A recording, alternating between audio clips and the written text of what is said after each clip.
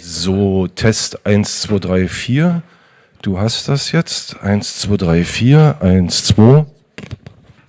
Test 1.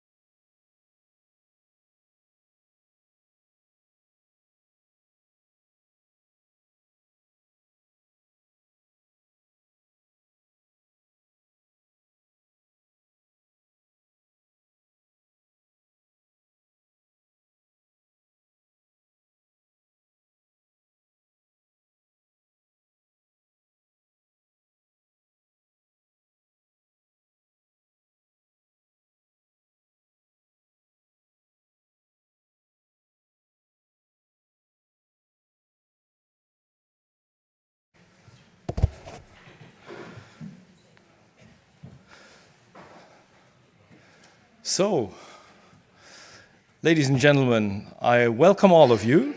Good morning, guten Tag. My name is Tom Kuhn. I'm heading the Department of Digitization and Innovation with the Federation of German Industries, the BDI. It's my pleasure to welcome you here. For those of you who have been here yesterday for the first day of our conference here together with the Konrad-Adenauer-Stiftung and the European Commission, welcome back. For those of you who joined us just today, I welcome you all to this conference on data, the EU Data Summit, basically the big event on data for all the experts and specialists that are involved in this interesting and very dynamic topic. I will be quite brief. I just want to recap just a little bit on what happened yesterday, because yesterday was a very, it was a big day for us with a lot of input. And of course, we started with Parliamentary State Secretary Kluckert from the Federal Ministry of Digital and Transport. And we saw interesting panels on how much regulation is needed for functioning data economy. You know that in the EU, that is a big topic. How much regulation do we need? We tend to overdo it here and there just a little bit, but we'll come to that during the day, I guess, again. Yesterday, we had a focus on the one big pillar of EU data regulation, the EU Data Act, of course, and of course we are very much involved in the implementation now. It is not just having it, but implementing it, which in the end is the most interesting and most, troublesome part of it all. But I think we're doing quite fine, and there are still many things to do. Today we have a couple of very interesting keynotes from companies to see how they work with the regulation that is set to come. We have a talk from Siemens and one from Robotniks, and we want to discuss the potential we have when it comes to collaborative data, of course, and data sharing. And on the evening, we had very successful discussions on the impact of data in competition law, especially due to the Digital Markets Act and current activities in the EU Com. So we covered the entire Data Act yesterday and the data economy within the EU. And today we are going to focus on the second pillar. That is big within the EU, of course, that is the AI Act. And I can assure you that gave us some sleepless nights in Germany at the BDI, because that is quite a big regulation we have there. With those of you who are involved in that, in Annex 2, approximately 60 follow-up regulations. So there is still a lot to come. And we're going to discuss how that fits in with the success of companies in Europe, of course, and if it's helpful or if it's not helpful. We're going to focus on different sectors, which is a good thing because we tend to talk about the AI Act on a very broad basis, but it gets real interesting when you dig into the details then. So this is what we're going to do today. We're going to talk about data and AI in vehicles, so vehicle data. We're going to talk about the European data space regulation, of course, which is very much entwingled with the AI Act, of course. And we are going to talk about a specific thing from Germany, the so-called Forschungsdatengesetz, the data law on research data, which is a very interesting topic in Germany. And most of you will know that this is still part of the coalition contract that we have here, and this is due to come until the end of next year. We are very interested to see how this will be coming. So, last but not least, we are going to have a discussion on the one thing that cannot be missed, the GDPR that we all love so much, the DSGVO in Germany. This is going to be in the afternoon today, and of course we are going to deal with open data as well. So, to start, we have a very special guest, and I'm very thrilled and happy and thankful for having him. I have the great pleasure of introducing Stephen Anderson to us. Stephen, it's good to have you again here. Thank you very much for coming. He is Minister Counselor for Economic Affairs with the US Department of State. We just talked about Berlin and that you have lived here quite a while already. He's from St. Louis originally, which is a very nice town as well. But I hope you like Berlin a little bit too now, after a couple of years. So you will set the scene for today's first big topic, AI. And of course, that is a big topic in the US as well, as it is all over the world. But maybe you have followed, and I'm pretty sure you have, the AI Act in the EU. And it would be so interesting for us to see what is the US perspective on the AI Act, on this European-specific regulation. How does it affect US companies active here in Europe, and how do you perceive it Is it a thing that is helpful to companies, or a thing that is bothersome or needs to be adapted? So we're very interested to see and hear your opinion on that one. So to all of you, I want to keep it short. I want to thank you all for coming, for sharing your time with us, for being in this wonderful location. I've been here never before, so this is I love that very much. Thank you again to the Konrad-Adenauer-Stiftung for the excellent organization. Petro, thank you very much. It was a great pleasure. And of course, tomorrow we're going to have the third day, which is not going to happen here, but we'll talk about this at the end of the day, but at the European Commission. And so I hand over to you, Stephen. Thank you very much for coming. I wish you all a very pleasant day with lots of new information. Thank you.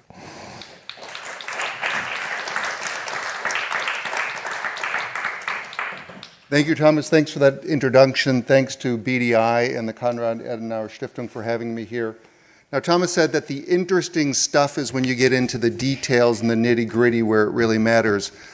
I guess I'm not going to be doing the interesting stuff just yet, because I'm going to start out at a higher level at first. But you asked some good questions, and I understand that I'll be able to take a couple questions from you after giving some remarks. But thanks for the opportunity to participate in this important discussion and to lend my voice, and with that, an official voice of the U.S. government to this really important discussion on the transatlantic approach to artificial intelligence. Now, let me start by putting this into a context of what is really historically strong relations between the United States and Germany. From the beginning of his administration, President Biden has shown a truly deep commitment to strengthening the transatlantic alliance through cooperation and facing shared challenges.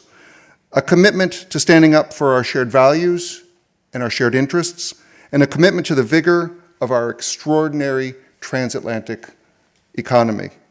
Now, the strength of our transatlantic and U.S.-German alliance was really on display and highlighted this February, when Chancellor Scholz made his third visit to the White House, the most by any leader during the Biden administration. They reaffirmed the ironclad commitment of the United States and Germany to confronting Russian aggression and in bringing together the international community to support lasting peace in the Middle East. Now, Putin, he thought he could divide us when he brutally invaded Ukraine, but he made us stronger, more united, and the NATO alliance is stronger and bigger, now including both Finland and Sweden. As transatlantic partners, the United States and Germany have stood together to support the brave people of Ukraine in the face of Russian aggression. We are fully aligned in our support for Ukraine. Russia's war of aggression against Ukraine was also a stark reminder of the risks of dependence on authoritarian states for critical components of our supply chains. Afterwards, in the wake of Russia's invasion of Ukraine, dozens of countries came together in an effort to deny Russia the technology that they need in order to conduct that war. Through that effort, we've built new bridges between our alliances in Europe and in the Indo-Pacific. And of course, we increasingly see the challenges posed by the People's Republic of China in much the same way. Now, our future economic growth, will be largely driven by advances in critical and emerging technologies such as artificial intelligence. Transatlantic cooperation through the US-EU Trade and Technology Council, or the TTC, can help our companies maintain competitiveness and inform our work as we develop what are really rules of the road for emerging technologies that reflect our shared values and our shared interests. In fact, at the last TTC meeting, just 2 weeks ago, the United States and the EU reaffirmed our commitment to a risk-based approach to AI and committed to coordinate our contributions to multilateral institutions and processes such as the G7, the OECD, and the UN processes. Also, the European AI Office, and the US AI Safety Institute committed to establish a dialogue to deepen our cooperation in truly pragmatic ways. Now, on AI, the United States has a specific goal. We seek to promote safe, secure, and trustworthy development, deployment, and use of artificial intelligence. Now, as should be clear from that goal, we believe AI holds great promise, but not without peril. And the best way for us to foster the innovation needed to realize the promise and to mitigate against the peril is through a risk-based, multi-stakeholder-led, international approach to regulation and governance. AI developments have been fast-paced in recent years, and domestically we have worked to keep up with that in the United States. First, in 2021, there was an AI Bill of Rights which laid out principles and practices to help guide the design, development, deployment of AI and other automated systems in a way that is aligned with democratic values and the protection of civil rights, civil liberties, and privacy. Voluntary commitments made at a July 2023 meeting at the White House by leading AI companies to advance the safe, secure, and transparent development of AI technology was also an important step. Now, most recently, the executive order on safe, secure, and trustworthy development and use of artificial intelligence signed by President Biden in October of 2023 outlined a comprehensive plan for advancing coordinated federal government-wide approach to safe and rights-respecting design, development, and deployment of AI, which is legally binding on federal agencies, including my own. Now, internationally, we are working with democratic, stress on that, democratic and like-minded partners to ensure that a common approach to harnessing AI is infused with our democratic values, including the TTC that I've already mentioned, the 2023 UK Safety Summit, the G7 Hiroshima process, but most recently, in what was really a first at the level, on March 22nd, the UN General Assembly adopted a US-led resolution on seizing the opportunities of safe, secure, and trustworthy AI systems for sustainable development. This resolution was adopted by consensus and co-sponsored by 123 different nations, including Germany. It prioritizes capacity building, inclusivity, risk mitigation, innovation, and closing the digital divides while emphasizing the centrality of human rights protections to fully realize the benefits of AI development. So this is an EU or European data summit. So with Europe, we would like to see strong transatlantic innovation ecosystem with vibrant players on both sides of the Atlantic. France's Mistral, I think they got a 4 billion valuation is what I'm hearing now. And Germany's Aleph Alpha are obvious examples, I think, that are known to all of us in this room. But Germany has a clear comparative advantage in the application layer applied to industrial uses of AI. There's a lot of potential for AI in Germany, and we hope that the ecosystem here will continue to grow and to succeed, and we hope that American companies can also be a part of that. Now, in this context, let me also address one issue that does pose a challenge to the transatlantic partnership in this field, and that is some interpretations of digital sovereignty.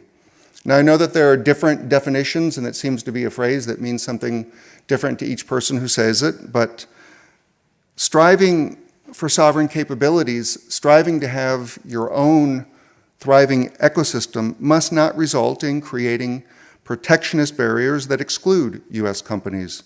There have been some recent policy moves, particularly in the cloud services area, that have given us some concern. Related to this are continued references to the U.S. Cloud Act as a pretense to justifying sovereignty requirements. We've even heard from some German officials and German companies saying that the People's Republic of China's or the PRC's intelligence laws that require all PRC companies to fully cooperate with the PRC's intelligence services and the U.S. Cloud Act are more or less the same. Of course, this could not be further from the truth. The Cloud Act codified commitments under the Budapest Convention and affirms the long-established U.S. and international principle that a company subject to a country's jurisdiction can be required to produce data the company controls in response to what is clearly a lawful court order or a warrant, regardless of where that data is stored. Many EU member states have exactly the same law. Now, on this, I would also call attention to the OECD Declaration on Government Access to Personal Data held by private sector entities. I know it's a mouthful, But I'm particularly proud of this particular initiative because I was involved in getting it started in my previous job.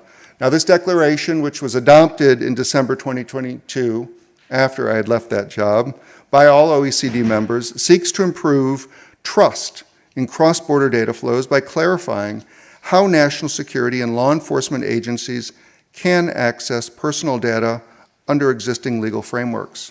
And one of the results is you see that most OECD members follow more or less the same principles. Now, in contrast, we must recognize that there are countries of concern that do not share our values, that are pursuing technologies like artificial intelligence for the advancement of military, intelligence, surveillance, and cyber-enabled capabilities to use against their own people and against us. The People's Republic of China, for example, has a clearly stated goal to acquire and produce key sensitive technologies that directly support the PRC's military modernization and related activities. We must work together to counter the non-market practices of the PRC that include Beijing's adoption of measures and practices to favor Chinese enterprises over their foreign counterparts, interference in foreign enterprises operating in China, and pressure on Chinese enterprises to engage in intellectual property theft. Last summer, Germany published its first ever China strategy. And that strategy clearly shows that Germany and the United States see the threats posed by China in very similar ways.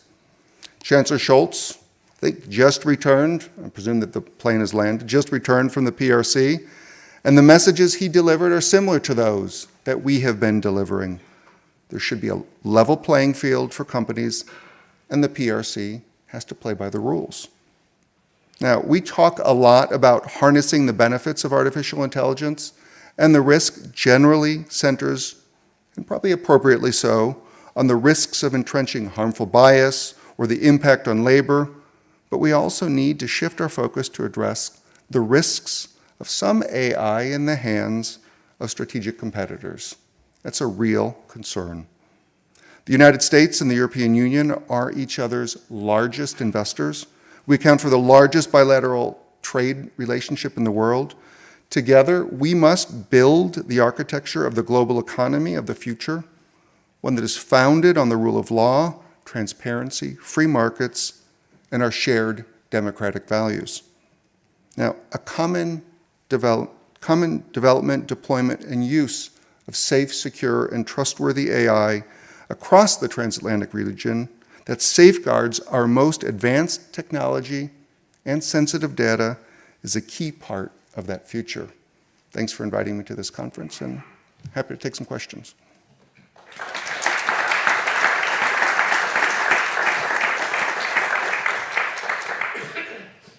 Thanks for this inspiring speech, dear Stephen. Well, I don't know how inspiring it was, but It was you're welcome. And I really appreciate it. Do we have some remarks from the audience? Do we have some comments or some on the right side, please? Thanks a lot, Stephen, for your speech and the details. There's one thing I would like to know is how you are handling in the US the research data. You know, we have been in contact, well, a long time ago with DARPA. And as far as I know, when it comes to the health data, you know, from FDA there, they are obliged to publish them. Is this correct? So that's a really specific question. I might be able to answer around it. Yeah. And I generally look at this question from a perspective of what kind of privacy protections we have in place. And we have HIPAA protections on our health data that I think go just as far as anything in GDPR to ensure the protection of sensitive health data in the United States. But the issue that you raise is a concerning one, and one that we have been trying to address in the TTC, which is the ability for us in the United States and in Europe to be able to share data transatlantically so that we can engage in transatlantic research for medical purposes.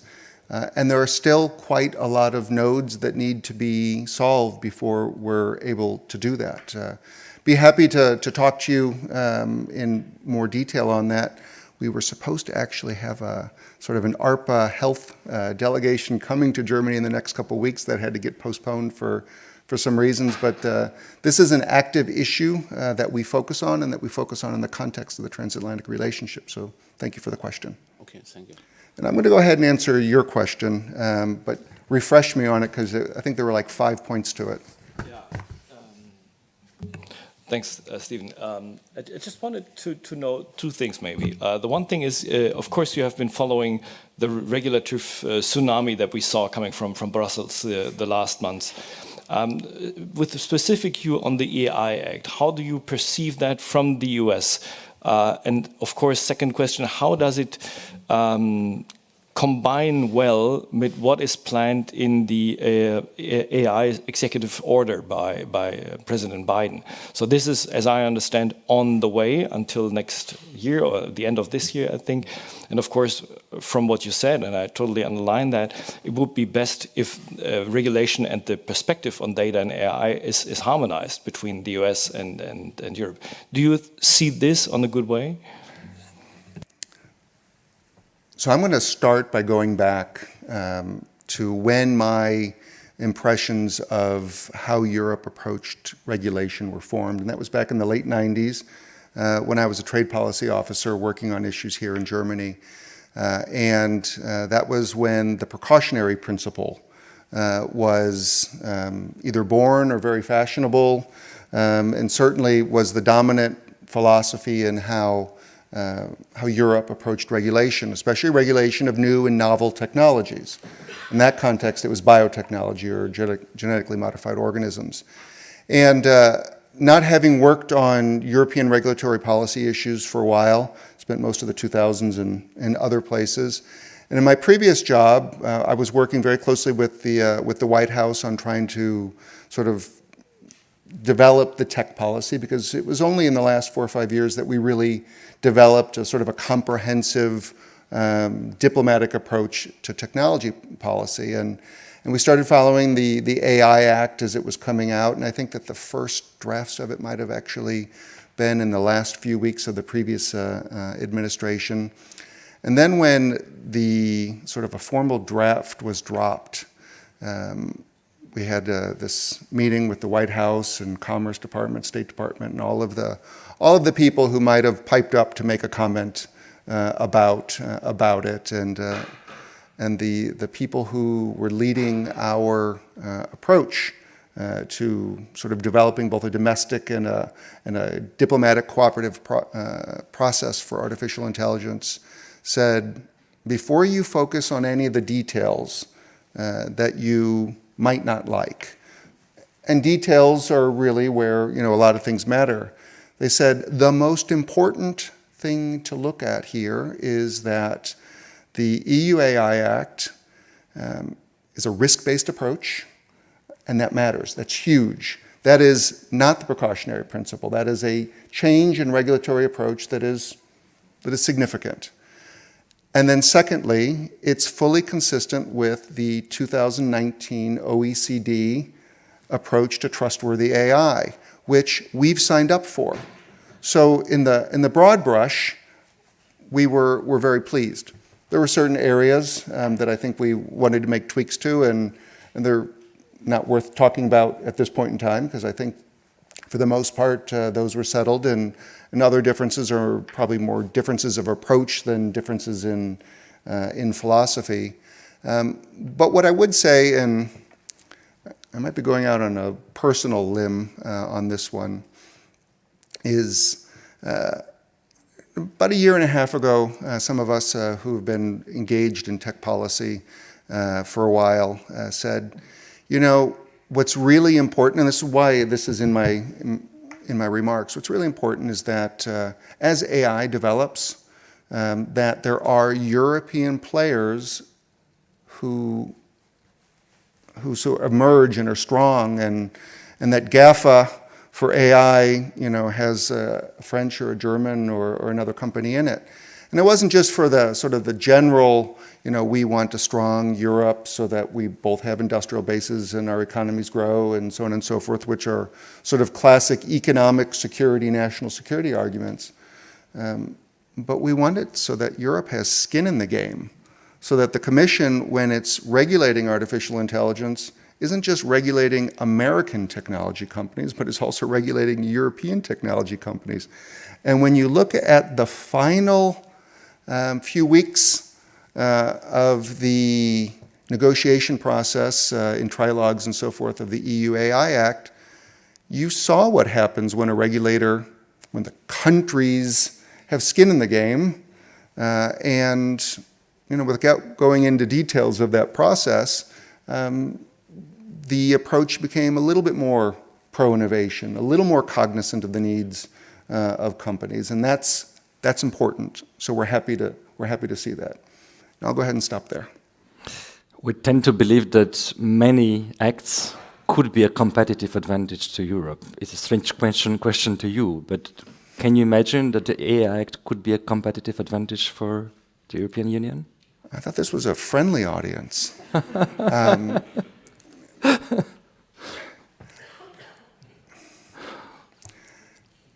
We think that innovation springs from innovators.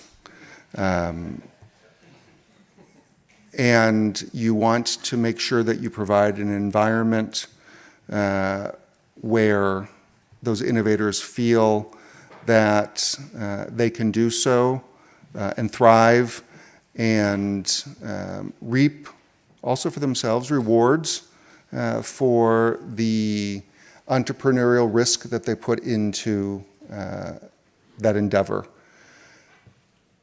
So as not to sound completely like an American in the answer, having clear rules and guidelines are important.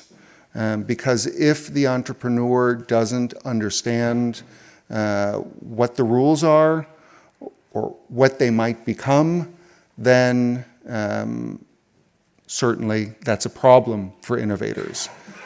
So to the extent that having clear sets of regulations that are easy to use, not burdensome, and provide the innovator with the opportunity to innovate, I guess an argument could be made that leading on regulations can lead to innovation. I really appreciate your answer. Do we have one more? If not, I'm going to use the chance for... There's one more. I felt like I nailed that last one. So from the Federal Ministry of Interior, Winfried Feil. I like your remark on the precautionary principle. The micro. I liked your remark on the precautionary principle, opposing the risk-based approach, and it is true, the AI Act doesn't follow the precautionary principle, but the precautionary principle is not gone. So the AI Act comes on top of the GDPR. So there is more rules if you are dealing with personal data. And the precautionary principle rooted in the GDPR is still valid. So what do you say about the relationships between those legal acts? I mean, you defined, I think, pretty well the relationship between data and AI. I mean, AI has three components: algorithm, compute, and data. And nobody is going to be able to succeed unless you have all three of those and access to all three of those. Transatlantically, we're not as strong if we cannot exchange data back and forth. Clear examples in the cybersecurity realm where companies in Europe that might be affiliated or part of companies in the United States cannot share information on incidents back with their offices and the people and the knowledge in the United States because of some of those regulations and how they work. So we have to look at ways to ensure that we enable that. I was the State Department representative on the negotiating team that led to the most recent privacy agreement between the United States and Europe. And one of the realizations that I think we had along that process is, and there's a philosophical difference here that I should probably be a little bit more sensitive to. But when you look at data and data privacy and the approach to it, there is a balance that needs to be made. There are national security implications to data and figuring out how we approach it. And that's why in the United States we've defined some very clear rules. And frankly, also, I think because of the litigation and the need to renegotiate twice, we've sort of improved that transparency. But what you see in the OECD principles that I cited on data is that we really need to sort of look more holistically and try to figure out how it is that we can ensure that our data governance regimes are fundamentally sort of compatible and interoperable. It doesn't do much good for one jurisdiction to say this is how it's done and this is how everyone has to do it. In standards regulations, standards function best when they are the question of sort of transfers of data transatlantically is one that is secure, that we can put that behind us before I think we'll be able to be 100% sure that we can thrive in the sort of the next generation. I'm personally enjoying your speech that much that I could simply continue, but it wasn't planned. I really appreciate your remarks, dear Stephen. Thank you. As you know, I've mentioned it before, the transatlantic convergence matters to us a lot. I could realize that we have definitely kind of alignment in thinking. Maybe we have some divergence when it comes to enforcement, but I hope that we're on the same path. Great. Many thanks. Thank you so much. Thanks, everyone.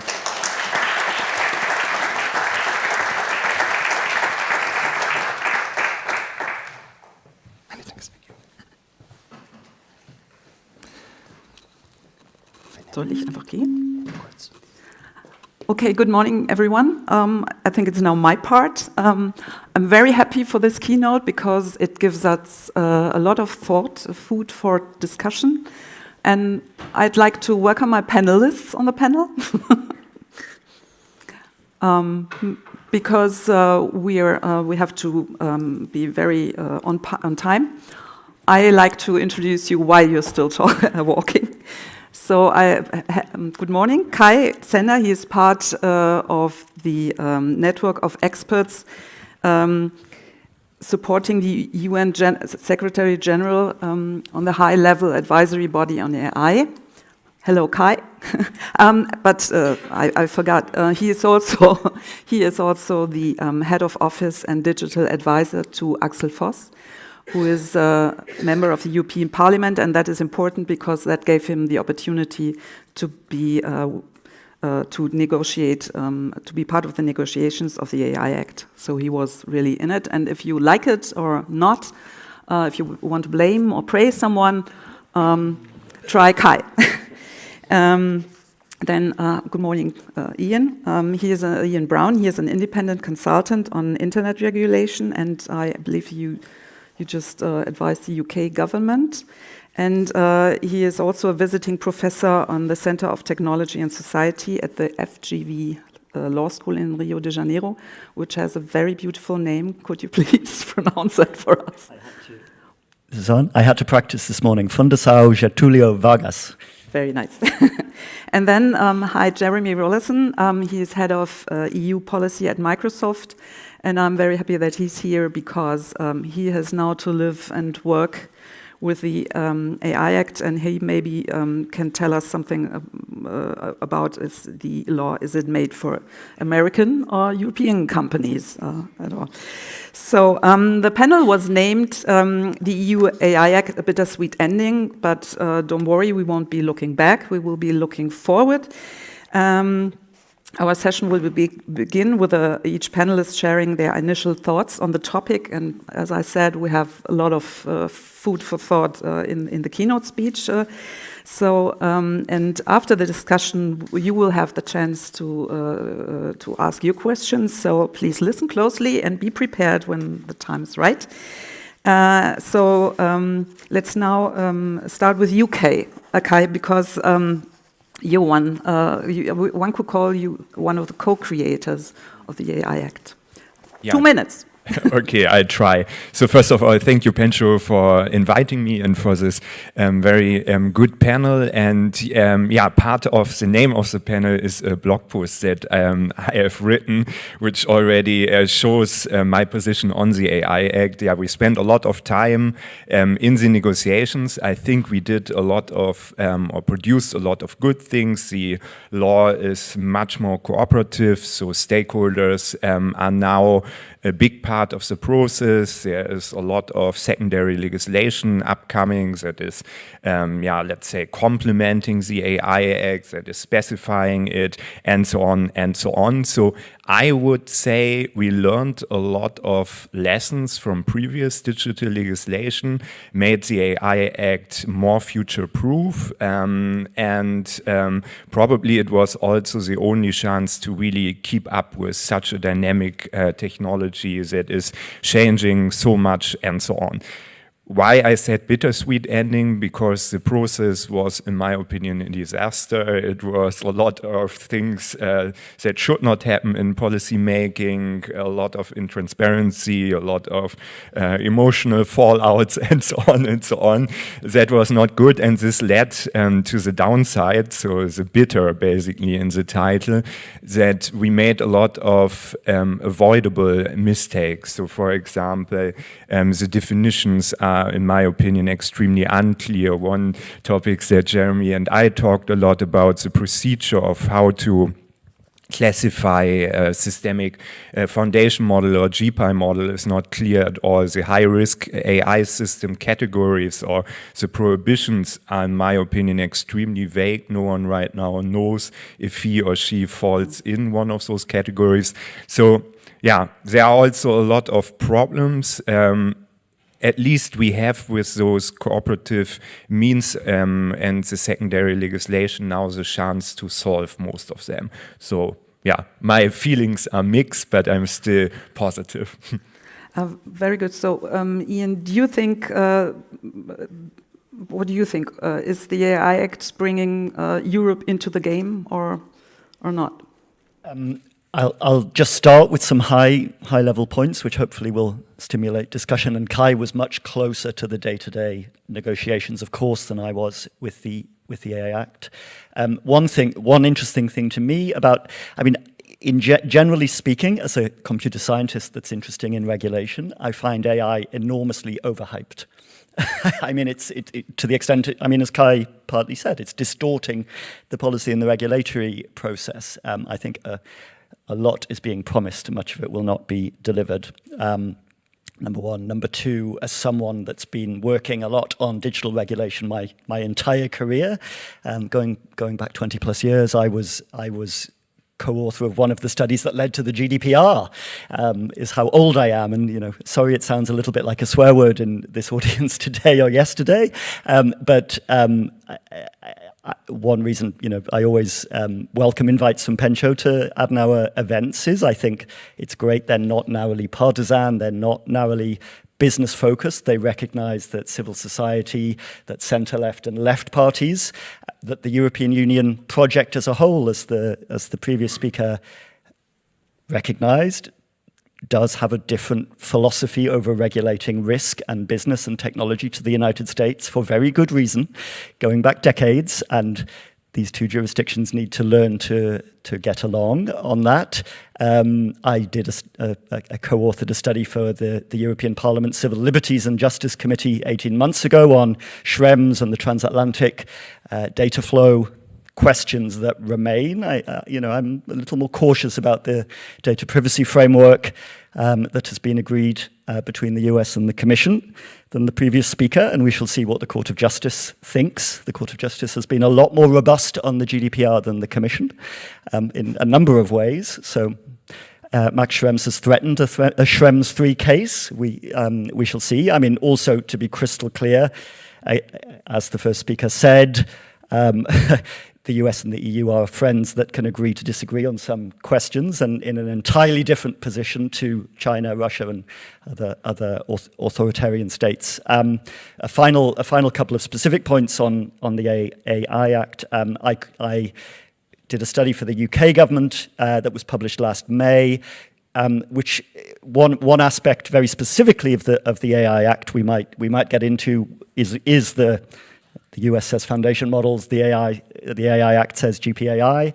The question of regulating that, what Kai said was important, but I would also emphasize something, and this is something I said to the UK government, and I'm sure I had very little impact on this, but the UK government has actually changed its position on it in the last 18 months. The UK 18 months ago, well, even 6 months ago, was saying AI regulation should be focused entirely on deployment, because businesses and other organizations deploying AI systems are closest to the context. They understand what they're doing with it. There's a raft of existing legislation, not just digital legislation like the GDPR, but things like anti-discrimination obligations, of course, are engaged by the use of AI systems.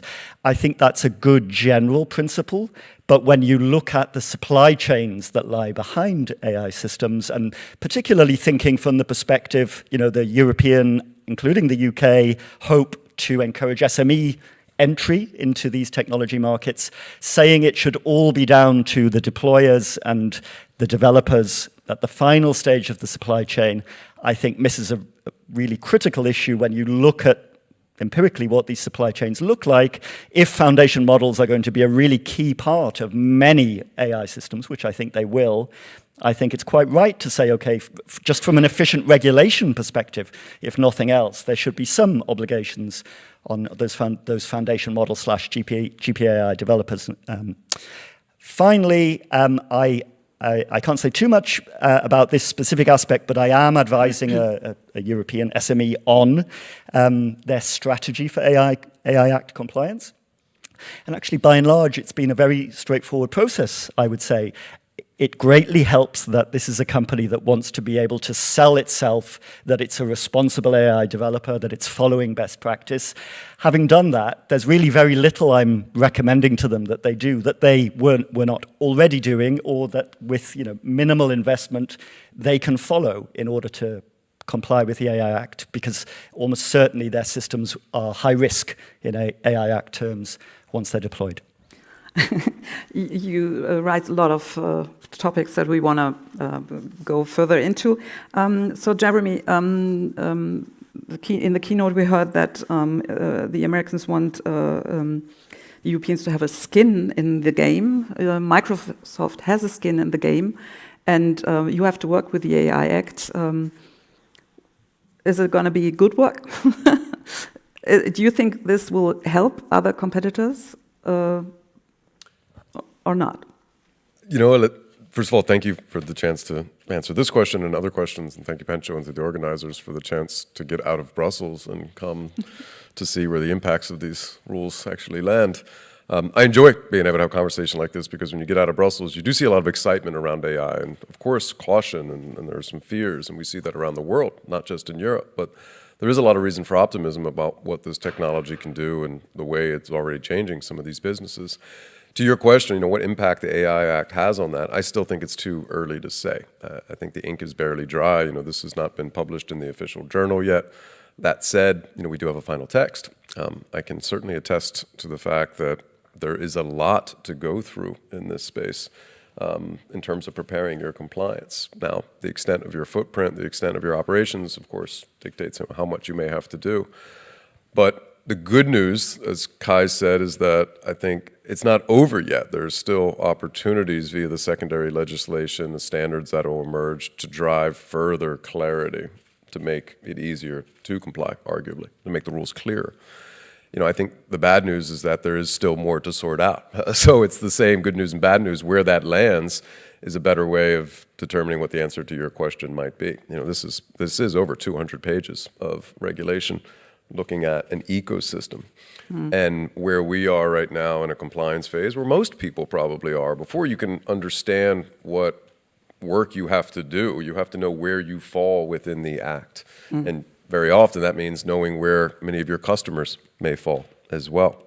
So there is, I think, an appropriate, and we've talked about this in terms of what regulation around the world on AI should feature, an allocation of responsibilities to where you fall within the stack. Not one player can be responsible for everything. There are partnerships and ecosystems across the way that are increasingly complex. So, whether it's provider, developer, and deployer, that's almost an oversimplification when you think of just how many people are involved. This first step is knowing where you are and, all right, are we a provider in this context? Are we fine-tuning something? Are we building on the model? Are we deploying that? Once you identify, and it's not easy, knowing exactly where you fall, then you can get into how onerous it might be to comply with some of the obligations or not. And even if you don't fall into some of those categories, things that your customers may be doing with that AI and deploying, it's only natural. I would disagree that you'd put all the responsibility simply on a deployer, because that for reasons explained, I don't think that makes sense. But for the same reasons, you can't put all of those responsibilities on a model provider or a systems developer. But knowing where that chain starts and stops, and then imagine, we're going to have customers, and I can tell you right now, I think many of our customers expect us to have all of our contracts sorted before this is even published in the official journal. And it's going to take a little bit longer than that, but we are on top of it, and the type of questions we're getting relate to the type of decisions they're making for deployment scenarios and use scenarios. Well, how can we provide them the documentation requirements that they're going to have to meet themselves? So you're going to see, even if you're not in scope of certain definitions, having responsibilities that probably fall on you because of where your customers and users are in those same definitions. A shorter answer is I still think it's too early to say. Okay, so because, as the keynote speaker said, it's very important to have clear rules. But as you explained, it is also maybe it is not. Is it possible to have clear rules, Ian? Because it is very hard, I think, for the to regulate technology like artificial intelligence that we maybe better. Don't know where it all comes out. So do you think we now have a rule or a law that is robust enough in its current form to regulate the future development effectively?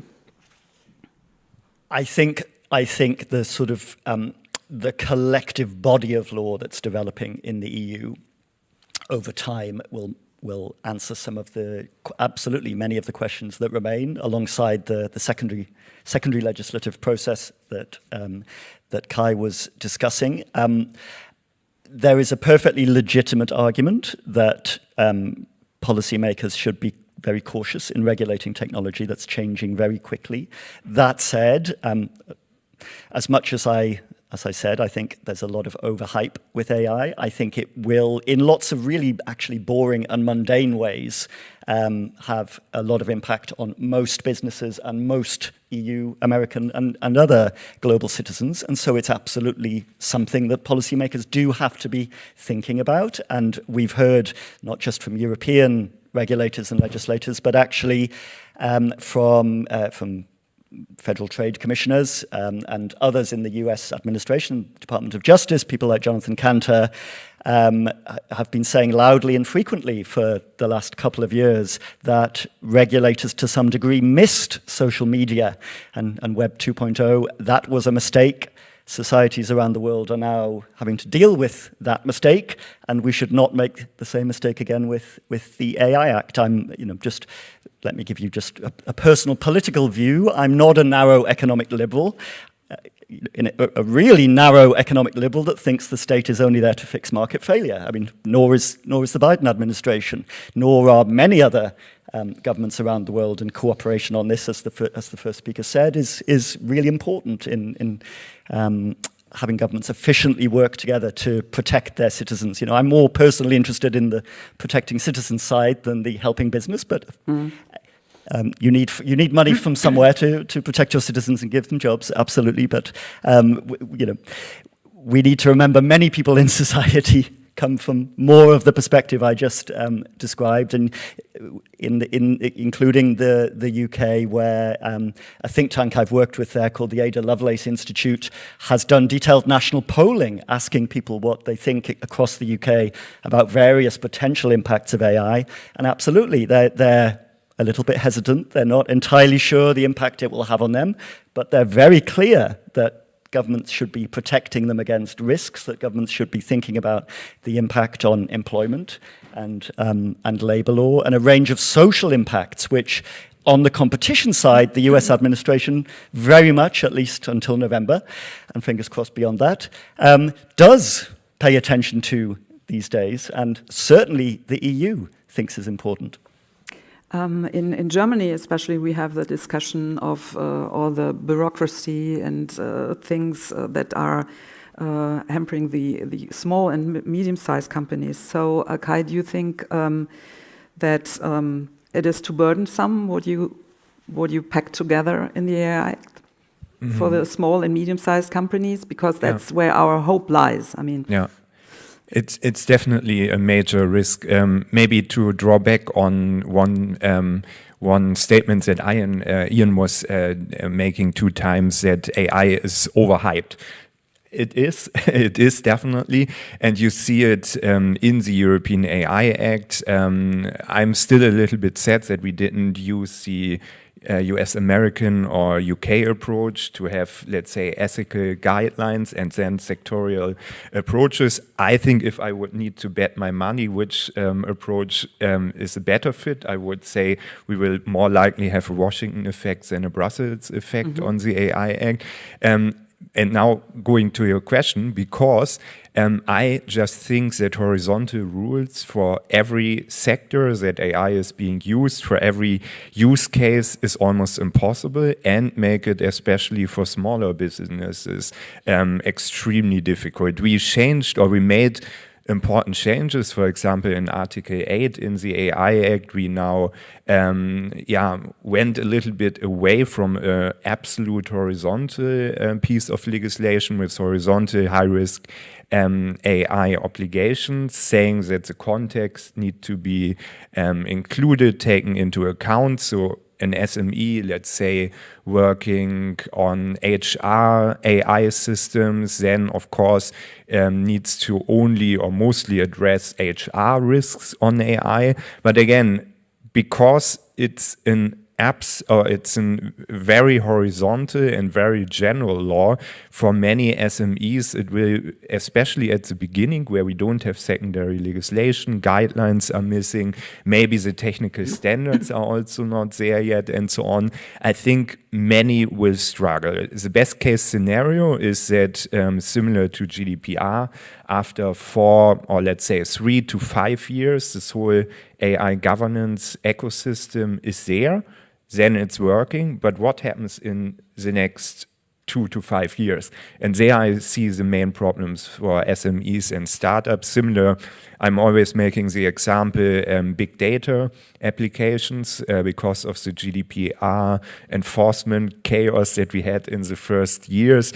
Most European companies said, no, it's too risky to invest in this field. And again, there's a strong evidence already indicating that we maybe see something similar with AI, especially since also the governance on AI, and you mentioned our discussion here in Germany, is so far really, really unclear. We have the new AI office. Both co-panelists were also making the point. It's very much unclear how the new AI office is cooperating with EDPB in data protection, with the European Central Bank, and so on.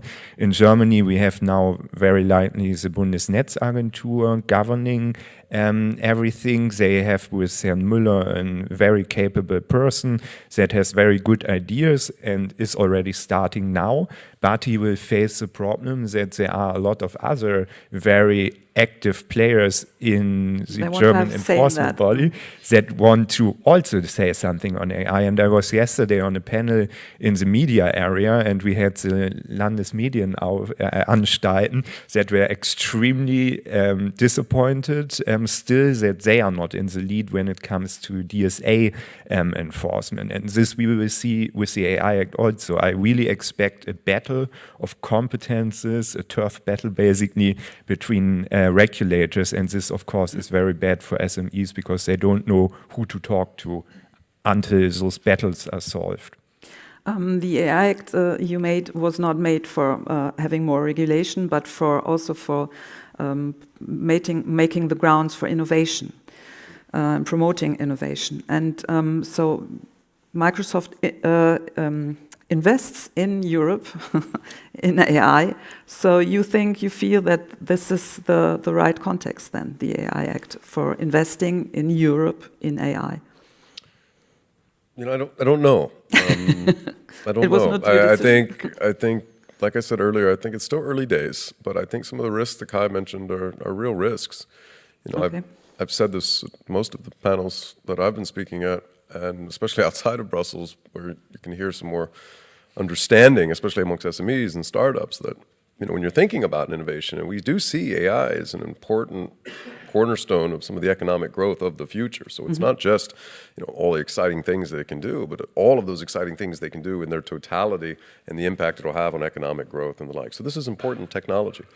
And in that innovation context, maybe saying something similar to what Kai mentioned, you know, if European startups need to hire lawyers to be successful at AI, and American and Asian counterparts are hiring engineers, I think you put your money where you'd like, or where the innovation is most likely to emerge from. And it's not just limited to the AI Act. I think it was mentioned earlier, there is a much, much wider acquis that is applicable here. So to be successful at AI,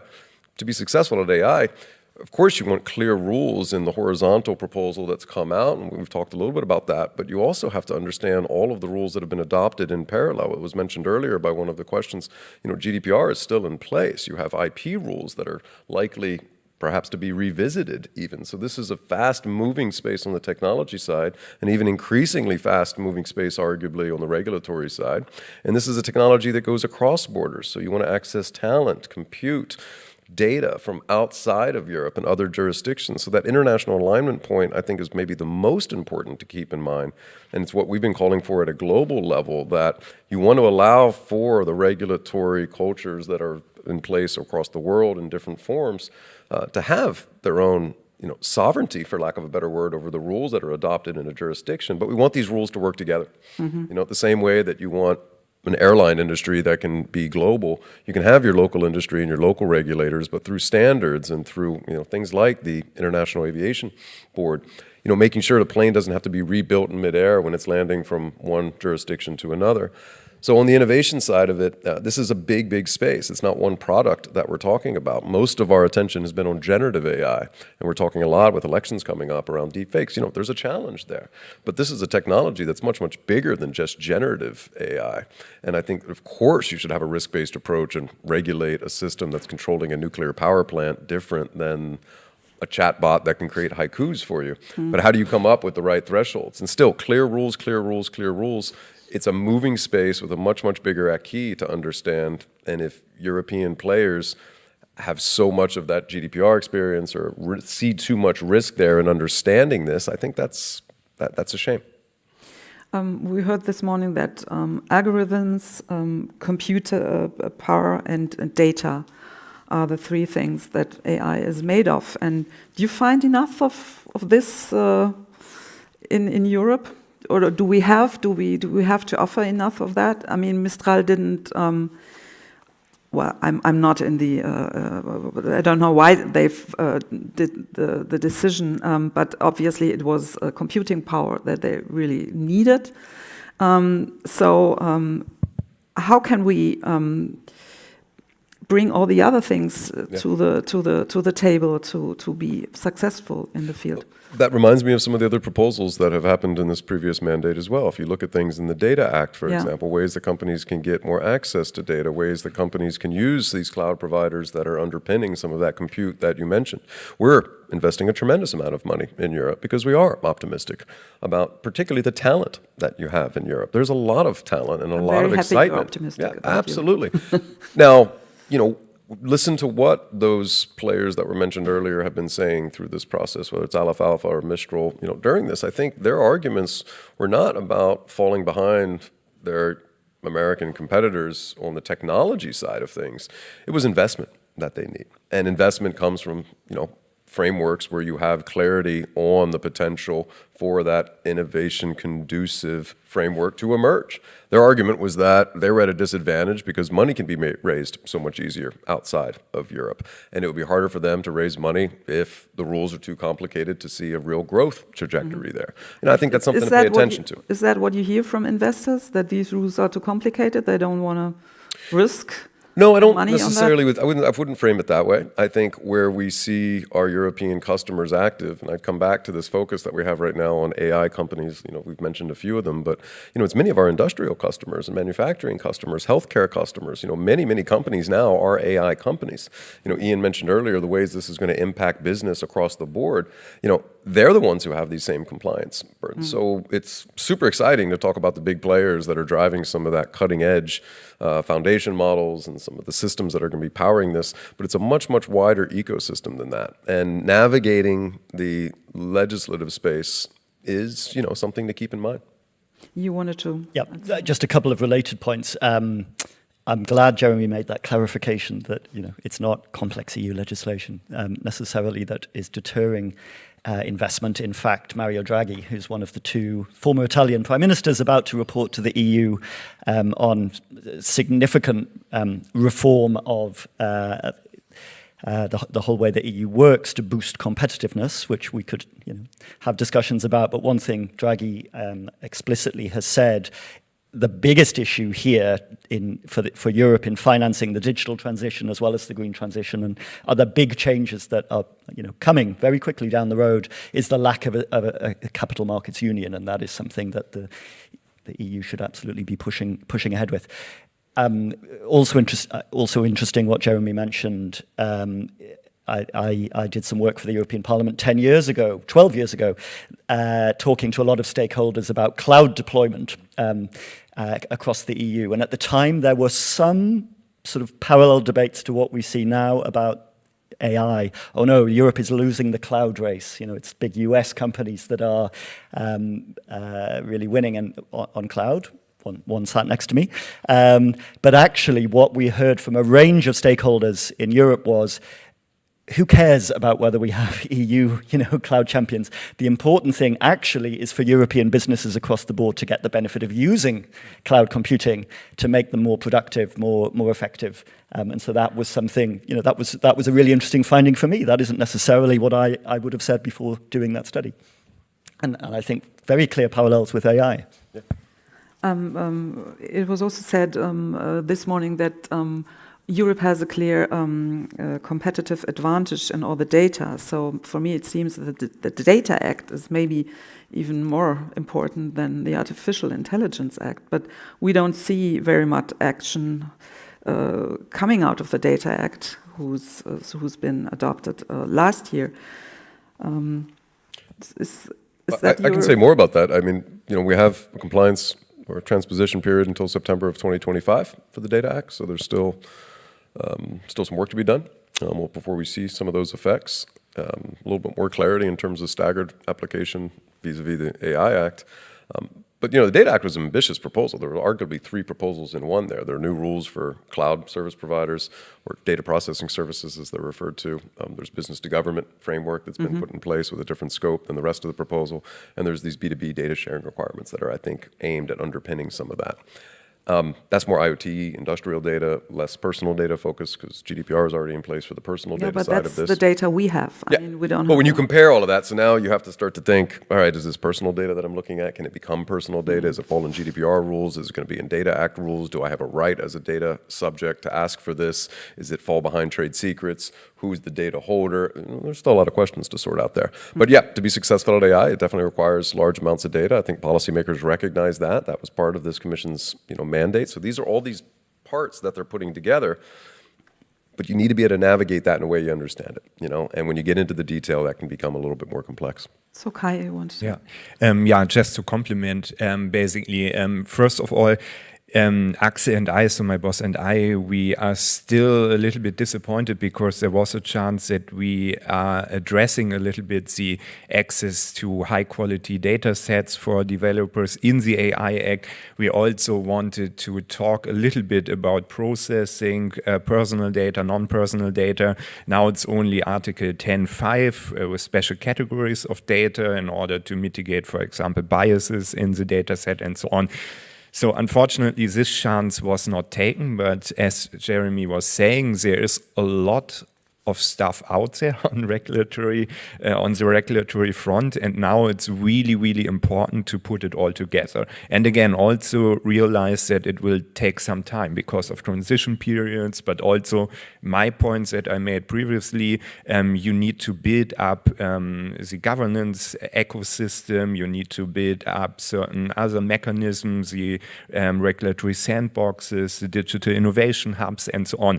I think even though sometimes I sound a little bit anti-regulatory, it's not the case. I do think that most of those proposals have a very good intention, objective, probably also very good solutions and measures, but it's now all about enforcement. And this is one of the biggest, as you also, or we all know, one of the biggest issues in the European Union. We are good in doing new laws, but then it's politically not really sexy to enforce them, to implement them.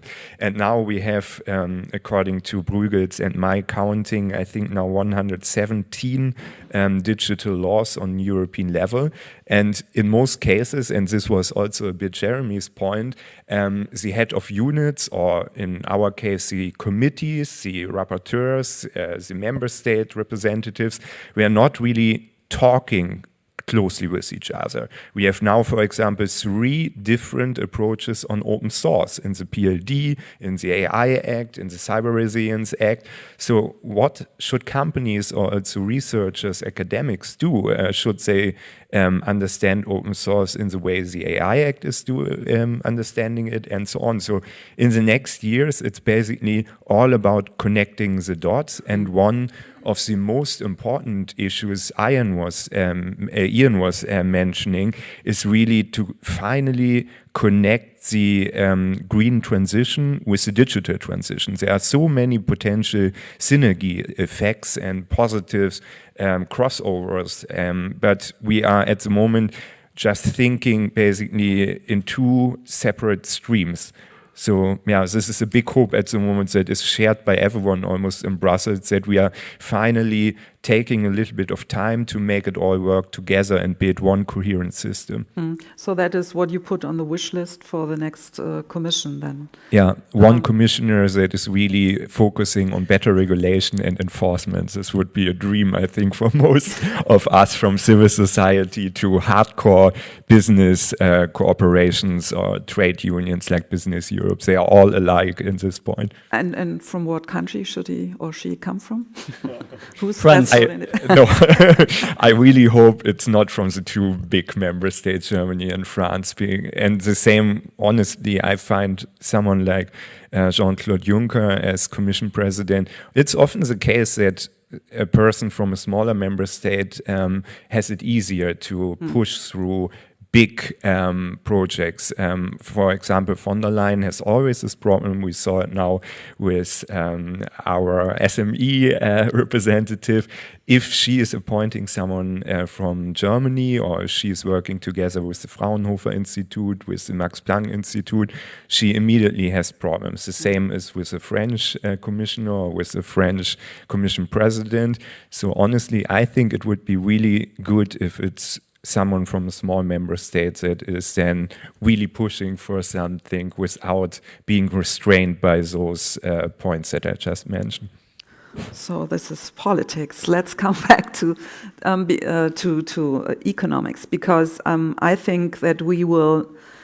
Well, how can we really get enough money for investing? So maybe you have some ideas on that, because this is such a huge amount of money that we see is being invested in the US, and how can we gather this money in Europe? Who wants to answer? Well, maybe bringing it back to the policy space a little bit, I think it's maybe an opportunity to clarify, and I actually echo what Kai had said. It's not about having rules or not having rules. This technology requires rules, and Microsoft has actually been a company calling for those rules very loudly across the world. You want clarity there, but it's having clear rules. That is the distinction that I would try to make. Kai mentioned a few there, and we could add many more to that list. I mean, think about operating an AI system and PLD, Data Act, IP. I could go down the list without mentioning AI Act. You need to be aware of that. And each one of those is hundreds of pages sometimes.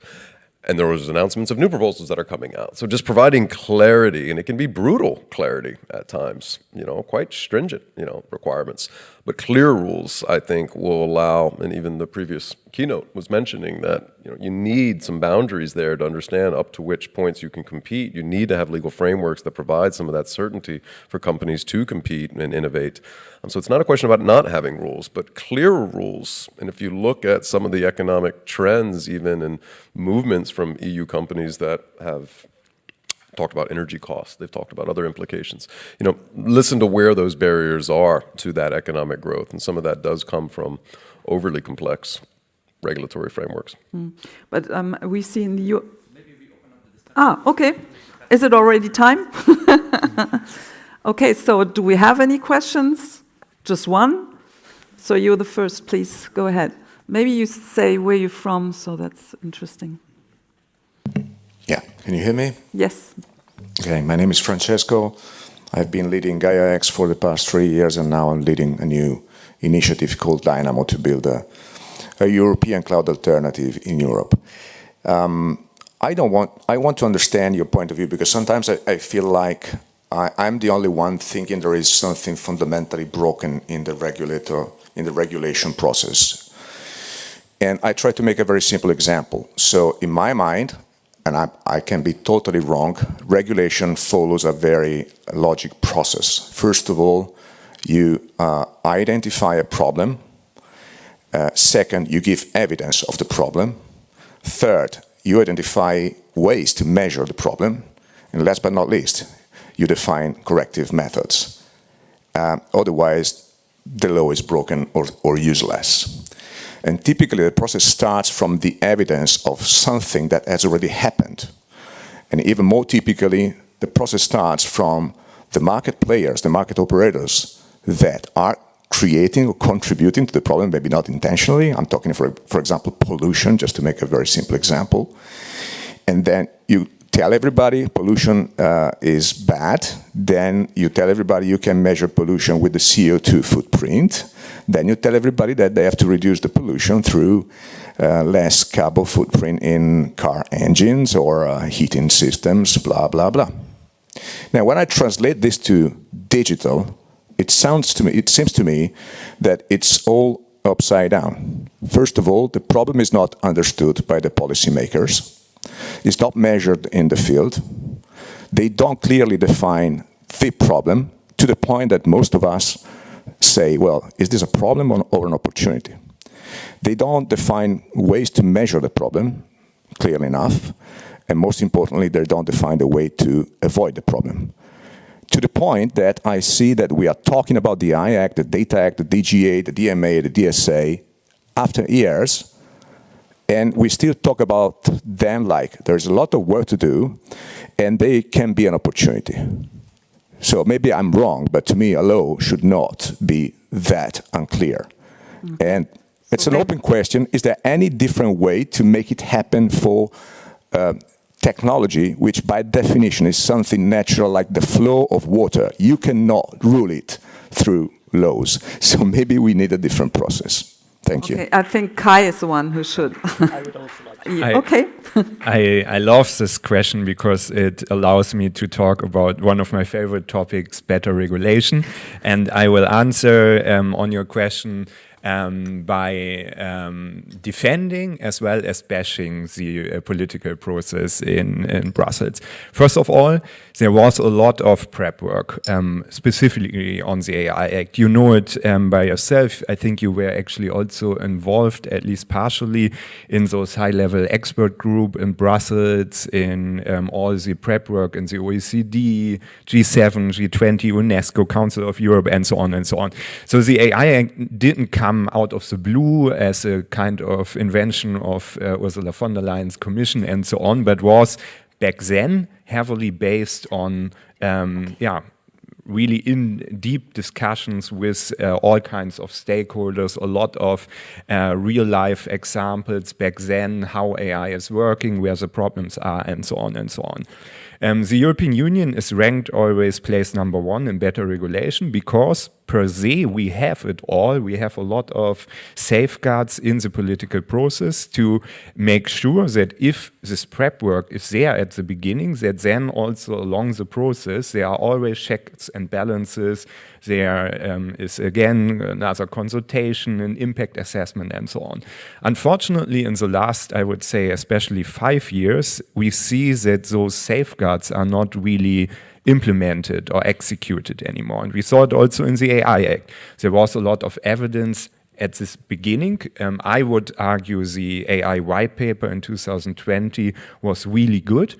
But then we see, and there will be an FAZ article next week on, let's say, illusions of certain risks in the AI Act, because we saw already in the Commission's proposal that some things are being prohibited or put in the high-risk category that are not existing. So systems are not there. No one has, for example, right now in emotional recognition system or a lie detector that is functioning and so on in certain scenarios that the AI Act is mentioning. But those points are being put in by, unfortunately, the political level in the Commission, certain commissioners that are all in competition to each other. It's not that they are administrative players, they are policymakers that are now in the Commission. And the same, unfortunately, always in the Parliament and also in the Council, that it's then often more about politics than about content. And this political interference in the policy-making approach, which is, of course, natural, but in the last years became too much. And again, by disabling the safeguards that we had in order to stop or mitigate those political interventions, we kind of created a situation where we adopt laws that have a lot of fully unrealistic points in it. And just as a last comment from my side, a personal battle that I had with Commissioner Breton in the AI Act was, you remember this episode, a very sad story about a Spanish student that committed suicide because of a deep fake. Commissioner Breton back then wanted to make or score another victory in social media by putting a criminal law article in the AI Act. And there, unfortunately, we as Parliament could stop him and Axel and I, because we were in the lead on this article, saying, okay, look, your own legal service is saying this is forbidden. This is not in line with European laws because you cannot put criminal law in a product safety legislation. But if we would not have blocked it, it would have been in now. And this shows it's all about politics right now. And what you and others can do right now is really remind policymakers, remind Brussels and the national capitals that there are rules for a reason, and that better regulation sounds uninteresting and unsexy, but it's there. Again, it's there, and it has an important role to play. Ian, short answer. We're running out of time. Yes. We're going to collect a couple of more questions, but we have to make the cut like 1:30, please. Please, Jan. I will not talk for hours on this question. Indeed, I taught a whole course on it at Oxford University to graduate students. That this view of regulation is a very specific, technocratic, centrist, political, market failure focused, narrow economic view of regulation. That's perfectly legitimate for individuals to hold. There are a broad range of other views of what regulation is, should be. It's a very European approach compared to US approach to think more broadly about regulation, about protecting different groups in society, particularly vulnerable members of society. We haven't touched on those issues in this panel. It would need a whole other panel. Many civil society groups actually are very unhappy with the way the AI Act ended up in terms of fundamental rights. So, just a different perspective.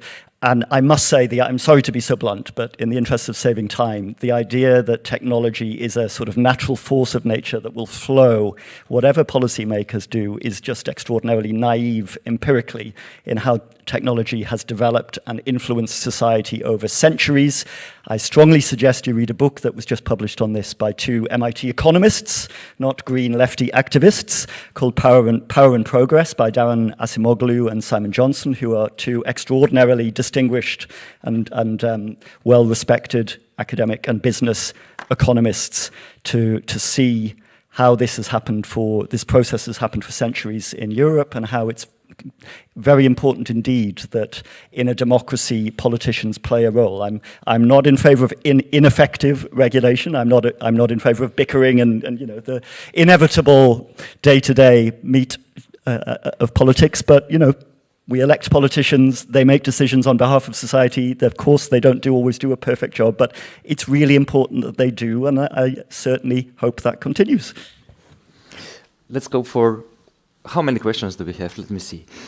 Okay, 2 there, 3, 4. We take the last 4. Let's collect. Maxence de Marley from the MEDEF, of the French Trade Association. I'm the digital director for this organization. Just a question. We have a problem of productivity in Europe, and we'd like very much to have the next mandate focus on the fact that all these digital legislation are SMEs proofed. So I would like to know if you imagine or have some thought about how AI will be handled by the governance bodies, and is it possible to have representative of these companies? Because I think this more important thing for us now is that company grab this technology to make more progress in their productivity and economical results. Thank you. We continue with Beko, please. Good morning. Begoña Otero from Max Planck Institute, Innovation and Competition in Munich. 2 quick comments and questions. One, for the 3 of you, but especially for Kai. Standards. I have heard the word standards here quite a lot. I think you had also a particular view on the new legal framework and in connection with what Professor Miklit's work wrote in this report that he produced for BOIC, and the fact that we have all these new digital acts, let's put it like that, that's Breton's preferred word, acts, but we are still with the new legal framework from 1988. So what are your thoughts on that? Also open for Ian and Jeremy.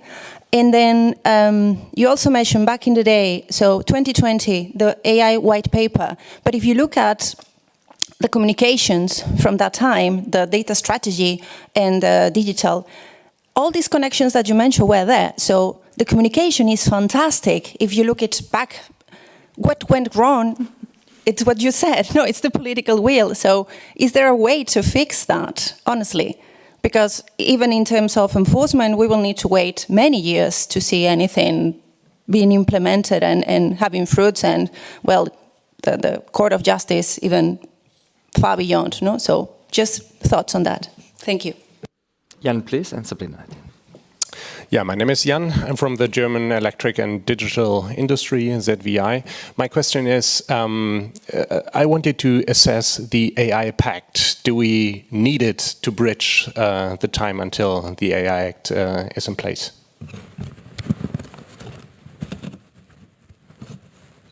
Sabrina. And my last question, I'm Samantha Mathieu. I'm a German and European-based lawyer and also work for the German Council on Foreign Affairs and with the Swiss-Chinese Lawyers Association. I'm asking myself, coming back on the question of the Minister Counselor for Economic Affairs from the US, who was saying he would like to harness AI, and how you, specifically coming from Microsoft, having a lot of responsibility also for all the people using your technologies, and also, shaming us a little bit on the AI Act, I would say. How would you harness? Thank you. Yes. Free choice. The first question was on productivity. Yeah? Where's SME? Yeah. I'm not sure who. Yes, I wrote down actually 3 questions. I try to keep it short because I see Pencho is getting more and more nervous. With the SMEs, I think, again, this is a positive point in principle in the AI Act. And, you know, Agatha and I, for example, with French Digital, we were in close cooperation and are still, in order to really make sure that all those possibilities now for SMEs to interfere, to contribute with use cases and so on are also usable. Because often it's the case, again, we have a mechanism there, but then the Commission is not investing any time and money in it. So we try really to make sure that SMEs have a strong voice in the advisory forum, in the scientific panel, that they are involved in the code of practice on systemic foundation models, that they are also maybe, and this goes a little bit on the standards question, some ways. I really like what the AI Standardization Hub of the Turing Institute is doing. They are mirroring working groups of standardization, bringing together civil society, SMEs, and so on, and are then sending 2 representatives to standardization bodies. I was already speaking with Agatha and others that maybe such a thing could now also happen in the AI office or in the advisory forum. So there is a lot of goodwill. I think the big problem will be, again, of executing all those ideas, and there MEDEF and other players play a big role to force policymakers, again, to really do it. No? Civil society and you, so industry, really on this should really work together to make sure that those smaller players are being heard and are being involved also in regulatory sandboxes and so on. The question about units or let's say the white paper, the data strategy and so on, that I also like very much. Unfortunately, it's often the case that the original communication or plan is really good, but then it's going south. Why? Well, here it was very clear. It was mostly DG Connect that was executing those plans, but there it was different units in different directorates or directions. And those are often in competition, and they are also often understaffed. So there are personal reasons, but also competition reasons why those units are not working with each other and cooperating. This is a little bit institutional problem, political problem. Anyway, what we now need to do when it's about enforcement, and we see already that it's going wrong, in the wrong direction with the AI office, so far only key on gross unit, and they are not involving competition people, for example, and other people. Also there, again, it's super important that all stakeholders are making a lot of pressure that at least now everyone is coming together and we are connecting all the dots also on sustainability. And last sentence on AI Pact. That's we maybe all ask. Jeremy.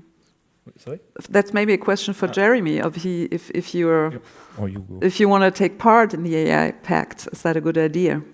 I think we're still waiting to learn more. There's going to be workshops apparently in May, but I think it's you have to understand what you'd be pledging to before you can consider pledging. And I think there's still a lot of moving parts. I wanted to answer your question earlier about what Microsoft is doing. This is a space that I hope everyone has noticed, that we're trying to lean in as much as we can globally in this space. And it is important. We're naturally and understandably focused on the AI Act, but there is regulation happening all over the world in this space. That's why you're going to hear from us the importance of international alignment. And that gives me a chance to mention the standards. There is a small concern that I have, and I would wonder what Kai's views are, that there are a lot of standards emerging in this space from other parts of the world. That is an opportunity to say a system that's certified as safe in one jurisdiction can be recognized as such in another, but we want to watch that space to make sure that can be done, because that's the benefit of standards and ideally facilitating international alignment.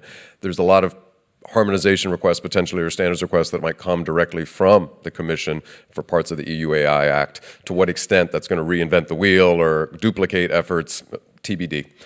Back to your question on that, where I think you can count on us and where we want to make sure we're there is we're committed to compliance in this space. We're committed to supporting our customers in that compliance journey as well. We have had a responsible AI standard for quite some time that has prepared us well, we believe, for some of these rules and regulations that are happening all over the world, and that's from everything to transparency, to engineering instructions that you would provide. We continue to update that. We've reorganized ourselves internally to reflect this emphasis on responsible AI, and we're going to learn a lot from the AI Act and its experience. So, we're positive about regulation in this space, and it's that international alignment element that we want to make sure is maintained, and an understanding of just what we keep referring to as that technology stack and different rules, understandably, for infrastructure providers versus deployers versus application developers, foundation model providers, and trying to contribute the learnings that we've had in that space. So maybe this is a point that we can close the discussion with the optimistic outlook. I thank you very much, the panelists. What a very interesting discussion, and thank you for your questions. And I think this is still something we will have more discussions about. Thank you.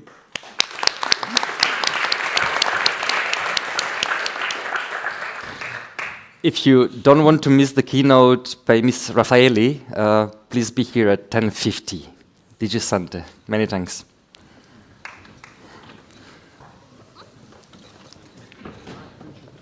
Thank you so much. Many thanks. Stick around a little bit in the coffee break, but I'll probably have to leave. Yes.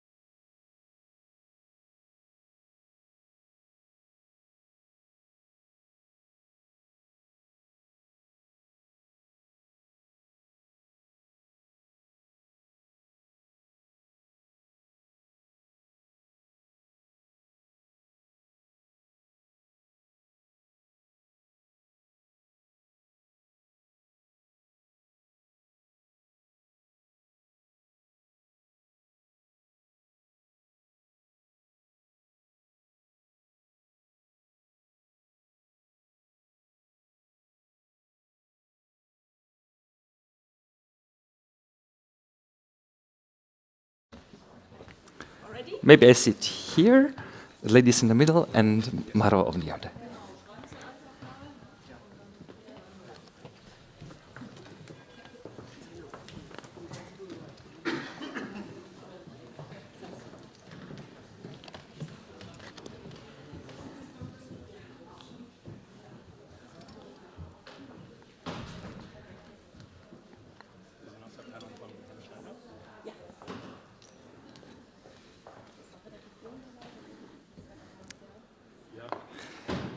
Please.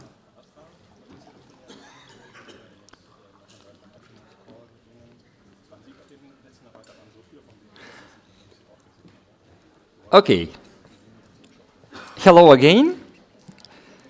We open the session dedicated to the health data space, and I have a great pleasure that we have someone representing the European Commission, and not someone, but the head of the unit responsible for this chapter that has moved really forward in a great pace in the last couple of months. A great success for the European Commission, and probably part of the success was the job done by Fulvia. Unfortunately, she wasn't able to join us in person, but I'm glad that she is with us virtually. And she is going to deliver a short keynote. And we have asked her, is the 2024 a breakthrough year for the EHDS? Dear Fulvia, the floor is yours. Good morning, and thank you, everybody. I hope you can hear me clearly. Yes. And unfortunately, I couldn't be there physically, but I'm very happy to be with you virtually. And it is, yes, it is 2024, the breaking year for the HDS. And I'm very happy to be with you this morning to share our excitement around this very ambitious project, which is at the center of the European Health Union, the European Health Data Space. This is, we believe actually the HDS stands at the really forefront of transforming the healthcare in Europe. And it is more than a policy initiative. It is really a commitment to our citizens' health, well-being and rights. It enabling the secure, seamless exchange of health data for primary use through My Health at EU cross-border digital infrastructure will, we sure, contribute to the healthcare revolution for patient care, diagnosis and treatment, and particularly for those seeking assistance across borders.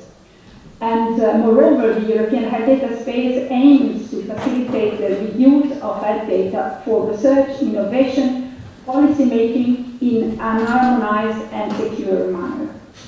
So today I'd like to quickly, don't worry, walk you through the text and give a look ahead of the preparation for implementation.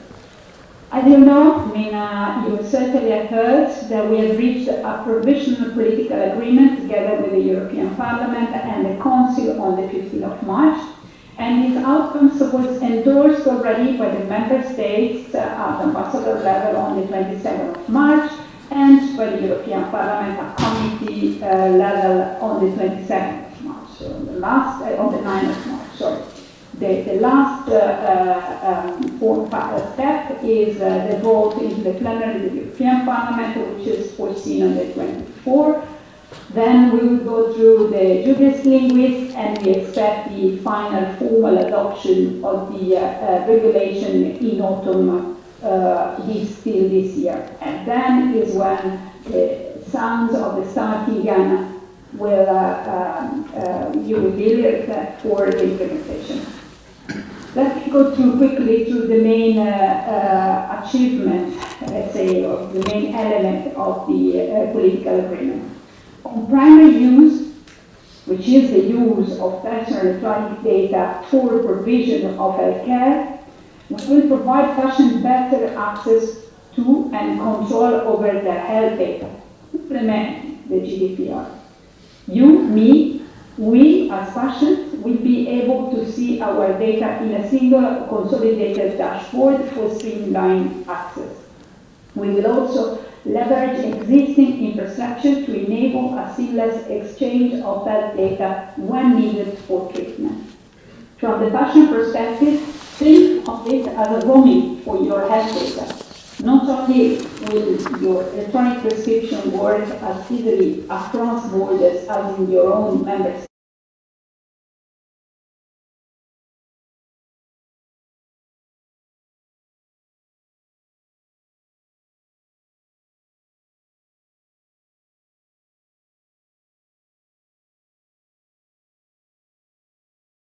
was my case, needing to worry whether he or she even remember a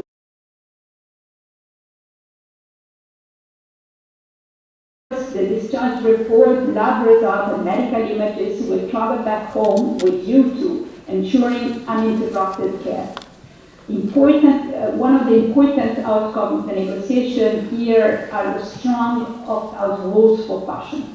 And member states will have the possibility to allow for a full opt-out for fashion who do not want their data to be accessible.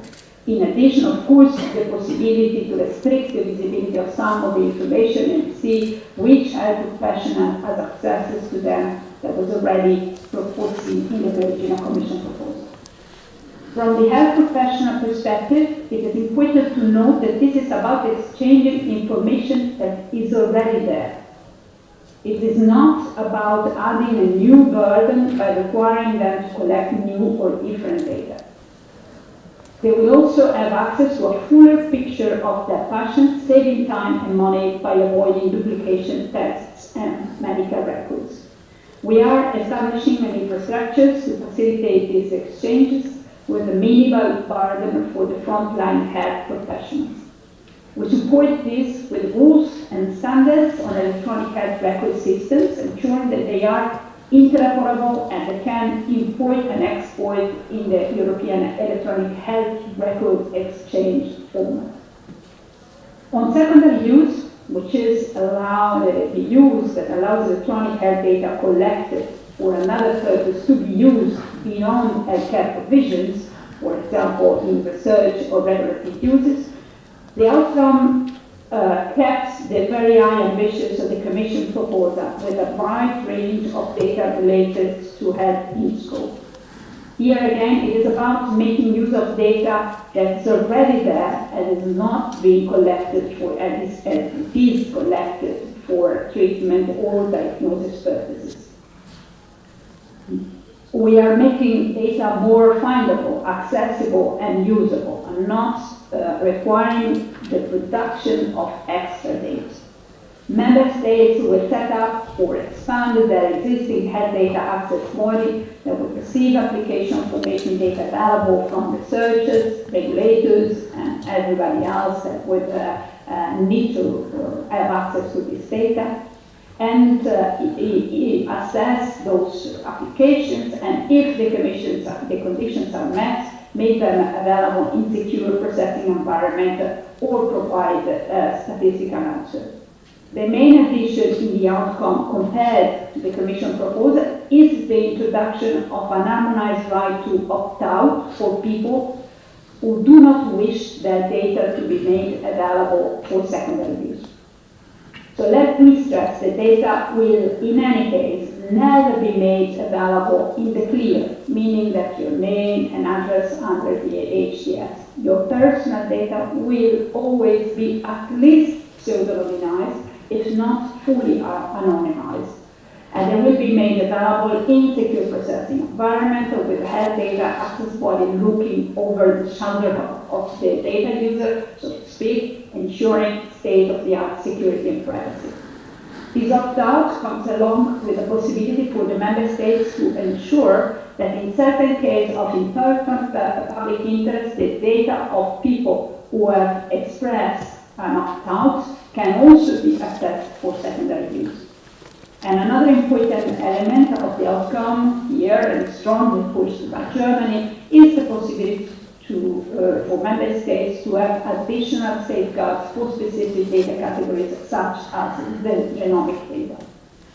Addressing the concern about the burden of data provision for secondary use, the agreement exempts micro-enterprises healthcare providers and allows member states to designate intermediaries intermediaries to pool and share data, easing the burden of individual providers.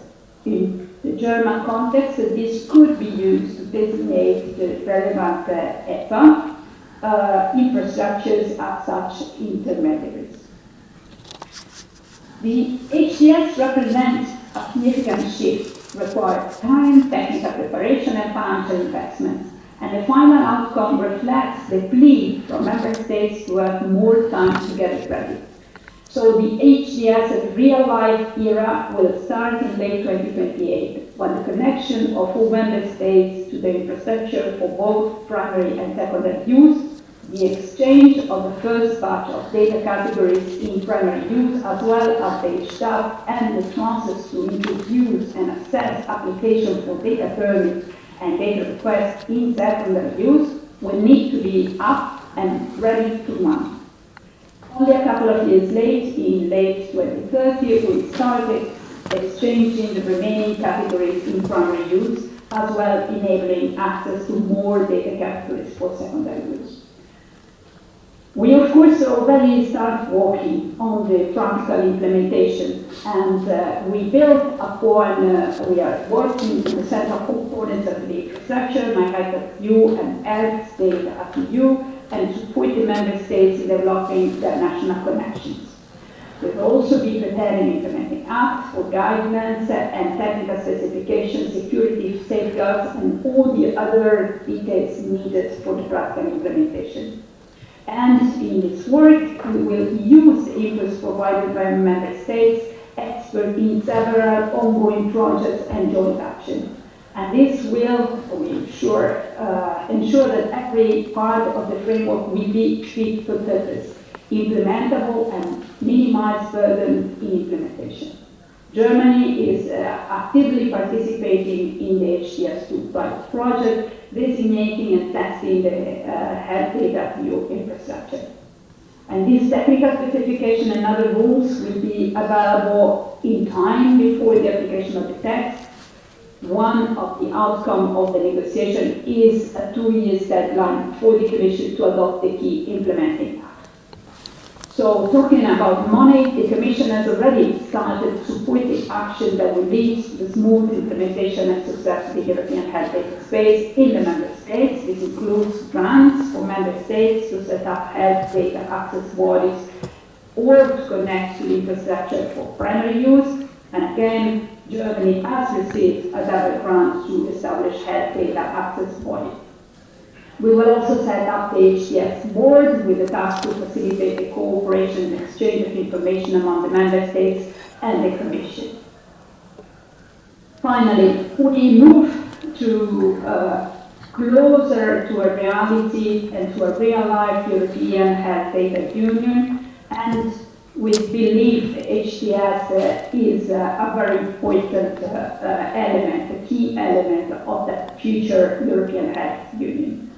The member states are moving ahead in digitizing their health system, and now the HDS is there to set the vision and the common objective for all the member states and all the stakeholders to work towards. We will, you can see, we are leveraging data for secondary use, and our European rules provide a focal point to ensure interoperability at high level of protection. You can see this also in the German context. Many of the concepts and ideas I mentioned also show up in the recent German legislation in this space, anticipating them as a stepping stones toward the European health data space. So here we are, ready to enter into the HDS and to change the way we, citizens, you, national authorities, researchers, EHR system manufacturers, and healthcare professionals control, will use and reuse electronic health data for the benefits of each one of us and of the overall society. Let's now work together and make it a success out of it. Thank you very much, and of course, looking forward to your questions and reactions.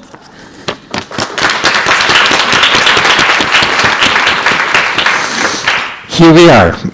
Many thanks for this great overview. You made it. It's an obvious success that we have reached a compromise in very short time. But I have with me great panelists, and I would like to ask the same question. Maybe first introducing Beatrice Kluge, representing Gematik, Ira Missler, representing the Federal Ministry of Health, and we have also industry representative Maro Bada by Roche. Maybe Beatrice, we start with you. Tell me, please, what's the role of Gematik in the EHDS process?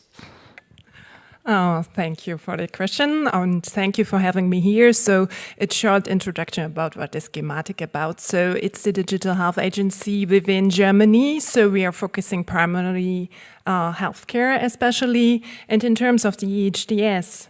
Of course, we are helping to implement, as Fulvia said, there are joint actions going forward. So the member states are finding the organizations and the opportunities to have people join there, helping reflect on how the implementing acts look like. And of course, bring this back home and start the implementation. So part of what Gematik is doing is also specifying our EHR system here in Germany.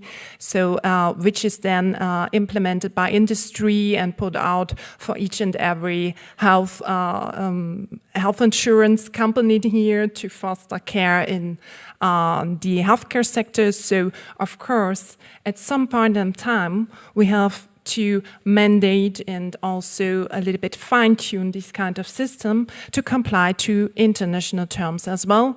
And as Fulvia already said, we are very lucky in this situation that our governance also said that we should look into an patient-centered EHR system, which is not what each and every member state in Europe has done yet, because there was a time when we looked a little bit more to the healthcare professional communication, and sometimes we had the opportunity to reset our EHR system so that in the next year we will start with an opt-out model, which is, of course, in line what the regulation is saying right now. So maybe this is a starter. Many thanks.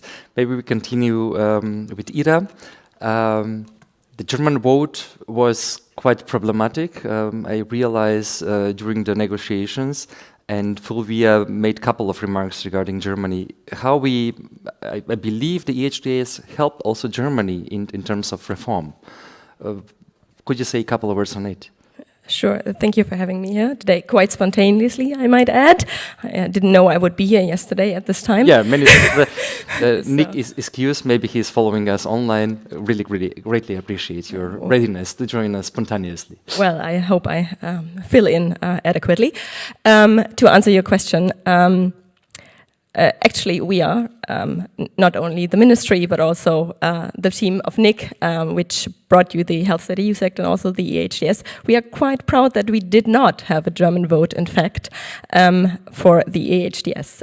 We managed to vote and approve, obviously, the EHDS at every step. And well, we believe it largely is due to the fact that we always managed to find compromises that we could agree to within Germany and also with other member states. So we were very, very proud that we, well, due to intense, very intense negotiations and work that we did the last years, and me only the last few months, managed to reach never a German vote. So we are quite proud, and I really hope this will improve the image of Germany in the European landscape, that we are there to approve compromises that have been reached.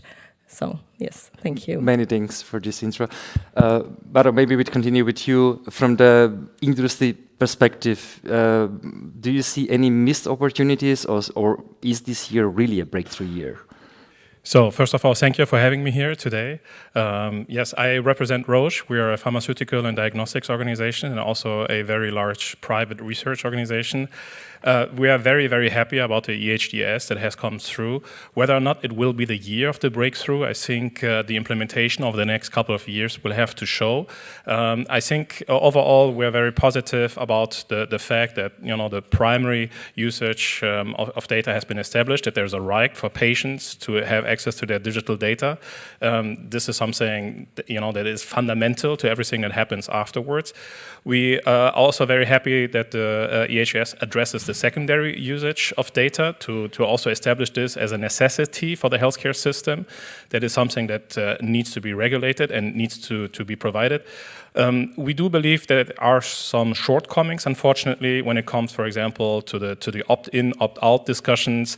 I understand it's very difficult to come together and find a political compromise, but I think yet alone the fact that we talk about secondary data usage and suggest that somehow the primary is a necessity and the secondary data usage is kind of like an option. I just encourage everybody to think what would have happened if since, let's say, the year 1500, we wouldn't have a secondary data usage, right? There would not have been progress in healthcare. So I actually challenge the fundamental notion that primary is needed and secondary is kind of like an option that we can somehow opt out or opt in, because I think healthcare starts with research, and this is what drives really the innovation. This is what drives new therapeutics. So I would have hoped that the regulators would have found the courage to also discuss this in public, that this is not something that should be an option. So now we have kind of like a situation that there is kind of like an opt-out. Member states are allowed to introduce further regulations. We are fearful that this might lead to a very heterogeneous situation across Europe. We are also fearful that some of the topics have not been solved. Let's say a unified data model, unified convergence in the way we do approach healthcare. But I think some of those topics will have been addressed over the next couple of years. So for me, the EHS has the potential to be a breakthrough. Whether or not it really succeeds, the next couple of years will have to show. There's a lot of secondary regulation that is still ahead of us, a lot of discussions going on, and the fundamental direction is right. And I think it's also good that we found a compromise. The next couple of years will have to prove whether or not, how big the success will be. Great. Maybe let's come back to the basics. So basically the regulation obliges doctors to upload a summary of each patient's treatment to the new data set, isn't it, Fulvia? Could you tell us what kind of data exactly is covered? Is there some certain category of data that is excluded? Well, actually, as such, the regulation doesn't oblige to register the data. This remains under the national responsibility to define which actually health data will need to be registered at the GP level. So we're not having here the regulation an obligation actually to register the data. The regulation starts and applies from whenever and to whichever data are registered via will be in the HR systems of each one of us, of patients. So we know that today many data are already, that's what I was saying, is not as such introducing a new burden for the GPs, so they will not need to register the data because of the HDS. They will need to do it because of their care continuity, because of the ensuring security and continuity of care, because this is the way the healthcare systems are being organized across each one of the member states to facilitate, to make the treatment diagnosis more efficient and more in line, also to allow many more services based on digitalization of health data, including cross consultation across specialists and combination of concentration of data in a single place. Once these data, once these data are entered into the systems, as I said, because of to support the patient-centered organization of the health systems, then they become a part of the European health data space, and they are also, as such, regulated via either the primary or the secondary use and reuse. But that's what I want to emphasize. As such, the HDS would not introduce an additional obligation to records electronically, to electronically record the health data of the patient.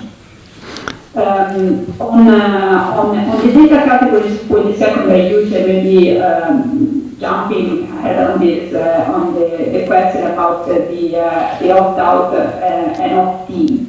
This has been one of the most controversial points in the discussion. We, as you certainly know, the Commission had not foreseen an opt-out in its original Commission proposal, because also we shared the idea that the secondary data by setting up a long series of safeguards to protect actually the privacy of each one of us.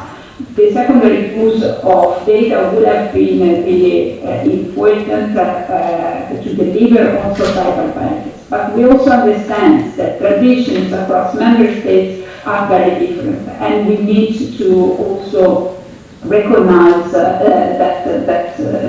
across the 27 member states, we do have different sensitiveness and very different traditions. So we acknowledge and we understand the request of introducing a possibility for the member states to introduce a right to opt out, which will play across all the member states, but also the need for at least the public users to get access to the most extensive and complete data sets, while providing the possibility on ad hoc basis to disclose also the data of the ones that will express wish to opt out.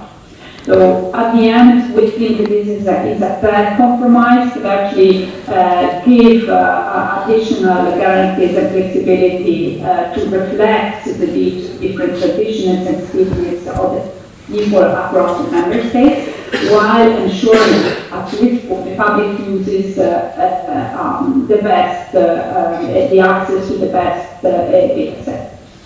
For the research, the private entities, I would also like to say that, of course, the HDS is changing, let's say, completely changing the level of and the quality and the quantity of data available from today in any case, with or without the opt-out. Because today, most of the research are based on the positive consent based approach, so we only, let's say, concern very minimal part of the population, the one that is going into the hospitals, the ones which is already agreeing in clinical trials, etc. But more the HDS would open up the data on a population base. So it is a change and a much bigger basis in any case, with or without the opt-out.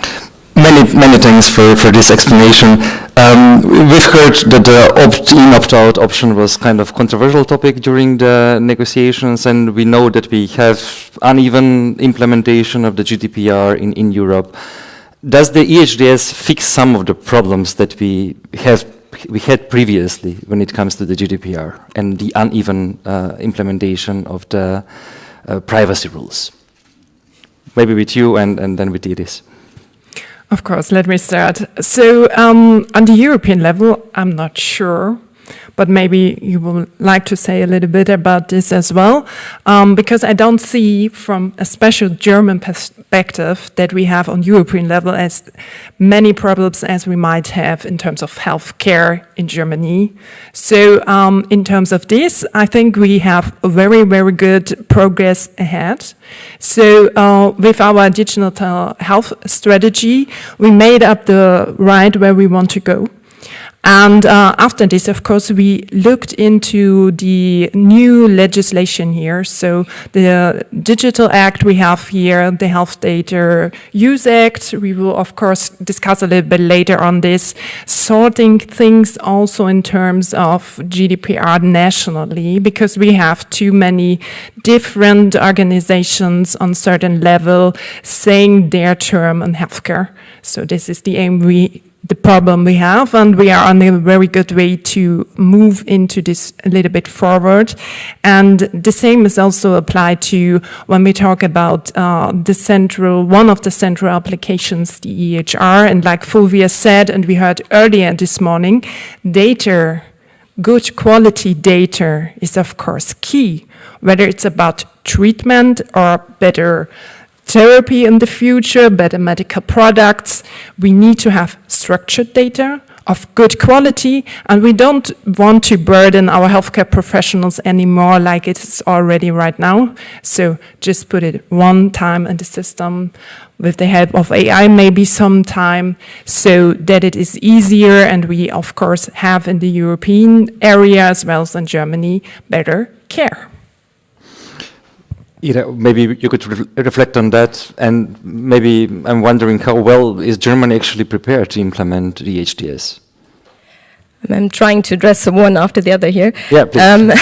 So first, I would like to point out, from what I gathered, the GDPR is not being favored in these discussions, but I would like to point out that the GDPR is not a consent system. It is it aimed to improve data protection and make everybody process data on legitimate grounds. That's not consent. I just want to point that out. So, but what you pointed out, it has been implemented quite differently in the different member states. So, especially in Germany, we were quite restrictive when we tried to use data without consent, especially when we looked at research.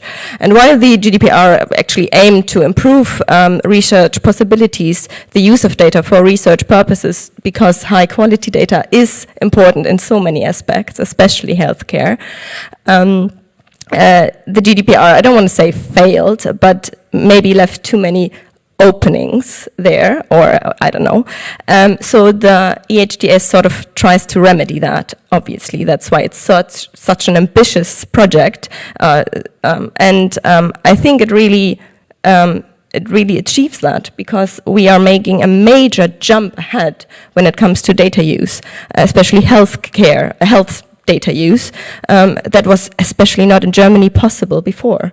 So, and to address the question of the opt-out, when it comes to secondary use, we have to look at the different member states. We had countries like Germany, where you could only use data for secondary purposes based on consent because of the strict application of the GDPR, at least in many states of Germany.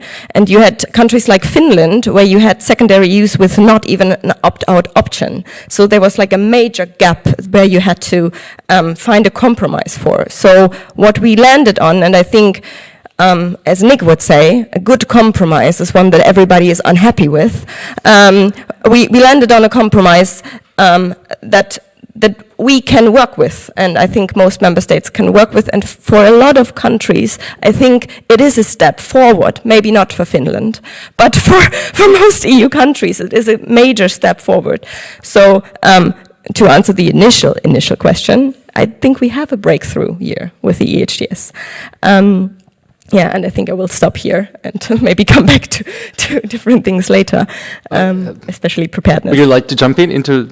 Yes, so I have two concerns, but also I have one temptation to suggest that it is a good compromise, right? So I agree in a way, because no compromise would have been worse. But if we look at the GDPR situation, especially here in Germany, we have seen what happens if there's not a clear line that has been provided by the European regulation. So in Germany, we have 18 data privacy officers in 16 federal states. You make the math. I never understood this.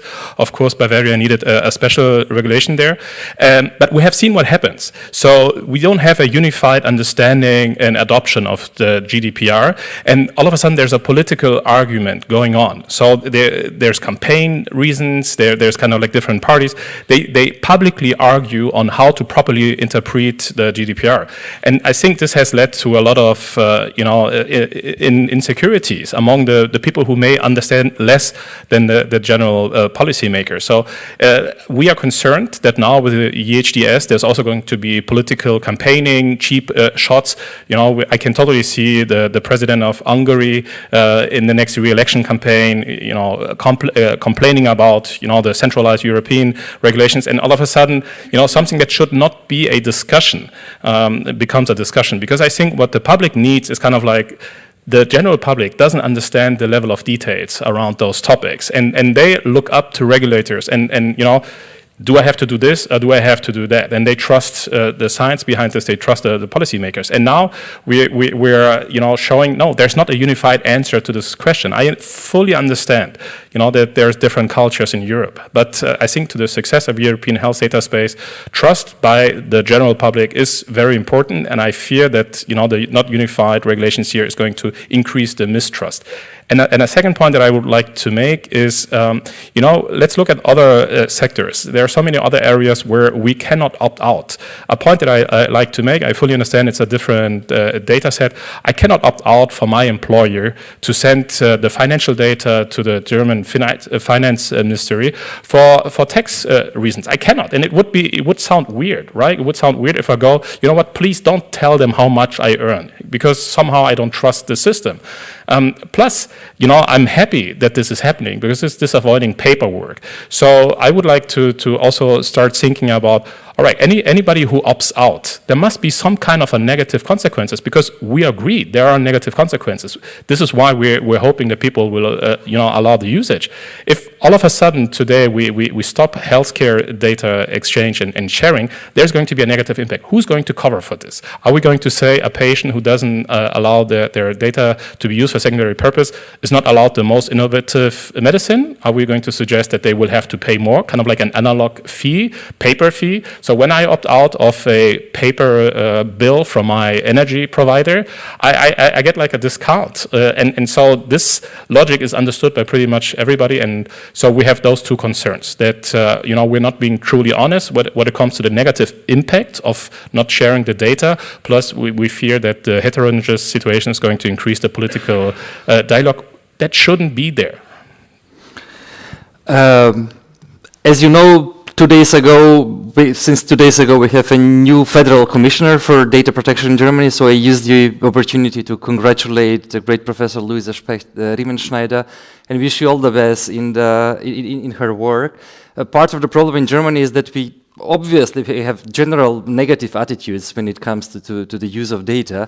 But listening to you and also listening to Fulvio, I'm wondering, are we achieving at all any kind of level of harmonization? Because obviously we are taking care about all the sensitivities of different member states. And at the end of the day, fragmentation is possible. But the objective of the regulation is something else, to have a common European health data space. Will it become a reality? Are you really optimistic that this will be possible with this approach that we have? May I? Yeah. Yes, I am. So I am optimistic. The EHDS aims to build an infrastructure, right? An ecosystem, a health ecosystem where different players, stakeholders, patients are connected to. And yes, it will probably differ in some levels between the member states. But at the same time, the basics are there. So there will be an electronic health record for primary use in each member state. and it will only be optional for the member states whether patients can opt out from that record. We in Germany will implement it, other member states will not, but there will be a health record, that's for sure. Also, at the same time, there will be secondary use with the option to opt out. That will be the same everywhere. Some member states may introduce an overrule of that opt-out, so the basics are there, they are harmonized. And to answer some of what you pointed out earlier, I think trust is very important. The citizens, patients need to trust in the system, to trust the system to keep their data or to work with the data, use the data to improve it.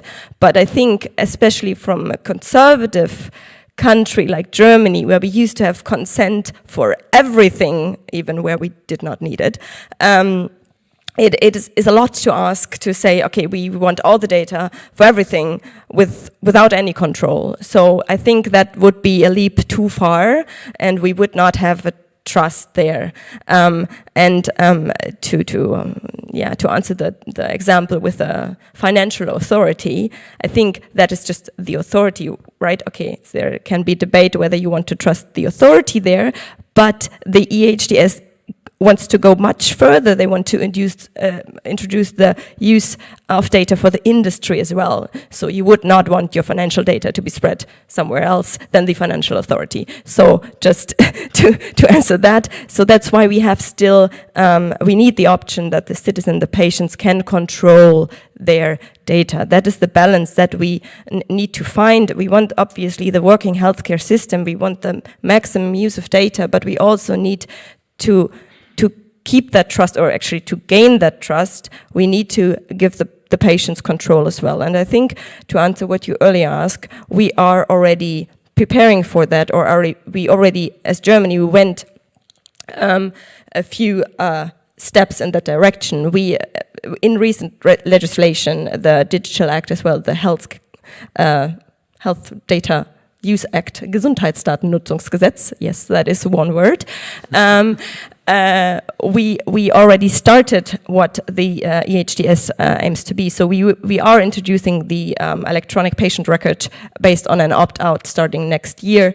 And we also have the Health Data Lab, that the Forschungsdatenzentrum, also one word, that collects data from statutory health insurances and will also collect the data from electronic patient records if there will not be an opt-out exercised for secondary use purposes. So we are already building the infrastructure in at least part of the areas there. So we are prepared. Before Beatrice continues, we're going to open the floor. If you have some questions for our guests, please raise your hands. We start later, firstly with Eric and Maxence. Yeah. Third one. Okay. Please, Beatrice. Yes, just to add up a little bit on your thoughts and also replying to Mauro as well. I have also the very ambition that we are going much faster to the EHDS than the EHDS told us to be there as Germany. So when reflecting about where we are in terms of healthcare, having a self-governing system for all the other audience here, which is not the easiest part to comply with, this is also the point where we start and where we will be next year is tremendous change. It's change in our discussions. It's change about going a little bit more into the trust we might missed or lost or something. And it's also going into direct collaboration with all the players involved. And it's more than just the health data protection authorities you said, because it's very, very much complex. And it's a market system as well, so there are other players as well in this kind of situation. But just giving a few facts. In Germany, the EHR system right now, an opt-in model with too many points you have to take as a patient to get this EHR. We have 1% usage right now. And we're not really sure whether these people are using their EHR or just have one. It's PDF in there. What will we have next year is a complete change. Maybe not the optimal. The optimal, everyone would have a good record and take care of it as well. But we are going for the next best thing. We will have an opt-out model. So what do you think? Maybe 5% of all German citizens saying no about this? Would it be high? Would it be low? In terms of people in the population here, it's just a minor case. So there will be a big leap, and also we will have structured data.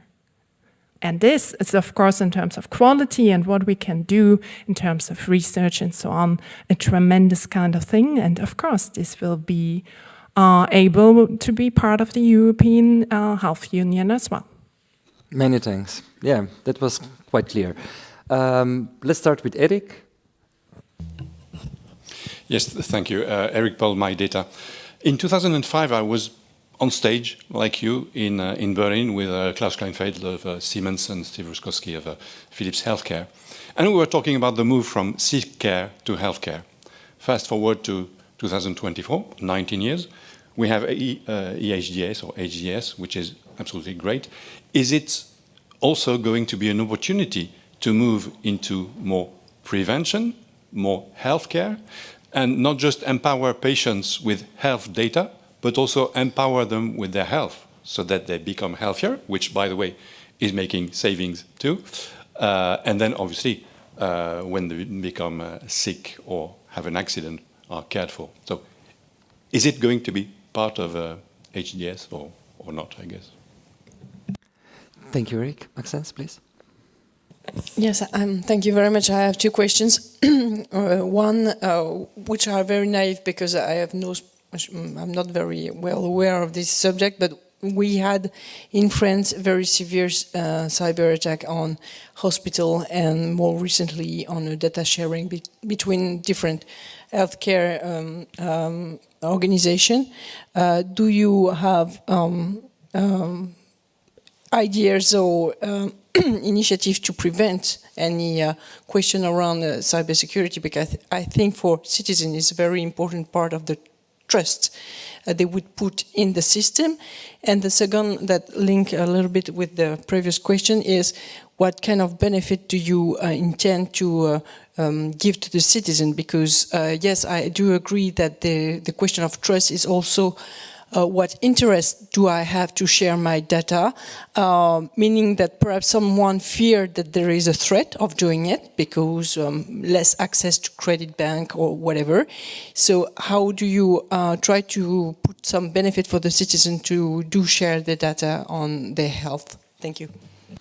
One more question, please short, because we're running out of time. Yes, thank you for the very interesting panel. My name is Elias Oppenrieder. I'm from the German Research Foundation, the Central Self-Governing Research Foundation. So I would like to come back on the points that Mauro Bada has made about opt-in and opt-out clauses. And I would very much like to echo what he has said, because we also, from the research community's perspective, when member states are allowed to introduce different levels of safeguarding when it comes to sharing some categories of data for secondary use, as is foreseen in the compromise text, we also fear that there is like a heterogeneity that that might prevent or at least might hamper collaboration also between researchers in different countries in working on with this health data for secondary use. So maybe the question goes to both Fulvia and Ira. What are your takes on that, or how can we try to still find a harmonized implementation as much as possible? Let's try to close the chapter in 5 minutes, and I would suggest like you try to answer the questions that we have, and we start with Fulvia, then Mauro, Ira, and then Beatrice, and use it as a final remark for our session, please.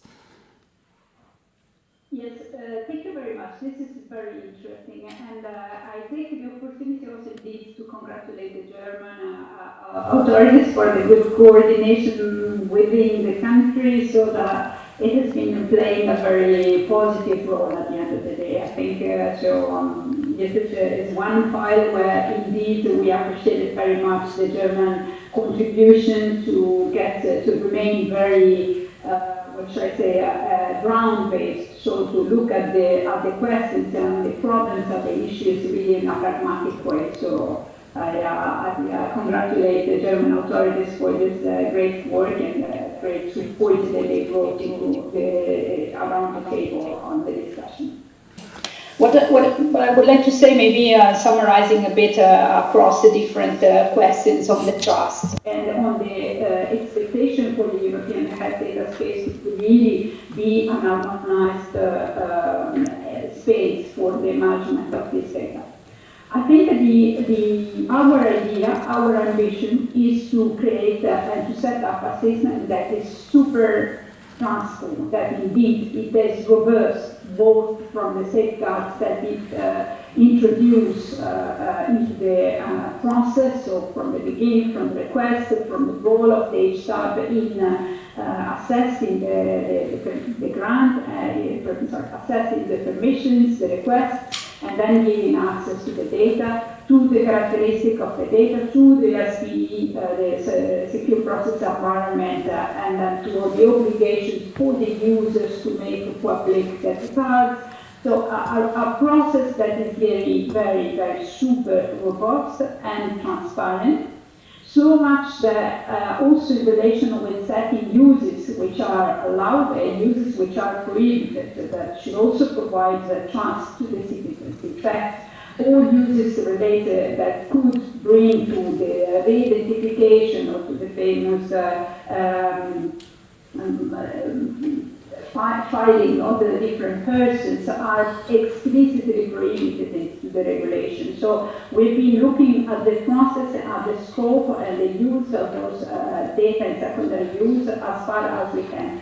And we expect that by creating such a robust environment and process, we will also be able to gain the trust of the citizens and to have very limited opt-out from the system. The opt-out is at the same time, I've also explained by the panelists, a sort of conditions for gaining that trust. It is along the HDS, is there to stay, to actually represent the focal point for the use and reuse of data in the long term. And I think will need some time to gain, to also make the citizens aware of the value of the HDS. Also member states will need to learn how to use and how to extract the maximum benefit from the European dimension of the HDS, and with the time will certainly become our expectation the point of reference for the exchange of primary and secondary data. The opt-out, opt-in flexibility that is in the text is, in our view, a flexibility that would actually allow member states to set up it progressively, pay the trust of the citizens. Thank you, Fulvia. Mario, please. Yes, so overall I would like to reiterate that we are very positive about the progress and the opportunities that the EHDS brings. I think as we move along now, secondary legislation is going to be more in the focus, also the adaptation in the member states. And for me it would be really, really important that we establish a new notion. You know, it's not primary and then potentially secondary.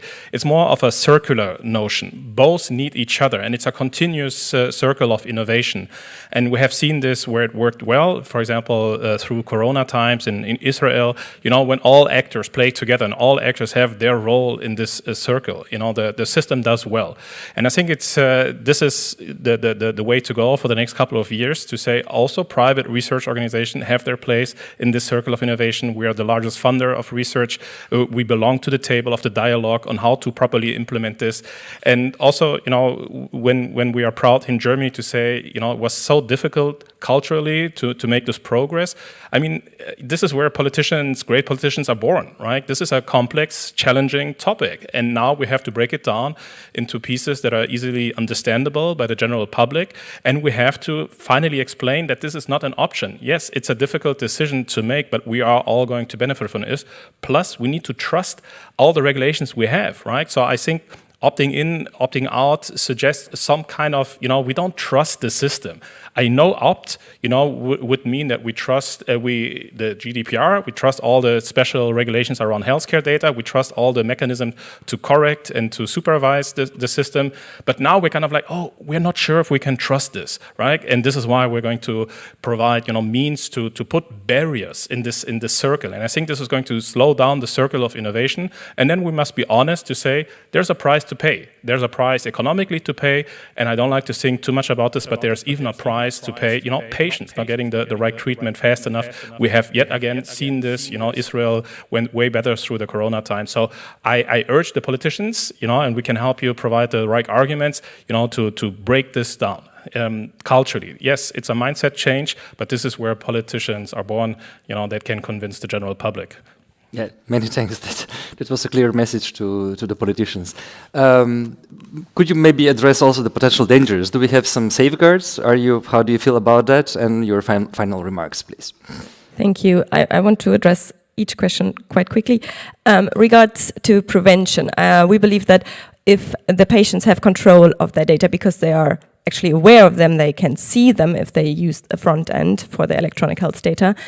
Prevention will come with it, especially if health insurances have the opportunities that we introduced with the Health Data Use Act to actually process data for that specific purposes and point out to their insured which possible programs might be useful for them. That is a very new legislation that we introduced here in Germany. So we believe that we are looking at prevention legislation there.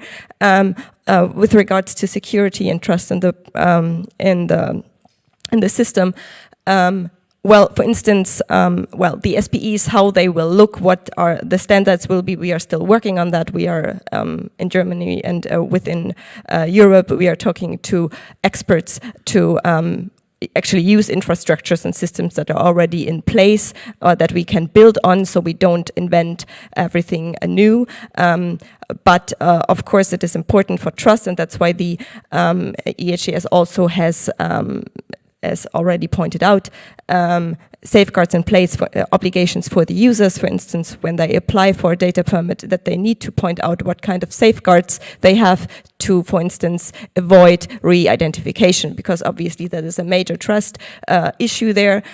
So they need to prove that that will not be possible. At the same time, re-identification is subject to a major fine, similar as to the GDPR. There will be 20 million or 4% of the annual turnover. So that is also a safeguard there. Additionally, in Germany, we also put re-identification under criminal sanctions. So we are very much aware that trust is an issue, and we want to address that, or we addressed that already. Regarding the opt-in for genomic data, well, as I already pointed out, we came from a consent-based approach. At the same time, from what I understand, I don't have the numbers, when genomic data are generated, people are sick, and sick people tend to give consent to their use of data for anything that can help them, because they are aware that they need the solution based on data processing. So I'm not sure that the opt-in will lead to such a negative impact when it comes to the data use of these specific data, for instance. And as a closing remark, I would like to say again that we are quite happy that we reached a compromise with the EHDS. We believe that it is a major jump forward that will improve the healthcare system. And while we agree that not everything is optimal, we think that this is something we can build on, and we will continue to fight to implement it, according to everybody's satisfaction. Thank you. Please stay positive also in your remark. So coming back to the initial question of today's panel, is it a breakthrough year 2024? Yes, it is. In terms of legislative framework, we will have soon in a few days the final say about the EHDS. We have already in place and entered into force the Digital Act nationally. The same applies also for the Data Usage Act. So it puts the pressure on each and every one of us to implement this. So with this outlook for this year and next year, this would be my closing for today. Many thanks. Maybe we meet next time and celebrate the real implementation of the HDS, and I hope that the HDS is a good example for the other data spaces in the pipeline. I really enjoyed the discussion with you. Wish you a lot of success in the implementation work, be it primary or secondary or vice versa. Would like to remind that we have at 12 o'clock Renate Nicolai, the Deputy Director of DigiConnect. Please be on time. Now we have a small deserved break. Many, many thanks to all of you.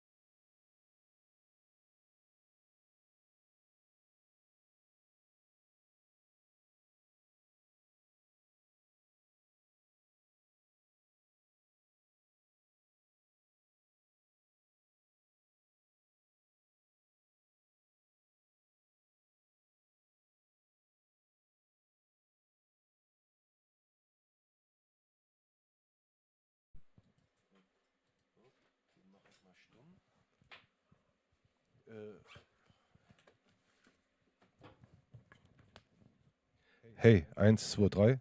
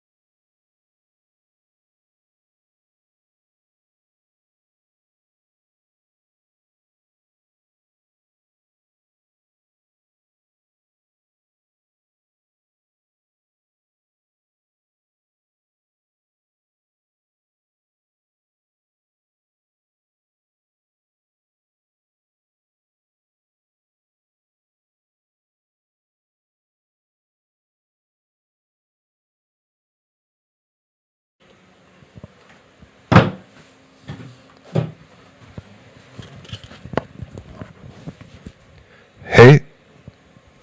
Ja, ist da natürlich kein Delay drin, aber hier war ja ein Schweinedelay eingestellt gewesen.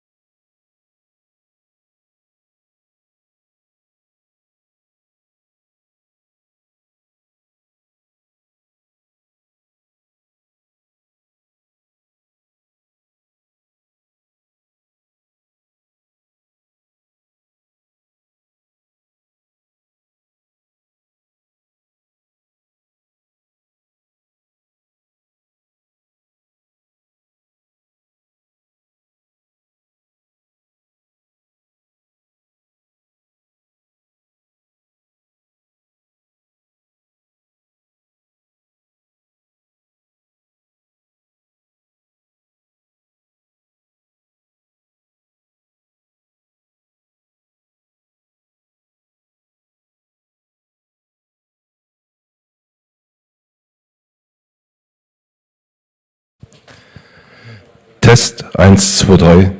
Hey.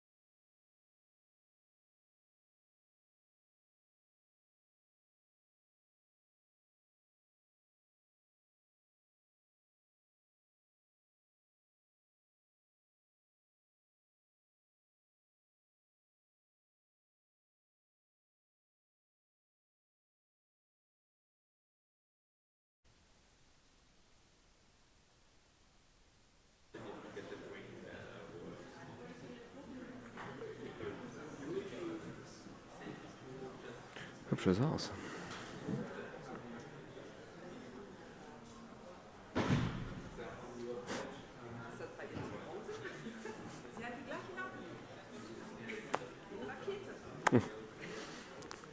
Offensichtlich, also.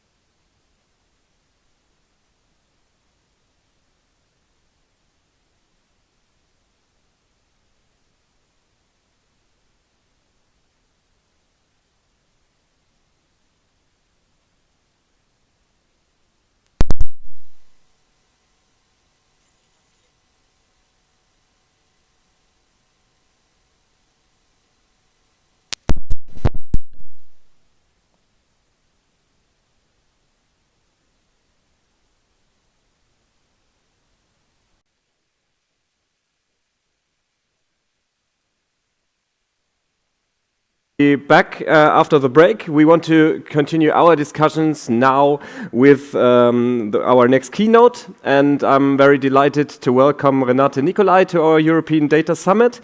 Renate Nicolai is Deputy Director General at the DG Connect, and she's responsible for the topics of the digital decade, for data, for media policy, and for platform economy.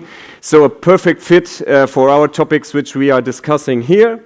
And the title of the keynote is Time for Implementation, Completed Framework for the Digital Economy. And as you all know, 4 years ago, in 2020, we had the EU Data Strategy and the EU Digital Strategy, and DG Connect played a very, very key role in the strategy progress and also in the implementing files that came out of the strategy. So we are really keen to hear from you, Mrs. Nicolai. What is your interim conclusions after 4 years? And also what is your outlook for the next phase of implementation? So the floor is yours. We are really happy to have you with us. Unfortunately, we don't. Yes, now we have a. Now, okay, now is it working? Yeah, now everything is working. Thanks. I'm so sorry, I have a catch-up plane, that's why I'm also not in my office. Thank you very much. It's a pleasure to be with you, albeit from distance. To participate at this important event of the annual Data Summit. At a moment of transition, we're also in Brussels today at the European Council. The leaders will look at the future on the basis of the letter report, look at competitiveness of the future. So it's the right moment for me to try to share with you a little bit the philosophy from our work over the last years and looking ahead, of course, on how we wanted to accompany the digital transition and open the possibilities for the economy in this transition. I would like to talk about a threefold approach that we pursue. One is clearly regulation and the following implementation. The second is really more in the area of technological race and industrial policy. And the third is the political framing, and there also the international work that we are doing. Let us start with regulation. I think it's fair to say that the EU has really shown over the last years that we have made huge step ahead in terms of finalizing our digital rule book and really bringing in the whole kind of information space from different angles. And I would like to talk about three. The first, definitely data. Of course, we have a long tradition, starting with the GDPR, the data protection, to have a foundation on this kind of fundamental right of data protection, but we needed to move on. You referred to the 2020 data strategy. The attempt was really to kind of, on the basis of strong data protection, to move from the focus of data minimization only to data use. because we all know that in this, fast technological advancements that we are experiencing, data is one of the ingredients. It's the fuel for the digital economy. And we also realize that we are still not using a lot of the data that we have, especially the 80% of industrial data that is still in siloed structures, and we do not kind of open it up enough to actually open space for more innovation and also for more entrepreneurship. This was at the heart of the data strategy, and this is what we have kind of now translated with the legislative acts of the Data Governance Act and the Data Act that you've been discussing a lot. Both, are there. The Data Act will enter into force this September. The Data Governance Act is already into force. It's kind of, our approach. The Data Governance Act in particular is quite interesting in the sense that it presents a different approach to, bringing in a neutral intermediary to facilitate trust in sharing data. And I think that's especially when you talk about, public authorities, quite an important aspect. We also worked a lot on the data spaces. You discussed many of them. I mean, the health data space, we just kind of finalized the negotiations on it. I think it's quite an achievement for Europe to showcase that we want to use data. It might not be perfect, but it is a good kind of sectoral basis to kind of enable more data sharing. And we are, of course, working on 14 different data spaces. There isn't the one size fit all. We are also promoting them with some support money, but it's really in the interest of certain sectors. It's something that has been really also brought to us to give specificities in the data spaces. But the foundational law for our data strategy is the Data Act. The promise of the Data Act is really to kind of open the silos. The promise is to kind of have more innovation. Of course, how are we doing this? We're doing this by bringing the user back in control, the user of all these kind of, connected objects to actually choose whom to give the data to, whether that's the smart homes, whether that's kind of, whatever possibility you can imagine. On the other hand, I think we struck a fine balance in the Data Act to also protect, trade secrets, so that also innovation and investment in data protection is well regarded. This is a law that we really now have to kind of, fill with life and make sure that we fully kind of exploit its possibilities. The second area of regulation is all around platform economy. It was high time to bring more accountability and responsibility in the platform economy for two reasons. The DSA, the Digital Services Act, deals more with the societal risks around the social platforms in particular, but also the online marketplaces. I also there open more choice, but also bring in more safety and dealing in a more meaningful way with the risks that we have seen, that we have observed in the many years that we have benefited from social media. We have seen, illegal content spreading. We have seen disinformation campaigns. We have seen minors protection or other vulnerable groups not being kind of strong enough on the radar of the platforms. The DMA looks at certain big players, the so-called gatekeepers, and kind of obliges them to open up their structures, because only then can we have free choice, can we have full innovation. What we see at the moment is really a situation where they are keeping the kind of the system so close to their heart that it hampers innovation and therefore also economic growth. They are, of course, very remarkable kind of, advances. They are being watched around the world because, others are also thinking about partners, about how to go about the platform economy. And probably we will, with our Digital Services Act and Digital Markets Act, certainly also inspire others. The Digital Markets Act is also a very important tool to open space for more data kind of access. The third kind of category of regulation that we worked on is in the areas of really innovative kind of new areas, AI Act, but also the cybersecurity work. The AI Act is probably the most kind of, daring proposal that we have put on the table. We have prepared it well with high-level group, expert groups, white books and all that. But of course, we're the first ones in the world to dare kind of putting a regulatory framework in it. But we also have behind us digital principles. We stand for a trustworthy, human-centric digital transition. So it was quite right for the EU to come up with the AI Act. And I think we have kind of lived up to the promise that was there from the beginning, that it should not stifle innovation, but that it should rather be a risk-based approach, future-proof, that would kind of have a clear red line for very, very few applications, social scoring being one, but on the other hand, have a flexible system of kind of a risk-based approach and also a future-proof system, in particular in the area of generative AI. The cybersecurity aspect is really important because it can have huge negative impact on industry, on governments, if we are not better able to prevent attacks, to kind of work better together in our effective response on attack, but also to kind of build in cybersecurity by design in what we're doing with services and products. That's why something like the Cyber Resilience Act that we have just finalized is actually a very good story and a very good enabler for future kind of, innovation, because it's the right approach to think it through from the beginning. So much on the regulatory side. But as important as having a regulatory approach is to kind of keep up with the technological race and really kind of have, in that regard, also an industrial policy framing. I think we are all kind of witnessing the geopolitical shifts that we have. We are having a situation of systemic rivalry in the world.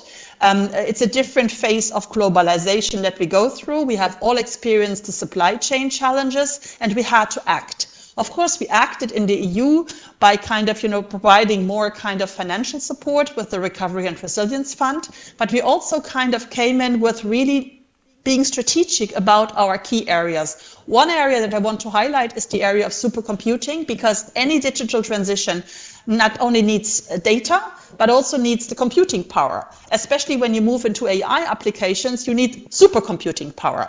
And Europe was not in a good shape a couple of years ago, but then we joined forces and we built kind of the supercomputers together. And by now, we are actually in a first league kind of situation with the supercomputers that we have at various places in the EU. This is a very good example of how, if we join forces for strategic projects, we can actually make a difference. The next one will have to be quantum computing.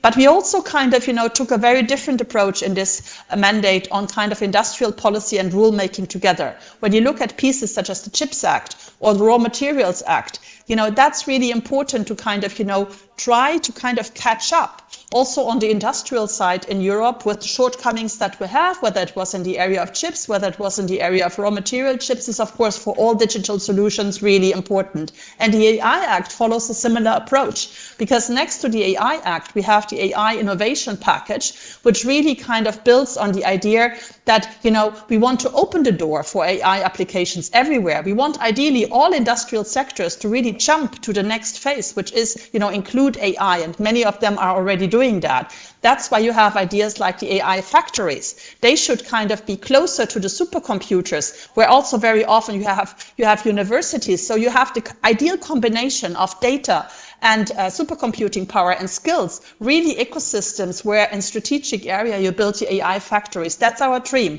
And for that, the data spaces will be key. Especially generative AI doesn't work without a lot of data, and that's why we are also supporting concrete projects on data spaces like the language one, which is a very important one. We are very diverse in the EU. We have several languages. We cannot base everything only on English. That would not be respecting who we are. So that's why I'm very proud of the European Digital Infrastructure Consortium, the EDIC, on the language data space, because that will be an important, rich source to build generative AI solutions in the European sense. But equally important is the third part, which is the policy framework. It was already mentioned, the Digital Decade Policy Program, our goals that we have given ourselves for 2030.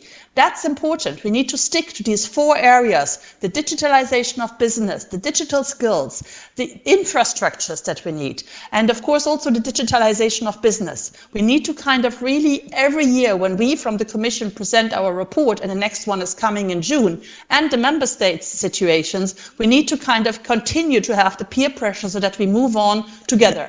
And also the international cooperation is key, because of course in this world it's important to line up with partners who have a similar approach to the digital transition, being human-centric. That's why, for instance, the G7 Hiroshima process on AI is very valuable, or a structure like the TTC with the US is very valuable to have exchanges on the challenges but also the opportunities in the digital transition. So what next?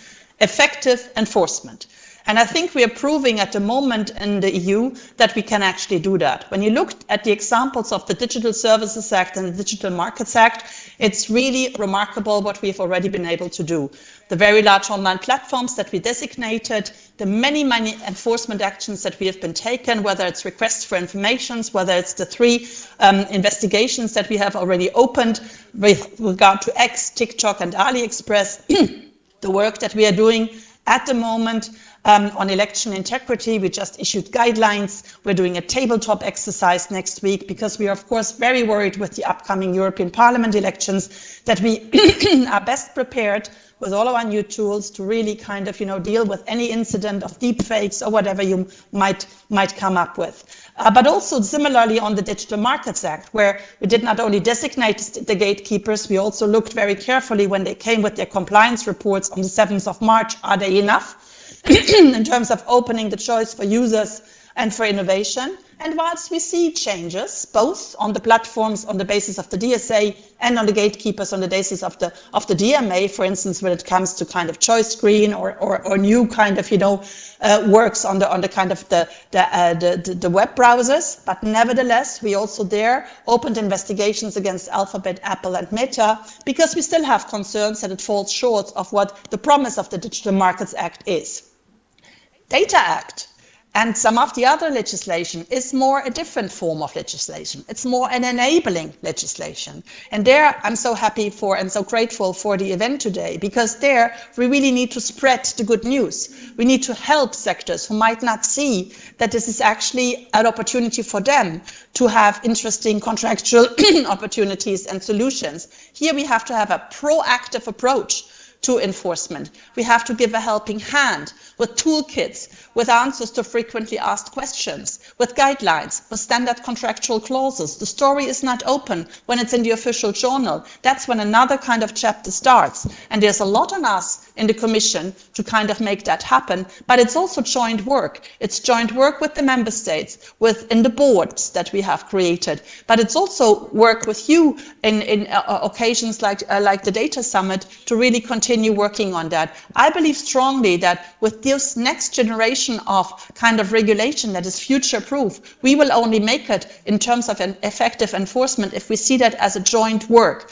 I've seen that a lot in the trade policy area, where a couple of years ago, one developed the idea to tell the story of, for instance, the progress the opportunities of a trade agreement through active market access days. And I think we have to do similar things in our digital area. The enabling legislation, we have to keep on following what it means on the ground, how it's being picked up by sectors, what we can do more to really make it happen so that we truly create that kind of, common data market in the EU, where we have now, put the seeds in the ground, but now we need to kind of that forest and that, creation of the data space to flourish. So for the next Commission, what I can already see is that competitiveness will be a key theme. And in that, of course, the digital kind of competitiveness is key, because digital by default has to be thought through about helping companies to comply, using interoperable solutions for things that we have already thought about and that we can develop further in the next kind of Commission. So I hope that we can continue these fruitful exchanges. I can promise you that from the side of DG Connect, we will continue to be proactive enforcers in what we can do, and that we do not have 10 further regulations already in the drawer. That's not our main goal. Our main goal is to kind of really work with all the ingredients that we have put and bring the promises home also to the business world. Thank you so much for your attention.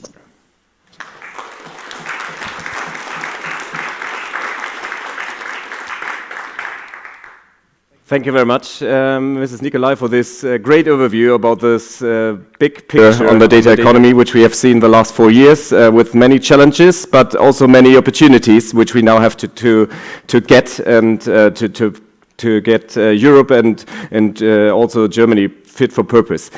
Maybe we have time for a question from the audience. Yes? Okay. So. Yeah. Okay. So maybe we can. I saw just one question. Maybe you can short introduce yourself and then. Hello, I'm Samantha Mathieu. I'm a German-based lawyer, also doing European law and IP. And I would like to ask you the definition of gatekeeper. Thank you. Then you please look into the DMA. The DMA has a certain kind of criteria for, how many kind of business users you need to have, what your kind of, economic criteria are. So that's all we have in the DSA and in the DMA, clear definitions of what we consider as very large online platforms and what we consider as gatekeepers. All right. Maybe just a quick last question. When you think about it globally, so you really had the focus in your keynote for Europe and all these different pieces where we want to get the competitiveness. What makes you optimistic that when we sit here at the European Data Summit, like in 2 or 3 or 4 years, that we are all coming back and have a great impact and a great impression of the work which has been done between 2020 and 2024? So what needs to be done, and what is your impression? What is the key issue for us in Europe that maybe is our biggest achievement compared to other regions in the world? I think the biggest kind of advantage for Europe is that we really have a rather holistic approach now with the different pieces that we have. Digital transition will always have to be accompanied by the trust of the people. And I think with the very important kind of, let's say, accompanying kind of, fairness rules of the DSA and the DMA, I think we're opening the space for that. If we continue to enforce it properly and to show that it has an impact on the ground, that children are better protected, that, we get rid of a lot of the illegal content that is still there, for instance, then I think, we have to really, really push hard that this is the moment to act for all industrial sectors, that nobody will be outside of that digital transition, whether it's an SME, whatever sector it is, that it's huge opportunities, that it's not additional compliance costs, but it's actually possibilities. And then I think Europe is in a very good position to kind of make this kind of jump to the Web 4.0, to the virtual worlds, to the kind of AI applications in all the sectors. That would be my dream. We still have to fill one aspect, that is the connectivity, because that's not yet up to the speed where we need it and up to the low latency that we need it, but that's why we have the white paper out and have to work on that. But then we have the connectivity, the chips, the data, hopefully the skills, and it should be a better situation than today. All right. Thank you very much, Mrs. Nicolai. It was nice to have you with us. Unfortunately, online, so maybe in the next year we can welcome you here in person. But thanks for your time anyway and your insightful thoughts. Thanks.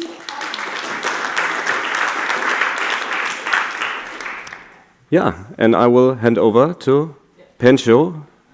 We got strict guidelines that we have to make the cut 5 minutes earlier, so that's why I was a bit worried. Will it work or not?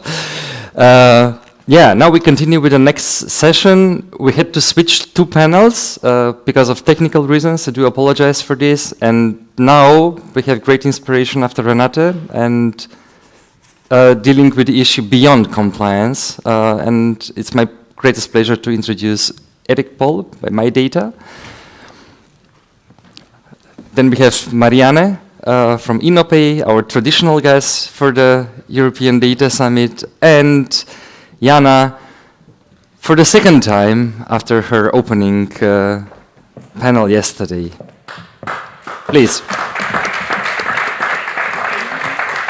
The ladies in the middle, yeah. So it was a really energizing talk by Renate. I was really impressed how she did it, like covering the whole possible subject, but maybe that's because of the report of Enrico Letta and Mario Draghi. What was your impression? How do you feel? Jana, maybe we can start with you. Yeah, please. I feel very good when in the same speech we can freely talk about trust as a key component in creating this European value-based new type of innovations and services and competitiveness and this holistic approach. So that was really inspiring. Yeah. Marianne, you've Yeah, I love optimism. Do you share the same optimism? Yeah, first of all, I liked her energy, so I mean that's a good thing as well. And also, I mean, she was really plainly saying, look, this is not just about cost. Of course it's about cost, compliance cost stuff, but this is about the opportunity. And I think what she also really laid out, and I think that was a point that I kind of missed, not specifically in this room, but outside of this room, that she says, you know, as Europe, we have a great narrative, you know, we open up this opportunity, and actually, this is about the bigger narrative. This is about actually we have in Europe quite a good starting point, this humanistic starting point. And I think this is both from a humanistic point of view as well as from a business point of view, a very important step we are taking. And I think that we could do that narrative a bit better. And I think she made a start in doing that narrative better.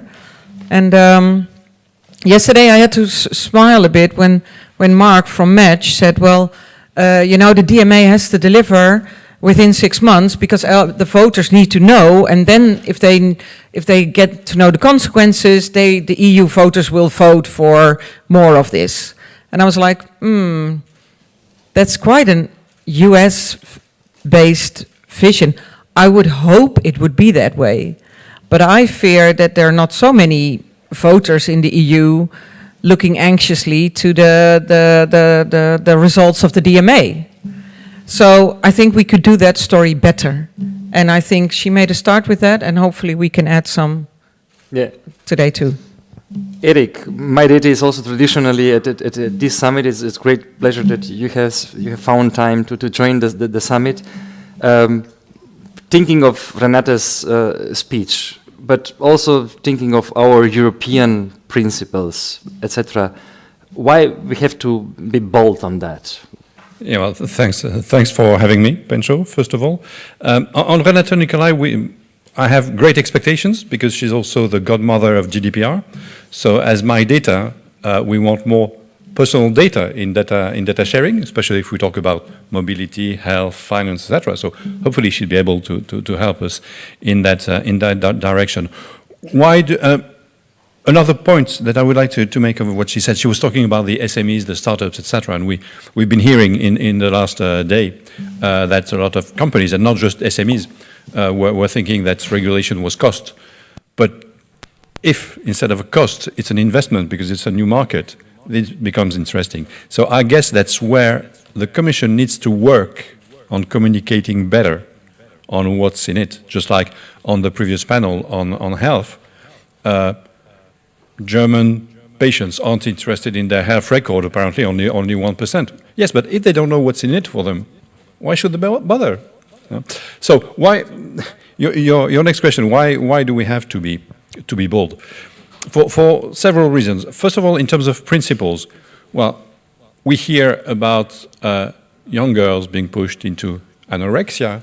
We hear about interference in our elections, etc. So clearly, we should be proud of our values and put them in front to make sure that this can to be stopped. I mean, I'm not naive, but at least be pushed down a bit.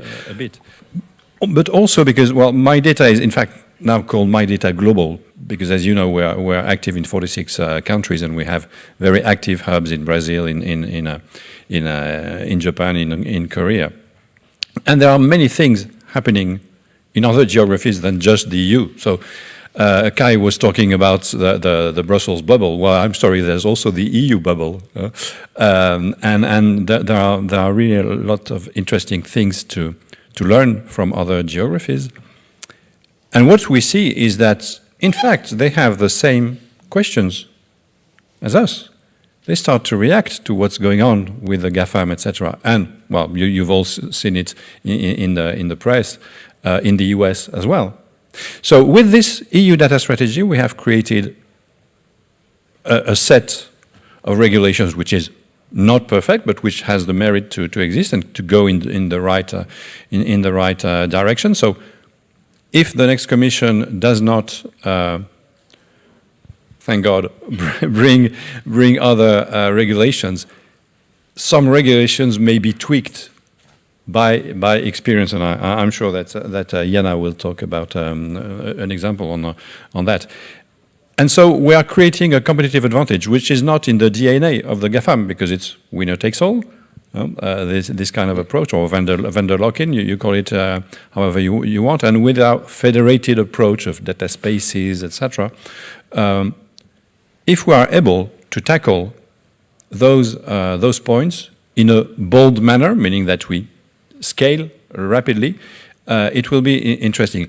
And I really loved your logo, because that's the summary of what I'm saying. Okay, we've got the big bad fish, and then we've got many smaller fishes, but which are more agile, can react more, can enter markets which are smaller initially, that the bigger players wouldn't access. But we have to make sure that the smaller fish swim together, because if we have one which becomes interesting and that is going away, let's call it Mistral, for instance, then it gets gobbled by the big fish. So we have to be bold to scale. Maybe I can tell the story behind, like maybe some of you remember we had the industrial strategy in Germany drafted by the former minister Peter Altmaier, and he was like advocating for more champions, be it national or Europeans, and we ask ourselves, size matters, and that was the first connotation to ourselves, and that way we came to the fishes. But coming back to our title, balanced business model. How far are we away from this ideal, and do we have a kind of artificial divide in thinking between personal and non-personal data? Maybe Marianne and then Jana. Yeah, how far are we? So I think if you talk about balanced business models, for me, it's really about the notion of digital sustainability. And so Kai was saying that earlier today, that actually we should combine the two narratives, so the dual transition, the digital transition and the sustainability transition. And I think for me, digital sustainability fits in there. And for me, digital sustainability is not just about thinking that cloud is not a fluffy something, but costs real money and water and resources, natural resources, but it's actually really about generating value and equity for all, that all stakeholders benefit. So developing new services and new products, innovating new services, new products, delivering them to the end user, and tilting the data benefit balance so that they also have a benefit. And actually you see those notions arise with some businesses, but still it's infancy status, I would say. So you see different things happening. On the one hand, people just think platforms. Yeah, so they're educated in economical markets, but not in two-sided markets and how they work. And that's actually where we should start. I mean, it's a long-term goal, but we should start at high school, yeah? Educate people about two-sided markets and how it works. And so this whole notion of how to deal with data in a federated way that we want to achieve with data spaces, for the normal board members, it's still quite a notion that they're not too familiar with.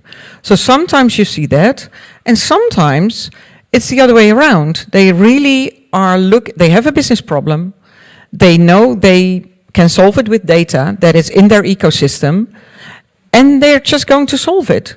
And mostly it starts out with pilots, because it's always safe, and you don't need to have a sustainable business model yet. So they start out with pilots, saying, okay, how can we do this cleverly? And then it hits the famous, how are you going to scale it? Because then it's like, okay, and who's going to pay for it? And what business model do we really need? And I think that's kind of the stage that we see now. Would you like to jump in on this point, or we? Yeah, please.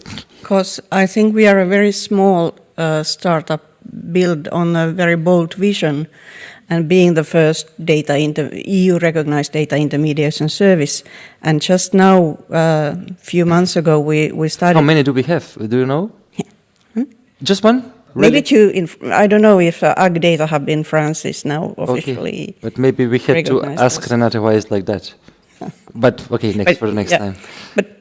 But few months ago we started this pilot with Just Connect, which is another data sharing platform in Belgium, and we start from the agricultural domain. So and just now we created our own data intermediation service is called Triton. So just now we finalized cross-border data sharing solution like a data space. So first demonstration for existing business applications are there already, like data sharing, connecting two different types of data sharing, technical data sharing systems into the one common data space. So I think that's a good start. But then, as Marianne and Erik have said, we need some acceleration. We need more awareness building that these kind of more affordable ways of sharing data between different companies, different countries exist. And I think that we also need not just awareness building, but also more research on ecosystem-based business models. How this shared value is shared with participating companies and businesses. And in this particular case, Potato X case, as we call it, we also implement a fair data economy rulebook between two countries.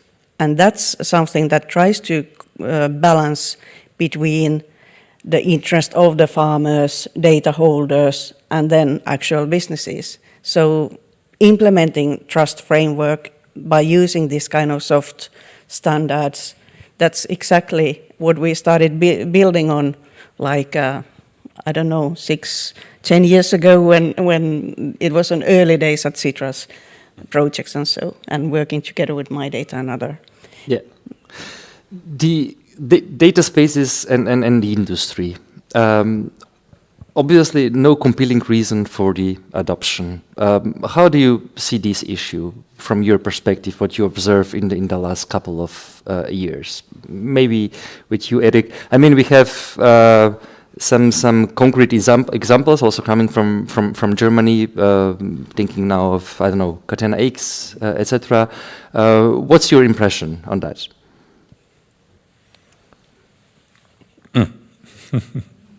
What's my impression? Well, my impression is that obviously there are initiatives coming on. I'm trying to be a diplomat, okay? But, well, remember also that I'm My Data, so for me personal data is really important. But also I'm convinced that to unleash the full value of data, you need to incorporate personal data. So if a data space is going to handle logistics, etc., and recreate a backbone, fair, that's nice, and either making improvements, creating jobs, all the better. But I think that if we do all this and we miss the opportunity of personal data, it's a problem. And why is it a problem? Let me go back to health, and also to my question, which wasn't completely innocent. 2 years ago, roughly, Cerner, which is the #1 electronic health record company in the world, US company, was taken over by Oracle, a small startup you may have heard of. And in the very press release, they said that part of the reason for this acquisition was to take advantage of opportunities happening outside the US, read the EU. So if we have a great framework, but we don't move in, create businesses, create new services, they will be like children in a candy shop. The regulation will be here. You have to share your data. You have to do, and then they will come with their own solution, which are tried and tested. Maybe not as compliant for the time being, but you can bet that with their financial power, they will do it very, very, very swiftly. So to go back to your question. I think that it's very important that when we look at the example of Jana and other examples, be it Catena X and others, we not only talk about principles, but we give facts. Because when you take a business decision, you look at the cost and the benefit. And then you decide on or to invest or not. And this is super important for decision makers. I mean, how many people from several companies are active in all this movement through IDSA, Gaia X, etc. But then when they turn to their top management, the top management says, okay, what's in it for us? In 2 years' time, what revenue will we bring from this? And the answer today is we don't know. I'm coming from the health sector. We want to take a decision. We have health economists, university trained. I'm still looking for data economists trained by the university, but this is really something crucial that we get some KPIs, even on very, very little. No offense, Jana, because I know that you think big, but you are down to earth and you want to. Well, with potatoes you have to be, by the way, and then you want to grow, and then the word that you didn't want us to pronounce, incrementally, but hopefully it will be a quick incremental growth. We will get there, but. And then I stop and I let my friends respond. I think that the main point is to concentrate on service, business model, and what's in it for everyone: the users, the companies, our society, the country, the health. Social security, for instance, if we talk about health, this is really what is crucial, to be concrete and to not be afraid to talk about money. Okay, maybe the same question also to Marianne, and then we're going to open the floor for the discussion. No compelling reason for the industry, or you see incentives and you see at this initial moment that the work goes well? Yeah, no compelling reason to. In this sense, there's no business that's going to ask, I want a data space, or I want to be in a data space. Help me, because that's my goal for this year. I want to be in a data space.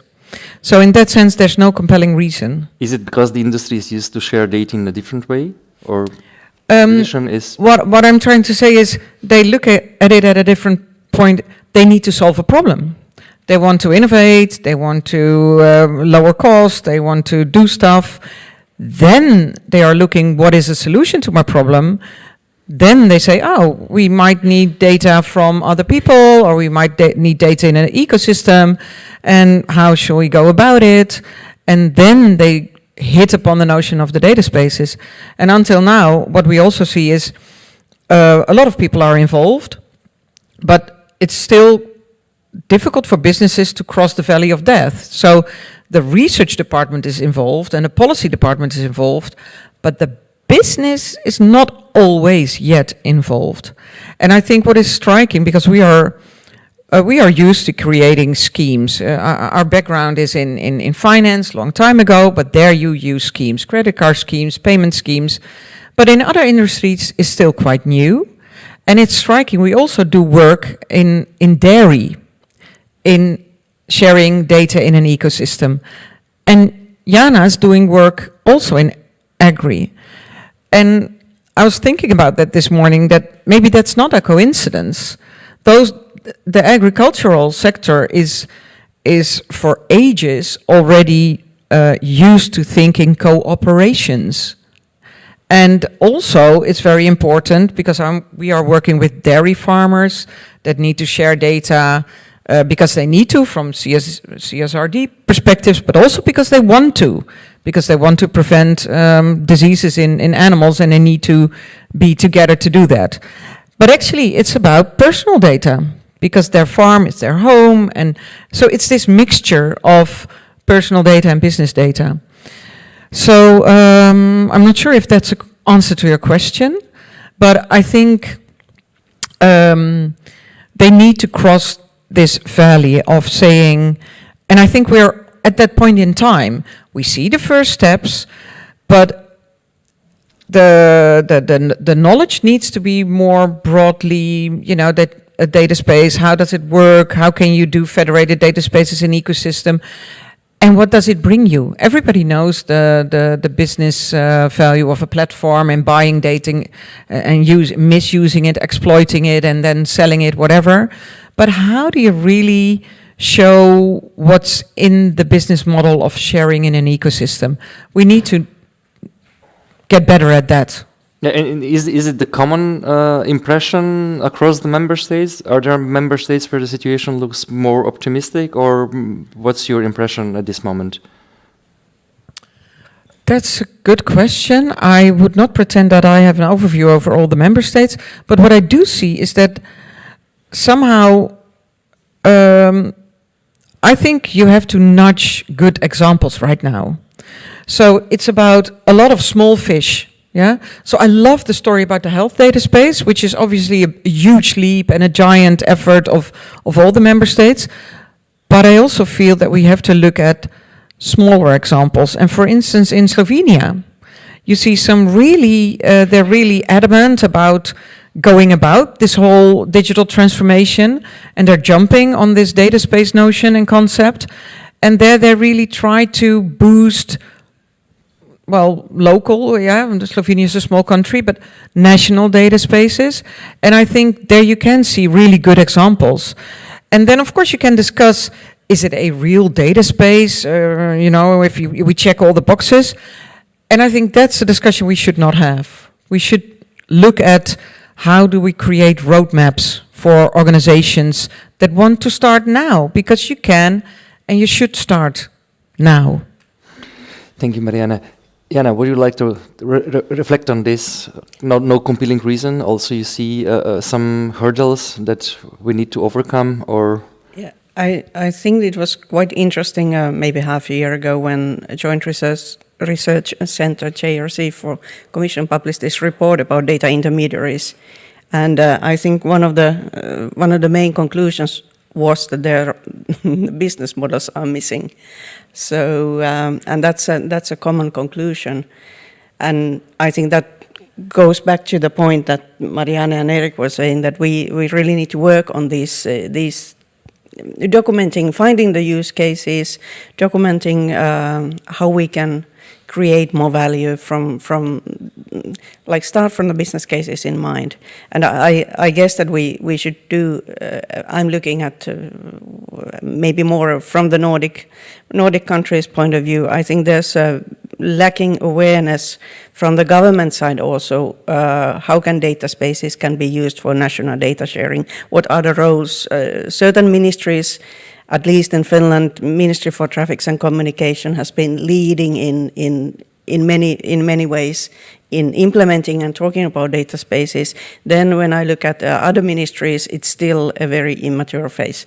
So I think that we need to have much more awareness building at the EU level to these individual countries, and maybe promote,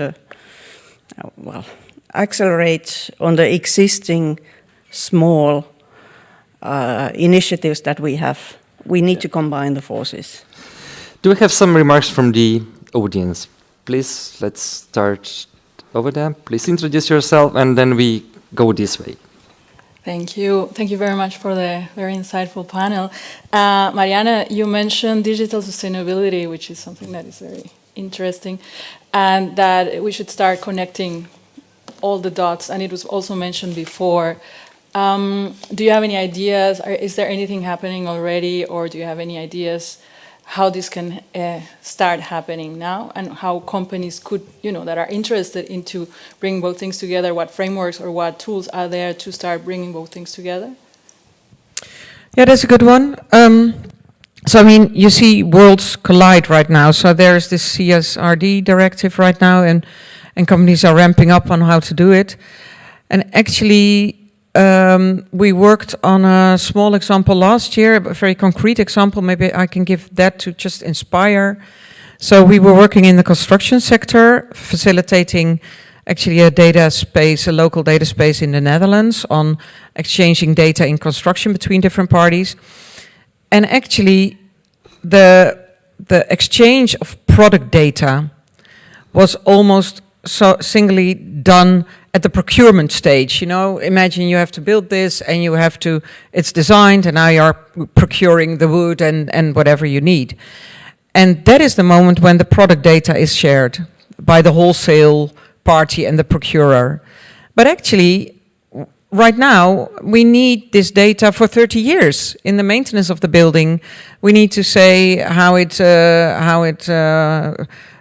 behaves energy-wise, etc. And we did a case in which it was possible not only to share data, so the builder could not share data just with the wholesale. The product data they could not just get the product data from the wholesale people, but they could also get the product data from the supplier. And by having all the good authorizations, so that also you can build a long-term relationship, and you can, for a longer time, report on the right data, instead of looking up, we built this 20 years ago, nobody knows what this is, nobody knows what the product capabilities are. And that was a really good example. And of course the wholesale people first, the wholesaler, they were like, do we want this? We want actually the people to come to us. But if they go to the supplier directly, what is our role? So you have very difficult discussions, but they do see that it is in their benefit as well. So that's just a small example, but I think, yeah. We continue over there, please. Please introduce yourself. And hello, my name is Katharina Schwarzkopf. I'm from the Bundesnetzagentur. And I'm happy to see one of the brave faces behind the first DISP in the European Union. That's pretty cool. My question is, the DGA aims to establish data intermediation, increasing data sharing in the European Union. Do you feel enabled through the DGA, or is it complicated? How was it an idea giver or something like that? That's my favorite question. But it was directed to Jana, first of all. I guess, yeah. Yeah. We had very good collaboration and with Traficom, the Finnish authority of giving this approval. So close collaboration with them and also with ministries.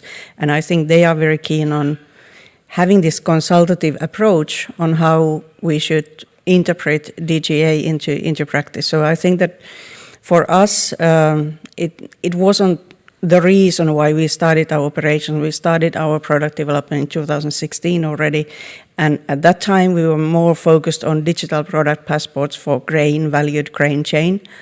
And now we cannot really provide this type of services anymore. And that's, of course, that's a big harm for a small company like us.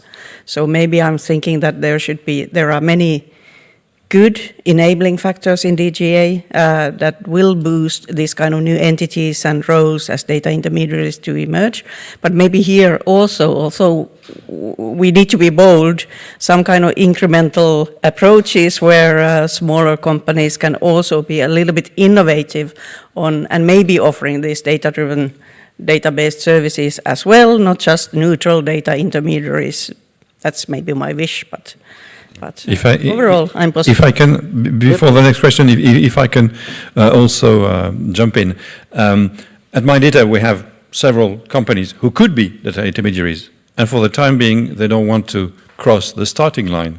And why? Because basically DGA has given them wings, but then has clipped them, saying you shall not add value to the data. So maybe one thing the next Commission could do is revisit the DGA and say, just like for the gatekeepers, we go to the definition and say, well, companies above a certain revenue, it may be 100 million or something like that, if you want to avoid a few people, can add value. And then you will see a lot of data intermediaries coming into the market. I'm sure about that.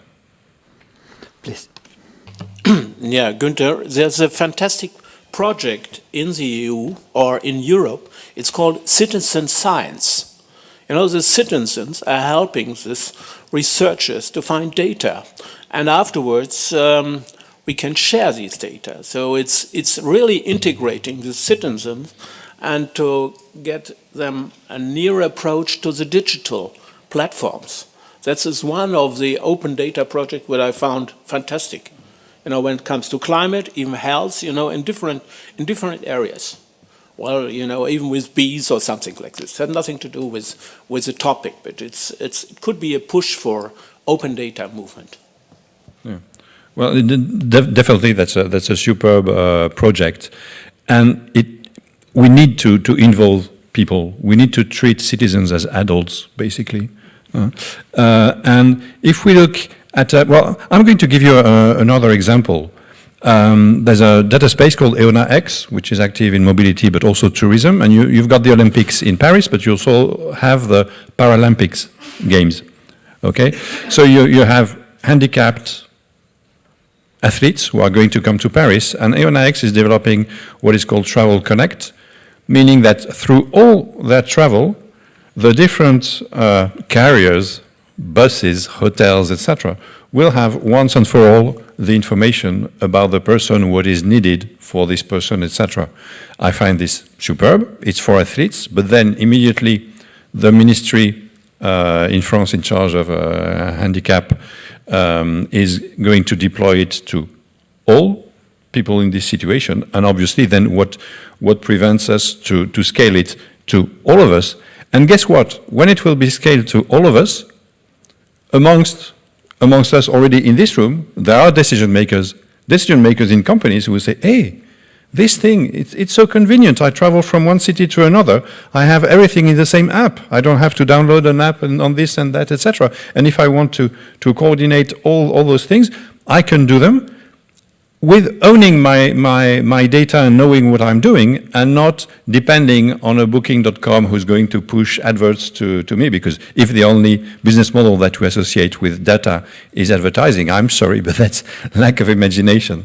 And this you can scale rapidly, and then you will have bosses of Siemens or Audi who will use it, or their kid is going to show it to, oh, you don't know this? Look. And then you say, yeah, but maybe we could develop further services in our own company, and then it will take off. Thank you. Please. Thank you very much. Dominik Doll. I'm with the German Electric and Digital Industry Association.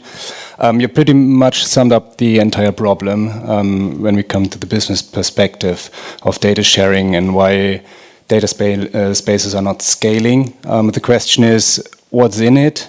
For data sharing, why should I do this? What is a business opportunity? I think this is basically the core problem why this entire thing doesn't ramp up. Plus, there is the regulatory layer. In particular with the GDPR here in Germany. I know in other European countries this is not that big of a problem, but here we have this kind of legal uncertainties, then to some extent some assumed problems by implementing or applying to GDPR obligations. And now the Data Act is coming, which in my perspective may become another let's say, become a negative impact of data sharing, maybe because SMEs might be very cautious investing in data-driven innovations. But now to conclude my remarks with a short question, how do you actually convince businesses to invest, to invest for more data sharing, for example? Because the narrative that businesses sitting on a huge amount of data, it's just partly true. They need to spend a lot of resources to manage the data, so that value is added to the data. And how do you convince actually businesses to do so? So what can we learn in Germany maybe from other countries where the data sharing is more, or is more fluent than Germany maybe? Do we have more reaction from the audience? If not, I would kindly ask you to reflect on this and to sum up your final remarks from the perspective, little incentives, still opportunities with the Data Act. And I think yesterday Jurecki was quite clear why we needed the Data Act. I'm a bit more optimistic when it comes to the Data Act comparing to the DGA. But let's start maybe with Erik and finish with Jana, and then we continue with the research data in concrete. Yes, well, business, money, profitability. When you're a business owner, you want to create services, you want to sell, you want to make money, you want to employ people, you want to create jobs, you want to grow. So it's so we need to clarify also the regulations, so that, because if you see a lot of different texts which are that thick, obviously you're not going to go towards them, and naturally you will say, that's a cost. I don't want it, but I can't resist it, so I will pay the cost, or I won't share data. I believe that there's a new business which is coming up, which is the RegTech. So startups which can help companies understand the regulation, so that they have a business idea. Yes, but we are going to share data, so maybe it's going to be complex. And then the RegTech can help the company do that. It sends my mind also to AI, because AI can definitely help. And in Finland, the Finnish government with Sitra has developed Finnish GPT. So what they've done is that they've put all the books of the National Library in a GPT kind of a system, and they have come up with a very good AI system. And this AI system, the first use now is to help civil servants understand the EU regulations and transfer them into Finnish regulation. So you can follow, then once those guys have done it, maybe we can do it also for companies. And then you have like a one-stop shop where you can get information and get a solution. But we have to automate process. When Jeremy was saying, yeah, but there are so many laws, etc. Companies like us, Microsoft, obviously we have all the lawyers to do it. SMEs don't. Well, yes, but okay, if you're Microsoft, you know also that you can automate things, and we have lawyers here. AI is also there to help, and this is an example of AI working for good. Thank you, Erik. Marianne, your final thoughts. Yeah, well, I'm going to reflect on you, and then I'll give my final thoughts. Thank you. It's not so much convincing, because if an organization really needs to be convinced, then they first need to do some other stuff. They need to do some visioning and strategy. But I think one of the angles that we used with the customers that we worked with is the ecosystem thinking. So going back to the start, why did we do this whole data strategy? Why do we want this in Europe? Why are we thinking how to deal with data in a different way? It's also because we wanted to create a level playing field. And that is where some of the interest also sparks. So some of the companies that we work with, they want something, in this example of the product data sharing, and they know they are too small to organize it for the whole of, this was Netherlands, for the whole of Netherlands by themselves. They can organize it with their two largest suppliers, but then they're like, so they know they need others to organize it.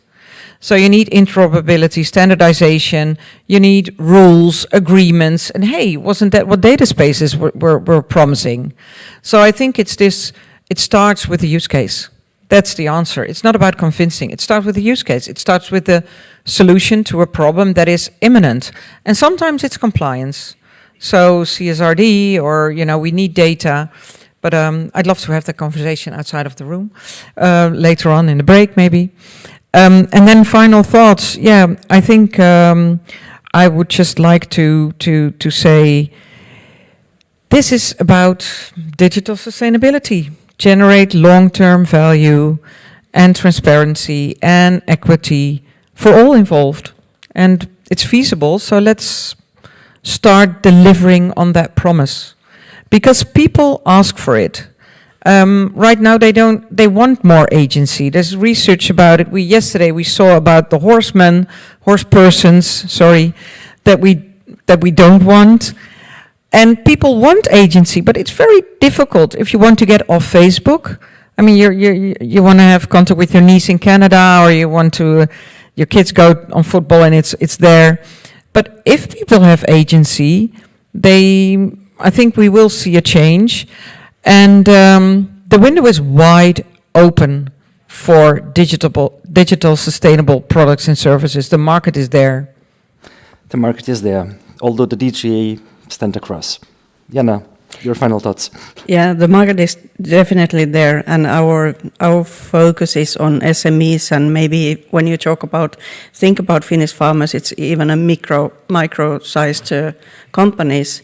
So that's what we are enabling, and that's our mission, making cost-effective, affordable ways for data sharing. So I think that these new technologies and new entities like data intermediation services are improving and augmenting or complementing on existing technical infrastructures. So when we are thinking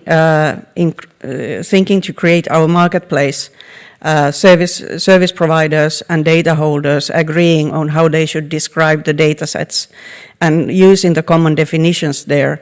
And then if we are now thinking that we also have the Just Connect data sharing platform in Belgium, we have one data sharing platform in Finland, this will open up markets. I think the whole thing with the EU data strategy started on creating single markets for data as well. So now we are seeing that we are expanding on the accessibility of data. So and for the SMEs that are working now, building their pilots at our ecosystem, they are getting potential to offer their services in other markets as well. So I think that's the business motivation. And hopefully we will see many more of those in the future. So my concluding remark, I don't know, there's plenty to do, but we are on the right track, hopefully. Okay, I really enjoyed the Beyond Compliance discussion with you. Many thanks.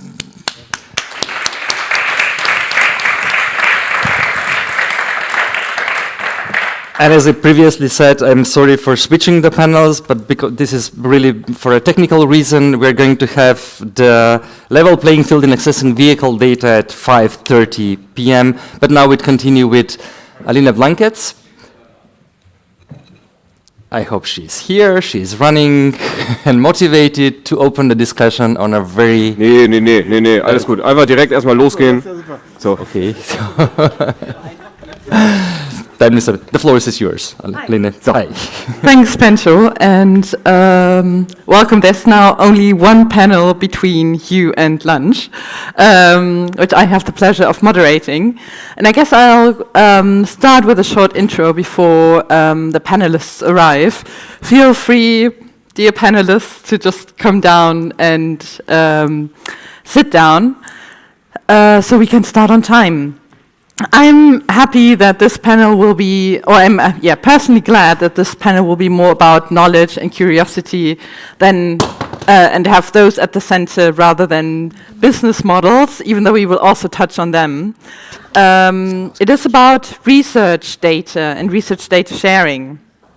The interesting Well, I guess I don't need to explain anyone here why more data sharing is desirable. And the interesting part about research data is that it's the least contested purpose of data sharing. Pretty much everyone agrees that sharing research data is good, fine. And there was already a discussion about health data this morning, but also natural sciences, social sciences, research data, generating knowledge from data is something we all want. And there's also general consensus that there is a lot of potential in better access to data. So it's both about sharing data from research among researchers, but also about generally making more data accessible for research purposes. And we have very interesting developments in Germany right now. The Ministry for Education just at the end of February published its high-level paper, of which I will highlight 2 key points. The first is better access to publicly held data, in particular in a micro data center. So this is the purpose of this is to make statistical and registry data available to researchers, even though this often contains some personally identifiable elements. And the second one is increased findability of data through metadata catalogs and integration into metadata platforms.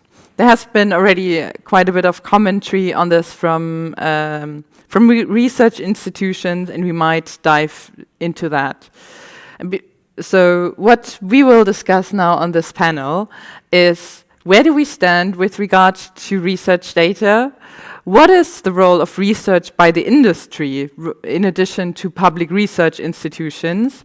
And does the current proposal in Germany show the way? And how does it tie in with the EU research provisions? And what else do we need? So I'm very glad to welcome 3 distinguished experts on the topic on the panel here with me. The first is Sonja Schimmler. She is a visiting professor at the Technical University of Berlin and heads the Research Data Infrastructure Department. At the same time, she is a research group leader at Fraunhofer Focus. She's also involved in the NFDI initiative, so the National Research Data Infrastructure in Germany, and is head of the research group Digitization and Opening of Science at the Weizenbaum Institute. Welcome, Sonja. Second, we have Rupert Stüwe. Since 2021, he has been serving as a member of the German Bundestag, and he is an active member of the most relevant one here is the Committee for Education, Research and Technology Assessment. He's also part of the member of the Petitions Committee and the Subcommittee on Global Health. Before the Bundestag, Rupert led the corporate strategy team at the Berliner Verkehrsbetriebe. Welcome also to this panel. And last but not least, we have Zico Lehmann-Brauns. He is a Senior Director, Research and Innovation Policy in Technology and Innovation Management at Siemens AG. He works on topics related to innovation systems, data economy, artificial intelligence, and new digital business models. Zico is active in many committees and working groups in associations like the BDI and ZVEI, which I will just leave as acronyms here. And he is also a member of the European Data Innovation Board. Welcome, Zico. So, let's get started. First, let's start with a status quo to bring us all to the same page, because I imagine not everybody is as familiar with the state of research data as the panelists are. So Sonja, let me ask you, what is the state of research data access? What are the main challenges in your experience? Can you hear me? Yes. At the moment, all disciplines rely more and more on data, and together with the data science and AI hype in the moment, which requires having data algorithms and compute power in place, everyone is sensitized. When looking at the state of research data access at the moment, I would say it's getting better and better, and there's currently a cultural change taking place, which helps us a lot. When looking specifically at Germany, the NFDA initiative, which has the goal to set up a German national research data infrastructure, I guess is a step in the right direction. And in this context, I'm heading a consortium on data science and AI, and I hope that we all also help with this endeavor in this situation. When looking at the challenges, and what I think is very important is that it's always a bottom-up process, and always the needs of the individual researchers is taken into account. And then archival and sharing has to be valued, and also there need to be incentives that are put into place. There have to be sufficient resources, so financial and also human resources, and researchers have to be trained and educated. And also, if there are any regulations and processes are set up, they have to be clear and understandable so that there are no insecurities coming up for the researchers. Also, there have to be data infrastructures to be set up. There have to be open standards to be established also to ensure interoperability as also on a European and on a national level. And overall, I would say that it is a marathon rather than a sprint, so it will take a lot of time to do so, and that we all have to work together on this endeavor, just as an intro for now. Okay, so a lot of elements actually have to come together and play together to make this work. Zico, you're looking at this from the industry perspective. So what's your view on collaborations on research data between industry and public science research? What are the opportunities and challenges you see right now? Yeah, thank you very much, Alina, and thanks for the invitation. Happy to speak here today. From an industry point of view, I would first like to say what we really experience right now is a massive increase of industrial data in general. This is not, of course, limited to research data, first of all. I think it's this year where we have seen a massive increase, and we have now more than the double number of data coming from industry than from persons living on this planet. So, and this will be an exponential development for the next years to continue. So there is a huge amount of data yet there, but to be honest, it's not enough. We have, and Renate Nicolai mentioned that in her keynote today, we have still to increase connectivity in industry. If you go to a factory, I don't know who of you has ever visited a factory and has been inside it, and if you see there how many of the elements of a factory are already connected, there we still have to increase it. It's, I don't know, it depends, of course, in which kind of factory you go. But even in the most advanced factories that are very well connected, there is no 100% connection today. It's perhaps about 70, 80 to 90%, depends on the company you visit, but this still has to increase. And of course, all this data from connected devices in industry, they bear a huge potential to increase innovation, to increase the efficiency of processes and products in industry, but also to gain more ecological and societal benefits out of them, so to foster sustainability. And we want to do this in industry, of course, and we are very active in this, but we cannot do this alone. So that's why cooperations are crucial for us. And cooperation is, it's a very broad term. It covers cooperation among companies, which is crucial because nobody can do this alone. It's about cooperations also with startups, and it's also about cooperation, of course, with research institutions. So we as Siemens, we invest 6 billion euros a year in R&D activities, and a large part of that goes into cooperation efforts together with public research institutions. I don't know who of you saw yesterday we opened our new Garching campus together with a technical university in Munich with the Fraunhofer Society. in Max Planck Society. We built a very big campus there in Munich where we intensify our cooperation. And what we want to do is we want to use this huge amount of industrial data that I alluded to in order to improve our offerings, yeah? To focus on our customers' need, but also to focus, of course, on societal aspects like social and ecological sustainability. In order to do so, these corporations are crucial, and I would make the point, it's often talked about the silos. I'm a little reluctant to say there are data silos because data always needs investment. There is no data for free. You only have data if you have invested in an infrastructure that makes it possible to gather this data and to have this data. And so I think you have to acknowledge there must be investment first, then you have this data, and then you want to make out something of the data.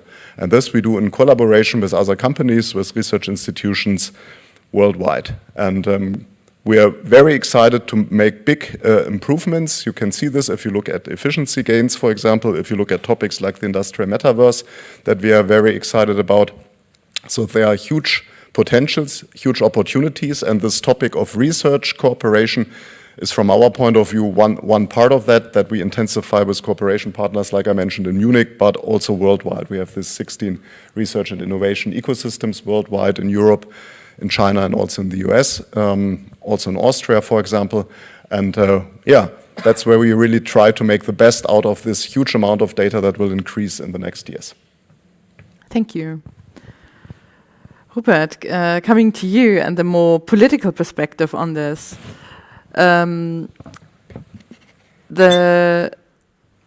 Before the high-level paper came out, the SPD also published a short paper with some ideas on what should be in there.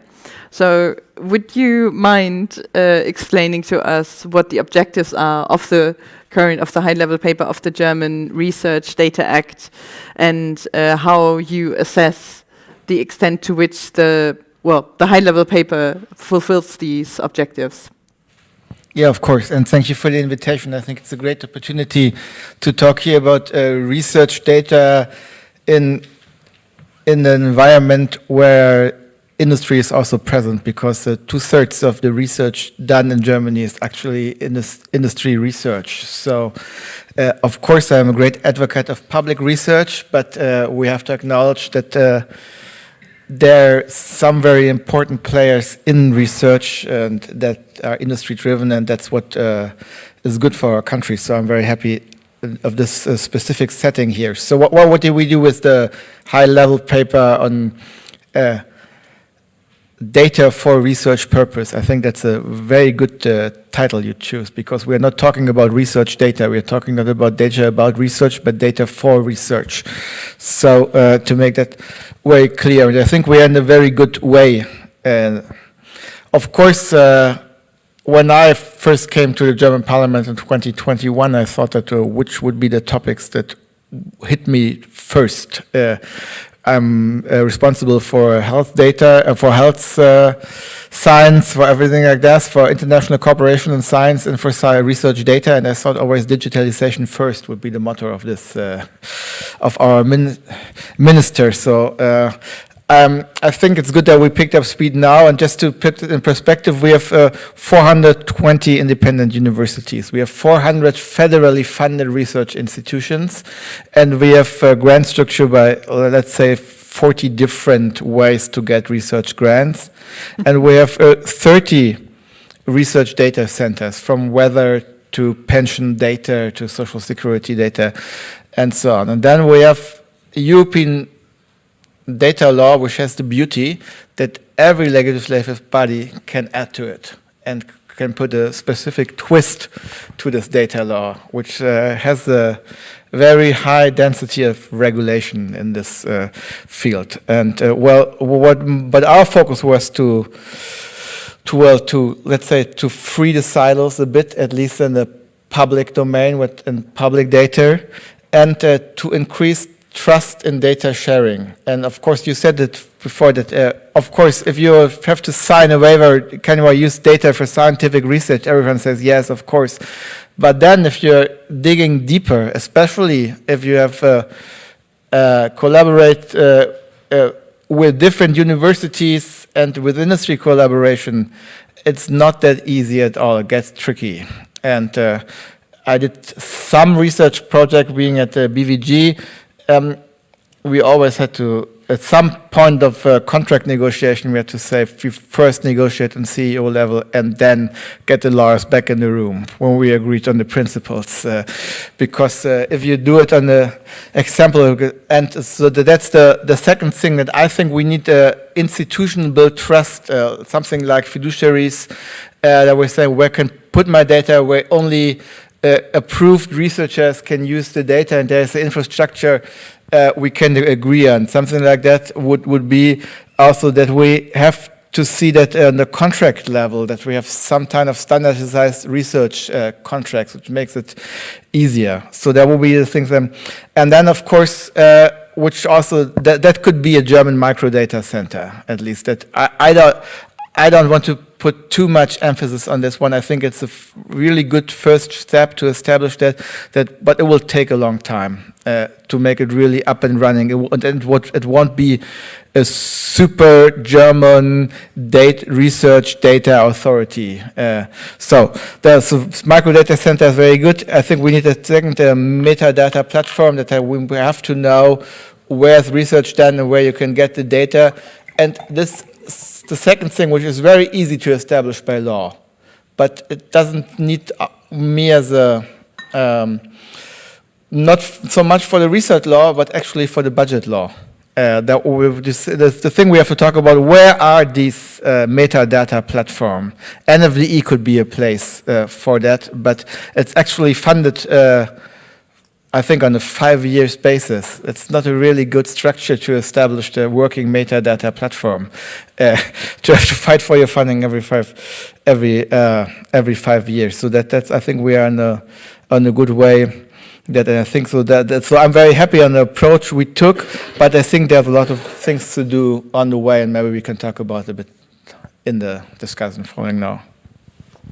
Yes, yeah, well, I guess funding is always a challenge when it comes to building infrastructures and how to do that on a long-term basis rather than making it dependent on the political climate at a specific point in time. I also must admit I'm not completely neutral. At Wikimedia, of course, we advocate for open data wherever possible, and very much welcome more open research data sharing and open access generally as principles, even though we acknowledge it's difficult to, or it's, again, various aspects have to come together to put this into practice. So, Rupert, I have one more question for you right now, which is that in the SPD paper, there was also some mention of potentially using privately held data for research purposes. And that's no longer present in the high-level paper we see right now. Could you explain how this came about, and do you support kind of the shift from kind of all data, public and private data, being more accessible for research purposes to now a focus on publicly held data? Well, first of all, the high-level paper is a paper and not a law. So we are still in the process making that law. And in this process, I don't want to draw red lines, but what I could say is that I think that from how we approach this access for research data, I think it's not so much that we don't, what we shouldn't do is only focus on the public domain and say we are making a law with research data center where only public researchers have access to research data. So I said 2/3 of the research is industry driven. And I think that would be good to have an infrastructure where this and it's not purely industry research. Most of the time you have something like combined research projects. So I will open this infrastructure, make it accessible for industry. And then we have to talk about what's the other side about that opening. So how is this research infrastructure also useful for industry data? I'm not so much thinking about how we can force them by law to supply some kind of data, but what would be the infrastructure, fiduciaries, Treuhänder, whatever you can imagine there, that building an infrastructure where both sides of the research community can use this. And I'm not, I don't think it's now the time to say, well, that idea is completely false. So in formulating the law, I think that will play a huge impact on seeing how we get company data also to be part of in research data, to make company data also make part of a research data infrastructure. Oh, that's interesting. So it's more about how to design the system such that it's more it might even happen without brute force. Zico, I mean, the way the high-level paper is drafted right now, industry research in particular, would be one of the key beneficiaries of the data that is to be freed, more accessible. What is your view? What can private organizations or should they give something back because they get more kind of from the public side? Could they give something back? So in terms of funding for data infrastructure, data, even we touched on it. And do you have any examples of where some of this might already be happening, even without having a law that forces industry to free up data for research purposes? Yeah, thanks for the question. First of all, I would like to pick up the infrastructure element, because I think we are actually also in industry, of course, struggling in how to build up different infrastructures. I think from our point of view, it cannot be one for data usage, because it's very different regarding to the different sectors you look into it. It's different in health, or whether you talk about data from a production plant or production line, or from mobility, or from smart buildings and so on. So we need a differentiated approach, but then it's what we experience. It's the same. We need an infrastructure that makes it possible to trustworthily share data together with partners. And that's why I, in my introductory statement, pointed out for us, it's not that much different whether we are partnering with other companies, with startups, or with research institutions. What must be taken for sure is that the data is secure, that we know who uses the data for which purpose, and that we know what is done with the data, and that we create an added value out of the data. And this is true for every partner, and this is not easy to reach, to be honest. And that's why we need infrastructures, we need standards, we need interoperability between the different fields, and we are also in industry working very much on that. Standardization plays a crucial role there. And if the data spaces and also research data support can help us there, it's very warm welcome. So what you ask for, the question, what do we give back? Well, first of all, I would say it also depends on the sector. First of all, we have so many data internally already, so we do not have the first focus on public available data, to put it a little into a dimension. But nevertheless, there might be, of course, examples where we can also take a benefit out of the better availability of public open data. And what do we give back? Well, I would say what we give back are the offerings we offer to our customers as part of the society. So take an example, if you have a smart city and if you can get energy data from the different buildings in the smart city and you can build on that data a better and more efficient energy management system, what we do in our smart city approaches, for example, then this is a benefit we give back to our customers, but in the first step, but also in the second step to societies, because then we have a more sustainable energy management in a smart city, for example. And the same is true for mobility systems. If you look at the rail infrastructure, if we get better access to data there, we can also improve efficiency and sustainability of rail infrastructure. And it's the same also for factories. So this is, I would say, what we want to give back. It's a concrete customer benefit. That means economic value, first of all. And this economic value, by the way, is the basis for the taxes and for all the money that goes into the public research infrastructure, which is very welcome from our point of view, but this has to be acknowledged. And the second thing is that we also contribute to sustainability. I would say these are the two big topics, economic value and sustainability, and both for the wealth of the society. And you mentioned that it's important when you engage in collaborations also with research institutions that the data remains confidential in some way or secure.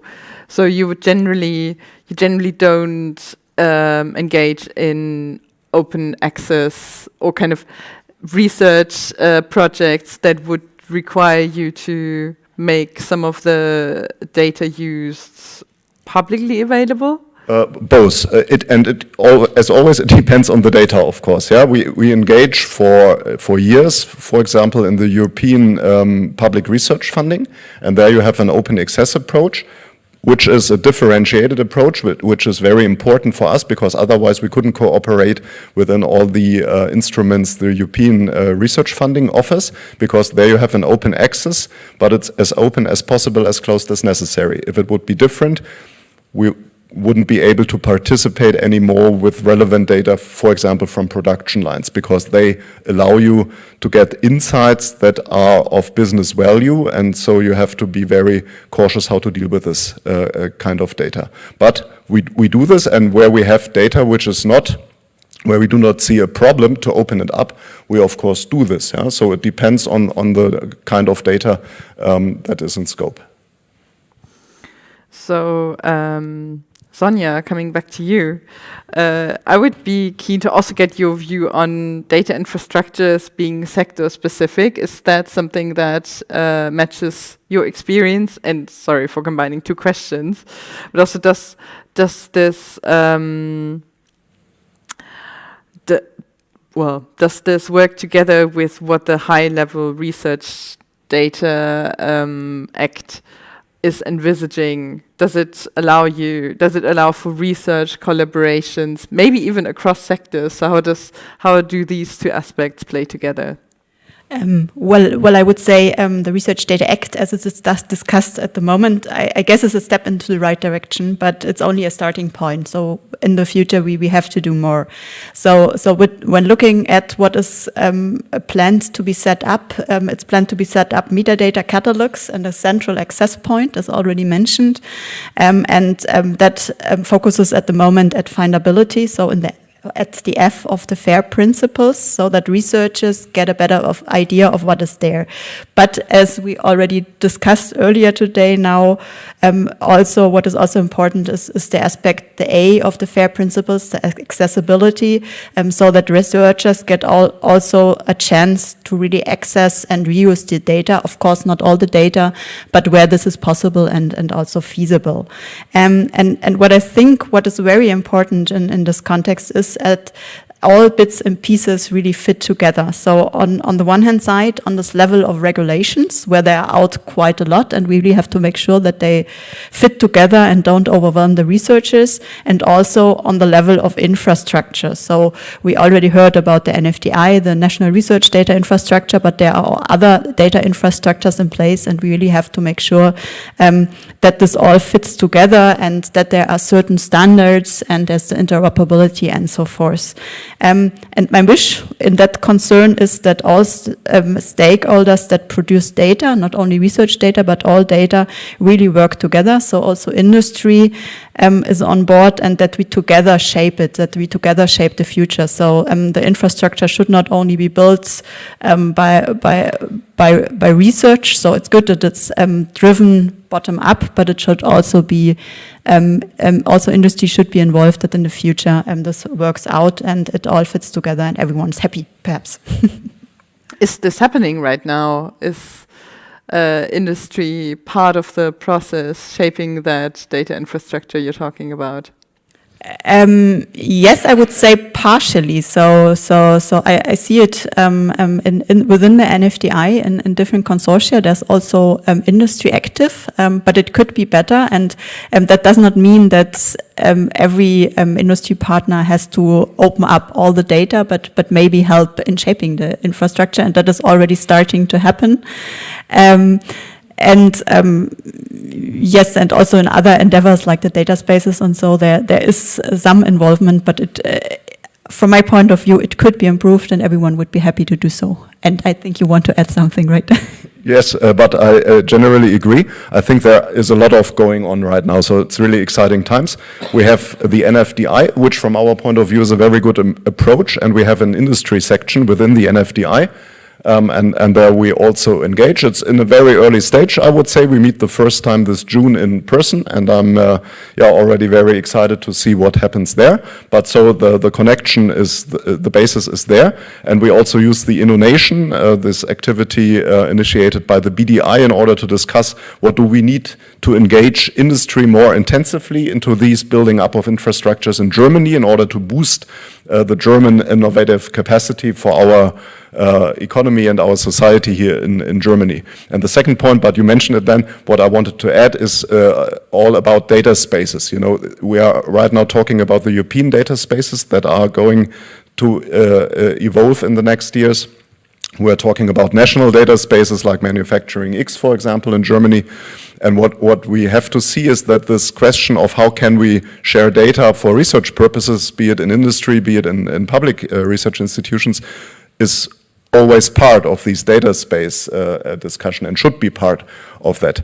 But what we experience there right now is that it's heavily under construction, because right now even a data space that is starting does not make it possible to have an easy rights management, does not have on its own an infrastructure that can be used to exchange the data. So all that has to be built, and you need standards for that, you need technical solutions.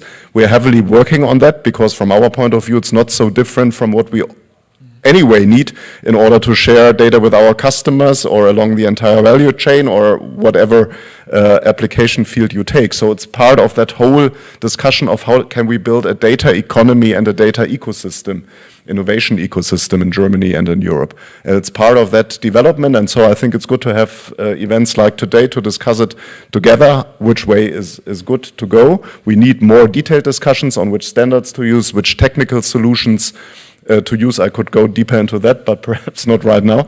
But there is very much being under construction right now, and I think the direction there, I would agree with Sonja, is the right one.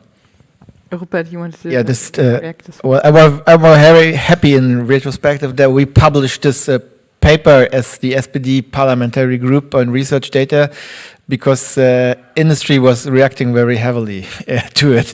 And I met a lot of new people, and we had a great discussions there, because we were the only political party who made a paper before the high-level paper. So I think that what I see from that, there's a great interest from industry, and to have a really productive discussion. I think that especially I agree with you that the problems are not purely data for research problems, and they are even purely industry problems. If I'm looking at, so now I'm looking for the English word, Einwohnermeldeämter, there where you can register your car, weather data, something, all the data you don't collect on the federal level, and you don't even collect on the level of the states, but on the municipalities.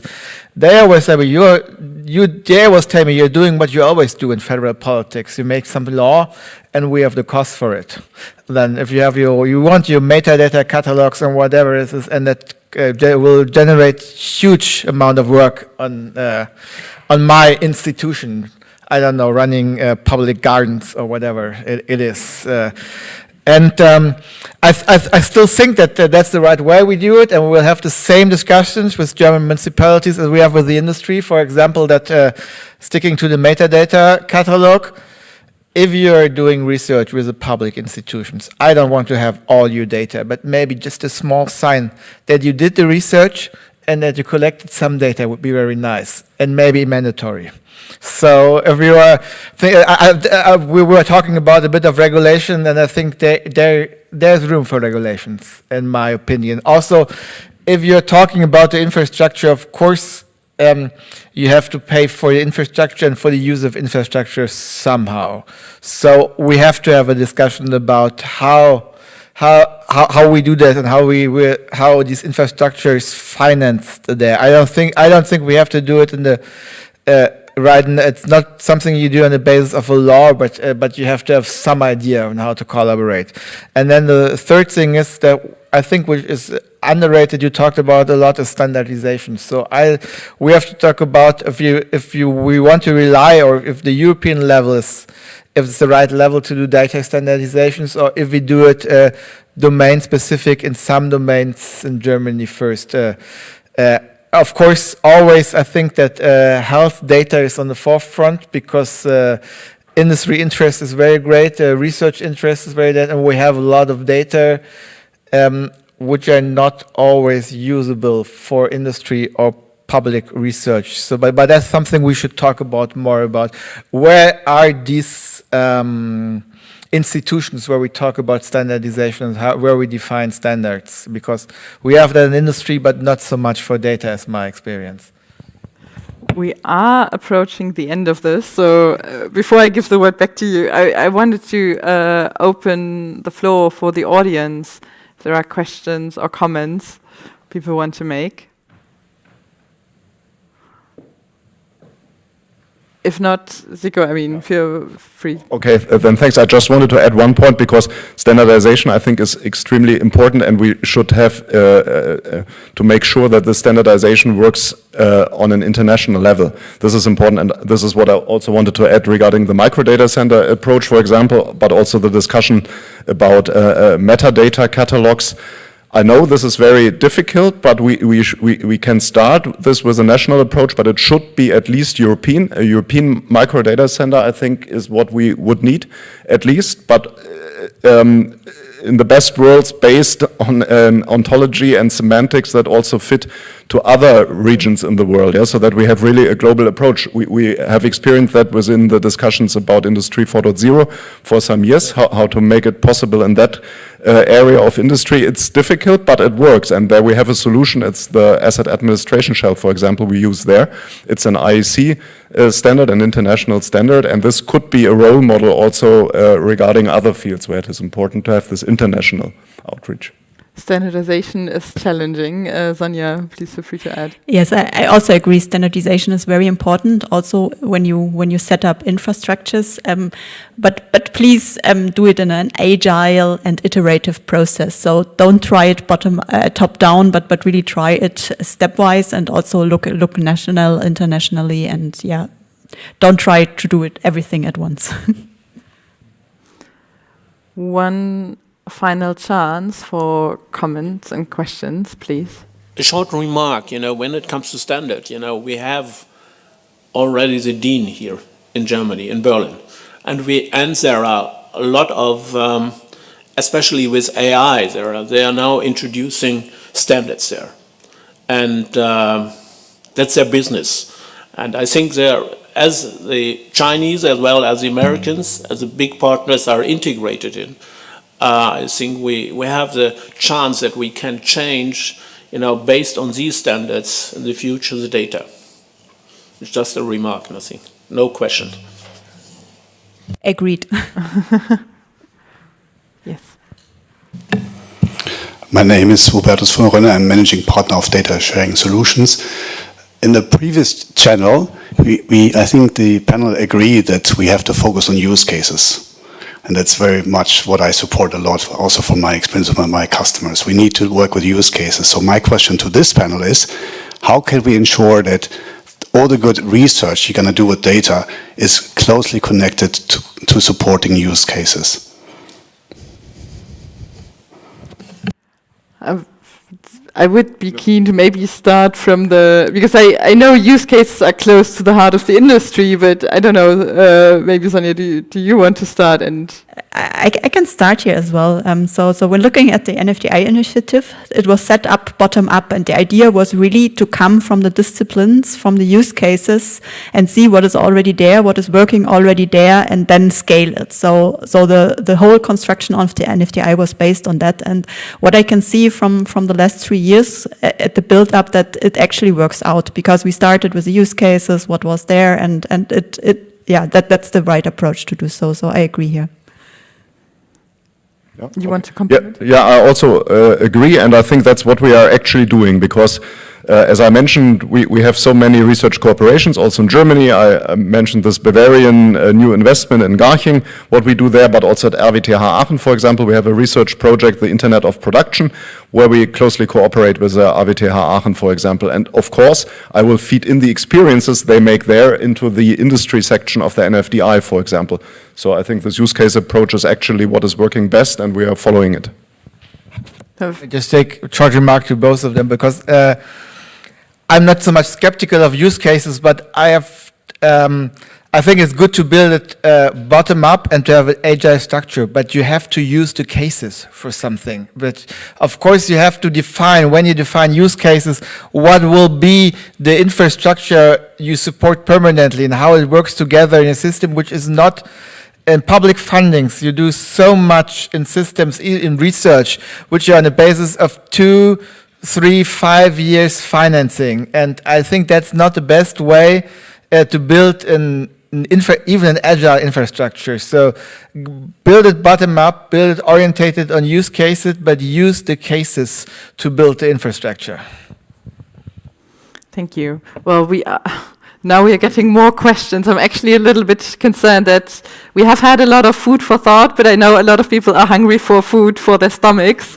So I was actually going to ask one final question to get a 1-minute answer, hopefully from each of you, and then let you continue the discussion over lunch, and I hope that's okay with everyone.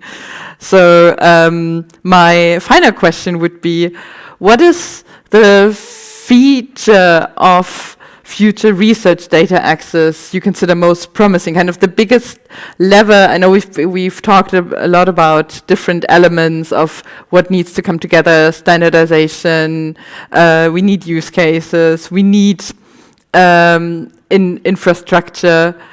What is kind of the one element that you consider kind of most important to focus on right now? Who wants to start?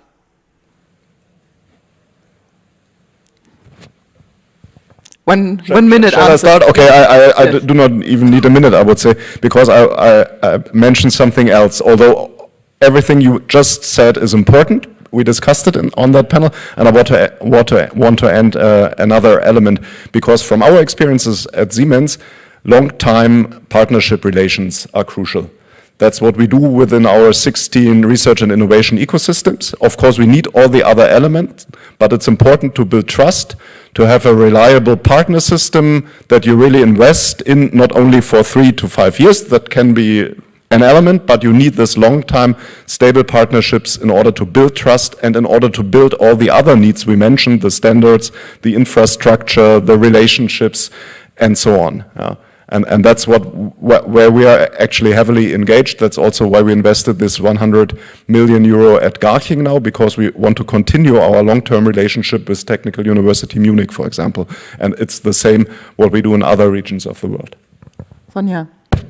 Yeah, I would like to answer from a technical perspective, because I'm a computer scientist, and my vision would be actually that all digital artifacts are considered. So we were talking a lot about data today, but also workflows, scripts, codes, models are very relevant and should be standardized and quality assured. So that's, from my point of view, very important. And also that we have technical infrastructures in place for the whole research data infrastructure, so certain tools and services, and hopefully that this way data science and AI is put forward in all the different disciplines and everywhere. Yeah. Thank you. Robert, final words. Well, most important is actually to change the design of how we interact with data, so that research, that the research data are part of the process of providing data for research by design. That will be something we'll be very glad if the law could achieve this one. And then the thing we didn't mention, I think it's always the flip side of the coin, is we have to talk about data security. Always. I want to have an open data system, but then I have to talk very sincerely about data security, just to make lunch break a bit more entertaining. Great. So thank you very much. We have heard that a lot of, well, now in the final round, partnerships, we need actually, but we also need to think more broadly, consider all types of digital artifacts and, well, and security. So, yeah, I look forward to continuing that discussion over lunch. Thank you very much.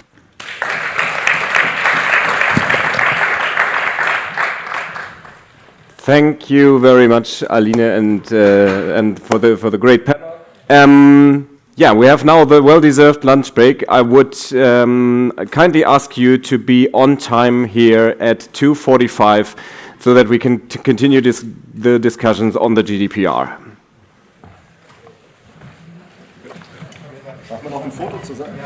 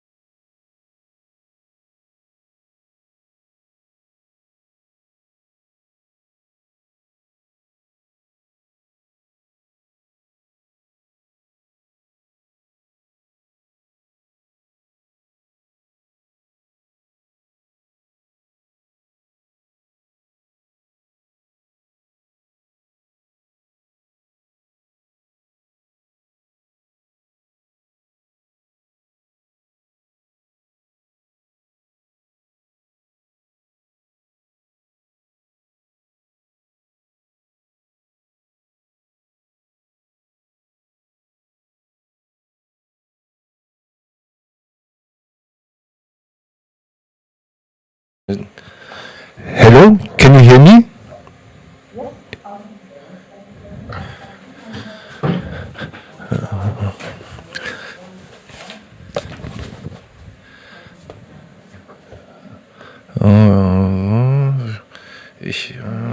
I cannot hear. Ach so, Mann. So, hello?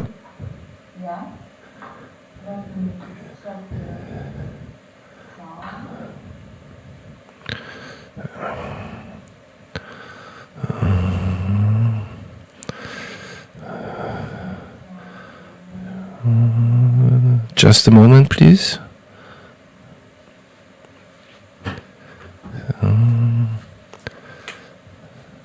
So, can you hear me? Can you hear me? Yes, I can hear you. Oh, yeah, it's fine. No. I will try to because I hear you through the external devices, and I mean not through my headphones. And I think it would be better through the headphones, right? Yes. Let me check.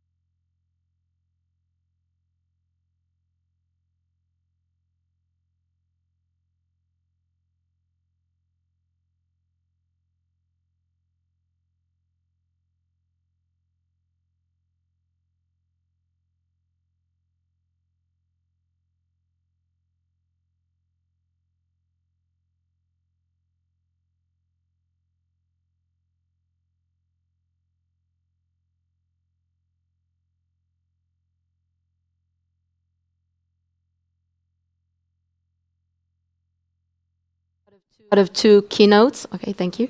Out of two keynotes today about the Europe's most hyped law. It's our favorite topic at all time, the GDPR.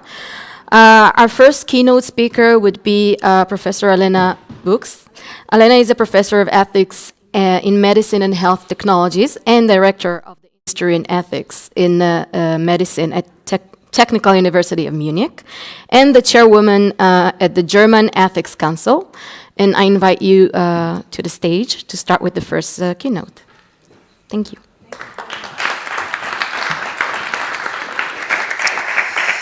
Hi everyone, it's so good to be here. Thank you for the invitation. Will I see my slides if I push this? Or what do I have to do? Anybody? Because this is black. I can do it without my slides, but I'd rather I had them. Let me start with my preliminary remarks. First of all, the title of the presentation is not my title. I have brought you a bit of an overview of the broad ethical lines that we have developed at the German Ethics Council, and unfortunately we've had a bit of a mix-up and the slides are in German. I ask your forbearance. I will translate them as I go, if we ever see them, that is.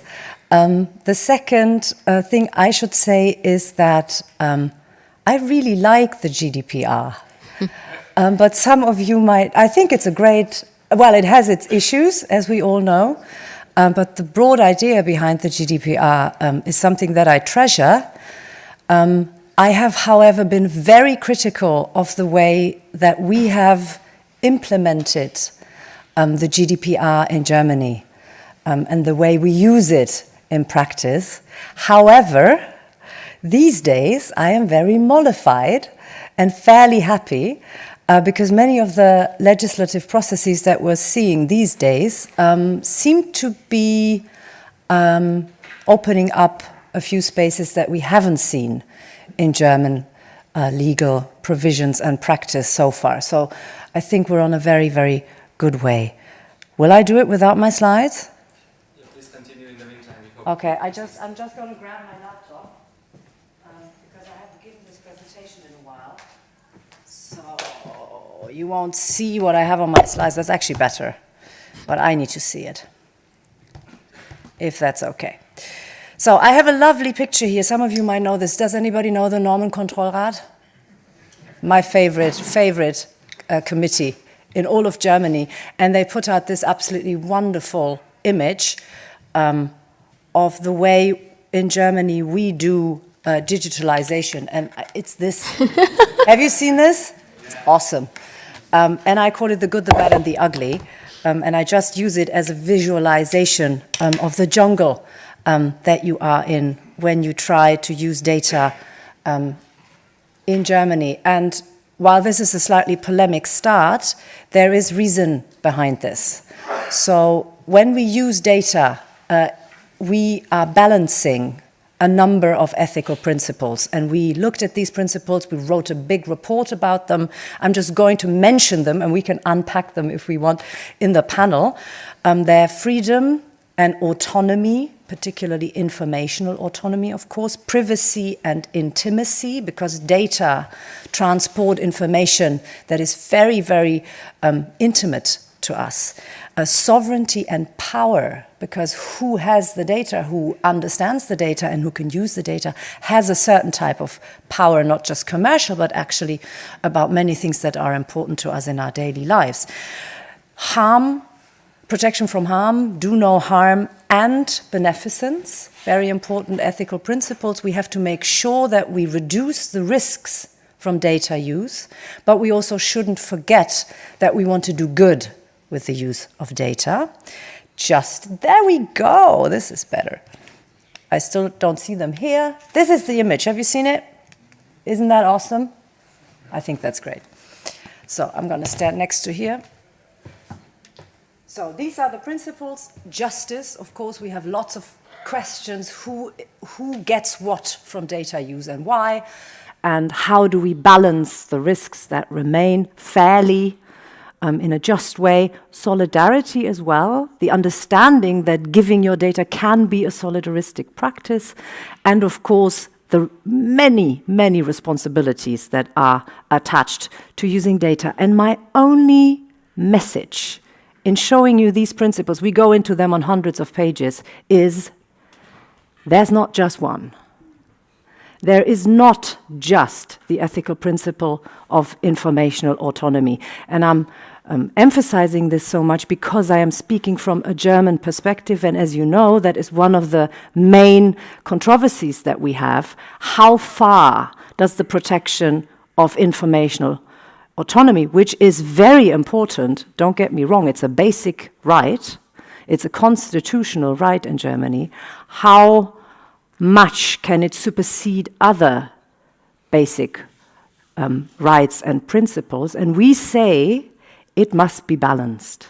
So that's the only message from this fairly complicated slide. There are also other principles that we have to look at. We cannot be just guided by one.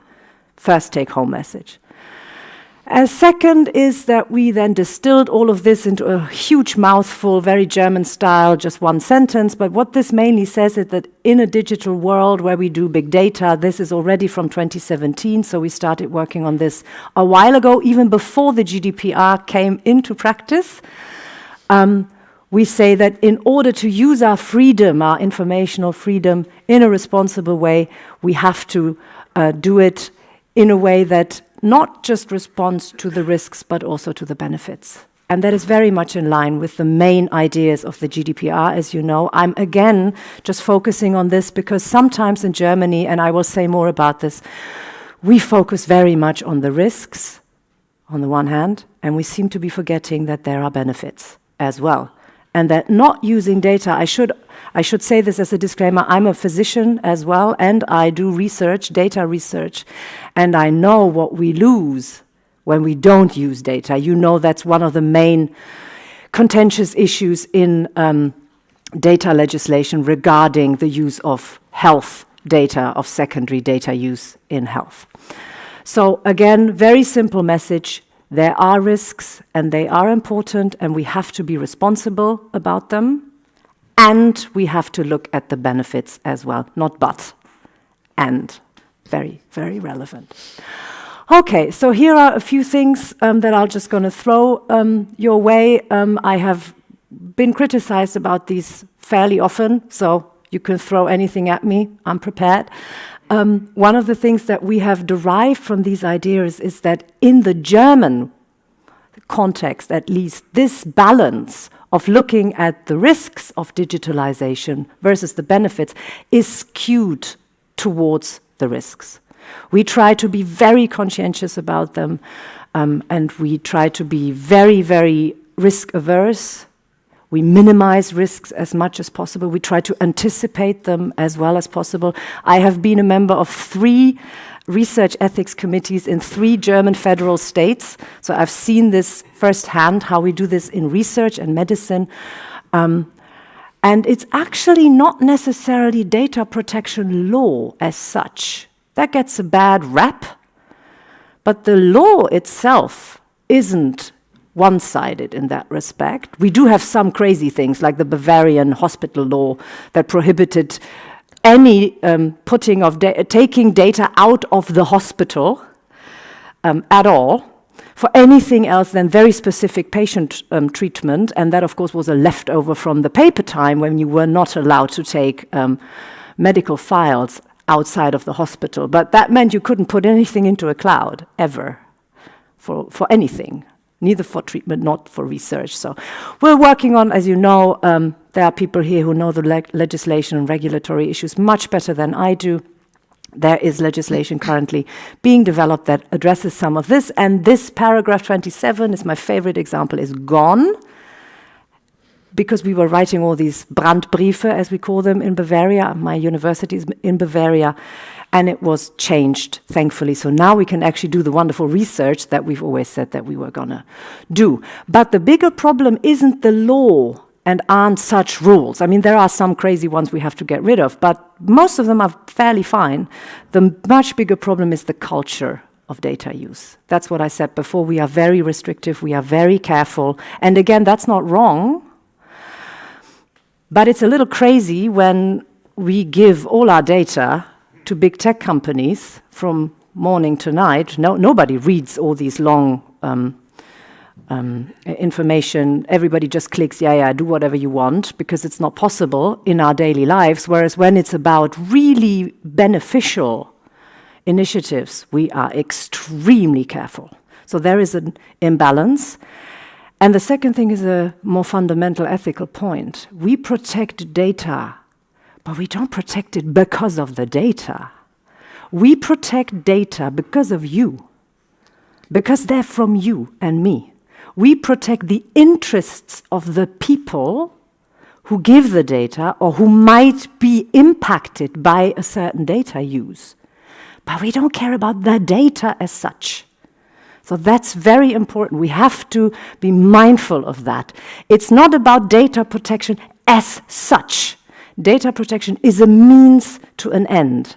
And we seem to, or we used to have, I had the impression that we used to, that we were in a situation where we had forgotten that to a certain degree, that we protected the data and not the people. And that we forget that, yes, data have to be secure, yes, we need to protect against problematic data use, but we do have to use them as well. So if you protect them and you don't use them, they won't help you. And so there is a bit of an ethical imperative, or there was, that we have to change this balance between chances, between potentials and risks. And also, we all have to accept, and I know that to you that's a very, very simple point, that there will always be risks, that there is no situation in life, in fact, but certainly not when using data where we have zero risks. And if you have been in a practical data protection context in Germany and you have tried to get data use approved, then you know that sometimes that's what I mean with culture. There seemed to be an effort to get to a situation where there are no risks. And that is simply not possible. We have to balance the risks.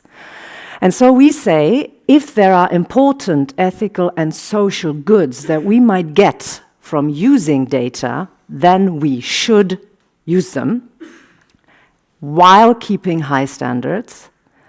But these standards should enable responsible data use and not make it impossible. Again, that is a very German perspective. I know there are people here from Europe. If you're from Denmark or from Finland or from Israel, you're like, what is she talking about? But in Germany, that is quite the situation, and I'm not the only one. The Ethics Council wasn't the only one to say this. This is a committee, a German committee, Sachverständigenrat im Gesundheitswesen, who put out a wonderful report on the digitalization in medicine, and they pretty much said the same. Datenschutz, data protection must be a part of protecting life and not its opposite. Right? It must enable protecting life and helping us cure diseases and not do the opposite. So pretty much we have all the recommendations on how to do this. We have lots and lots of recommendations on how to improve on our culture of data use. We have all the wonderful technical and other competence and expertise. There are plenty of tools. We talk about dynamic consent and all kinds of sort of technical solutions on how you can balance risks and benefits, but it is a super wicked problem, as we know, because there are so many regulatory layers that have to fit together. And so we looked at the German situation just recently again, when it was about the opt-out or opt-in in our electronic patient records, and we supported the opt-out principle because we said, you can still protect informational autonomy very effectively, but you get the data use. If you do it the other way round and 1% of your population have an electronic data record, you will never get the use. You have done a great job at protecting informational autonomy, yes, but you have then forgotten that there is a downside to this. And of course, none of this is going to get easier if we factor in artificial intelligence. This is just the report that we put out quite a while ago, and I will not go into this as I don't want to overstretch the time that I have. So let me just finish with a few thoughts. we develop an understanding of responsibility in data use, but also in data regulation, and in particular regarding the culture of data use, that is a multi-actor responsibility. That means what we must stop is to say, well, the problem is the data protection law, or well, the problem are these specific risks in that technical solution, or well, the people are too stupid to understand, right, what happens when they give their data. Everybody in this sphere has their particular responsibility and has to really enact that responsibility, and those responsibilities have to fit together. And that is the huge task of the people in this room, and I think on the panel, on how to do that in a good way in regulation. So we say, obviously, you need really robust guardrails in regulation, but they need to give a certain space, a certain openness to be able to develop a responsible use of data. As you can see, some of this is already old, but some of it is still very relevant. For example, that we need to harmonize data protection legislation better in Germany. That is a huge issue. As you know, we're a federal state, so we have the federal legislation, we have the national legislation, we have the European legislation, and that just makes it difficult. Just one simple example in terms of practice. If you do the data protection impact assessments, as you know, Datenschutzfolgenabschätzung, I see somebody laughing. You must be German. Then you know that in Germany, if you do that in a hospital, I am at a university hospital, Charité, is just across the street pretty much, they can be 200 pages long.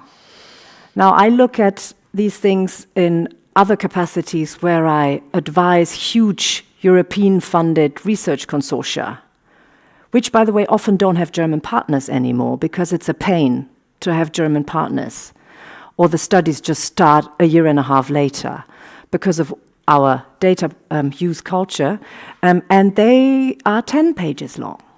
So I ask you, are all these European countries which are able to do this responsibly, I guess, on 10 pages, are they 20 times worse in their efforts to protect data responsibly and to do responsible data use? I don't think so.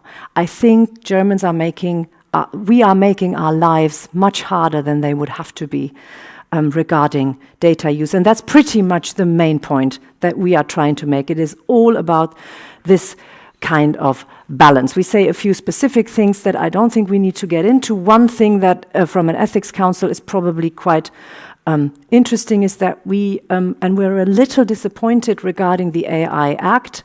We think that there should be more emphasis on data use for the common good, gemeinwohlorientierte Datennutzung. There should be more flexibility regarding that particular goal as opposed to other goals, for example, commercial goals. So we actually make a difference regarding certain goals.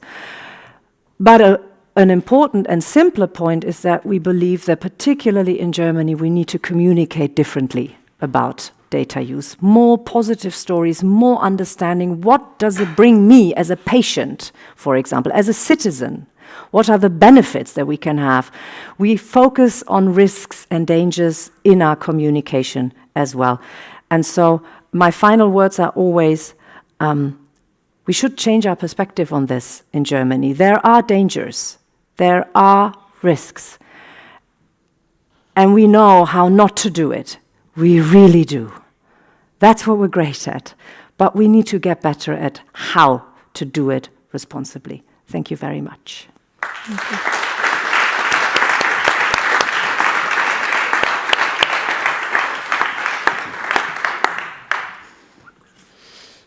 In the meantime,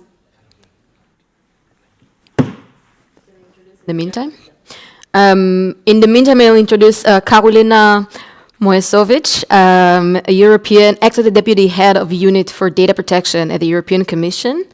Unfortunately, she could not attend in person, but she's here virtually, and she will just give the next keynote.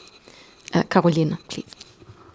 Good afternoon, everyone. Everybody, thank you very much for the introduction, Astrid. It's really a pity that I couldn't join you in Berlin. I would have loved to, but unfortunately, other obligations didn't allow me to travel to Berlin. Well, I think that after such a flamboyant and very convincing keynote by Professor Boix, I can just, well, complement and develop on, or at least maybe refer to the input we are getting now while preparing our report, 2024 report on the application of the GDPR. What kind of we are getting from the stakeholders concerning the way data protection authorities are embracing the risk-based approach, what Professor Boix so much referred to. Maybe, well, what did happen and what kind of this whole plethora of European legislation which was adopted is about to be adopted. How does it all work with the GDPR? How does it work with the risk-based approach of the GDPR and the principles concerning protection of personal data the GDPR embodies. I would like to, because it's still a very big fear in the outside world that actually through the pieces of legislation adopted within the digital strategy, the GDPR is being rewritten. I wanted to reassure everybody that the GDPR remains at the heart of the EU's approach to the digital transformation and is, as we call it, key enabler of EU policy making. This GDPR provides for foundations for the initiatives that pursue a human-centric, sustainable vision for digital society. The principles of the GDPR, so fair, transparent processing of personal data, where the individuals remain in control, underpins all the policies of the EU touching on processing personal data. And here I refer to the range of initiatives we adopted under the digital strategy.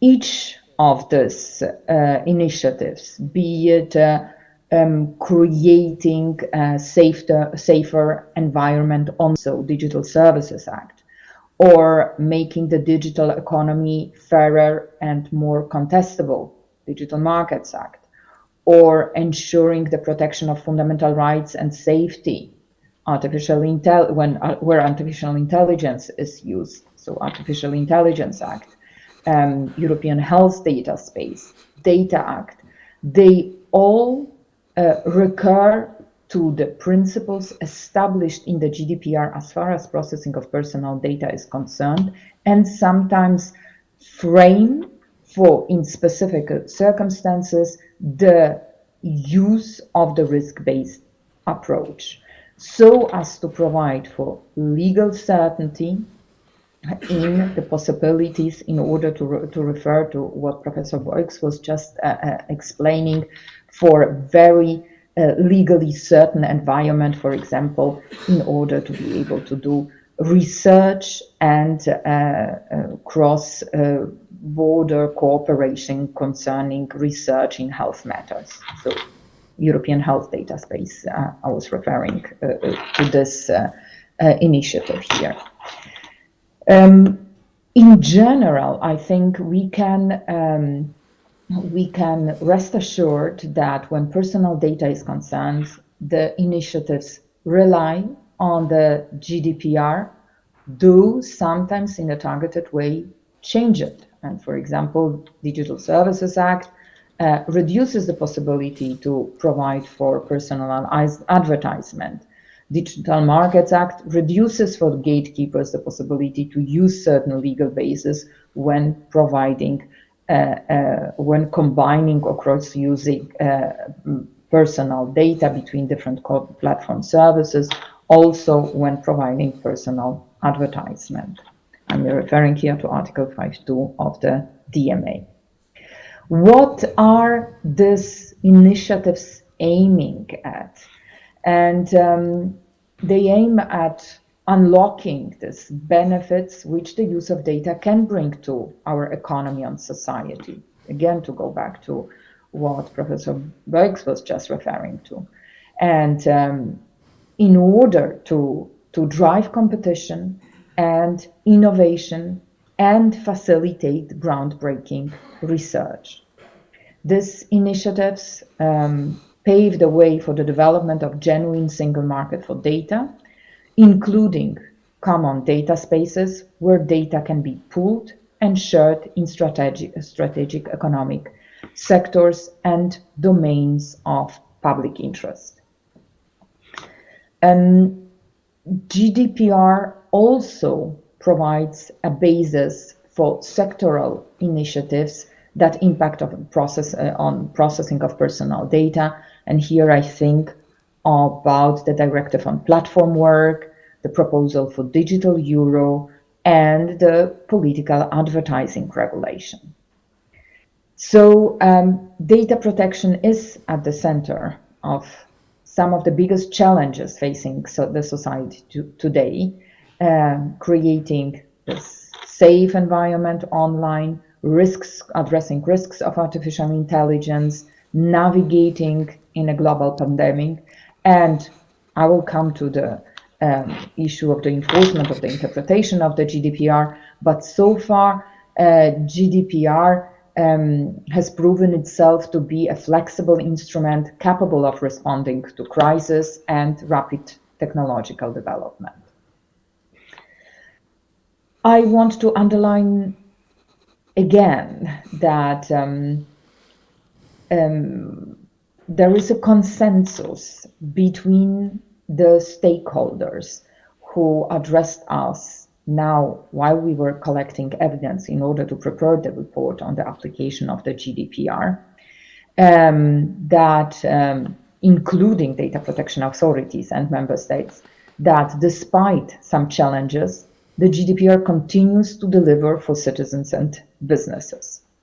The risk-based approach is very highly prized, and the fact that the GDPR is technology neutral. These two pillars, risk-based approach and technological neutrality of the GDPR, provide strong protection for data subjects and proportionate obligations for controller and processors. Now, indeed, we have received submissions, and we are hearing voices that there is a certain reluctance to embrace risk-based approach and a certain risk-averse attitude from some of the DPAs, from some of the enforcers of the GDPR. We are also hearing voices, and Professor Boix also referred to it, that this different understanding of risk-based approach and different sensitivity to the risk between the data protection authorities cause a fragmentation in the interpretation and the enforcement of the GDPR across the EU, but also on the level of the member states who have several DPAs.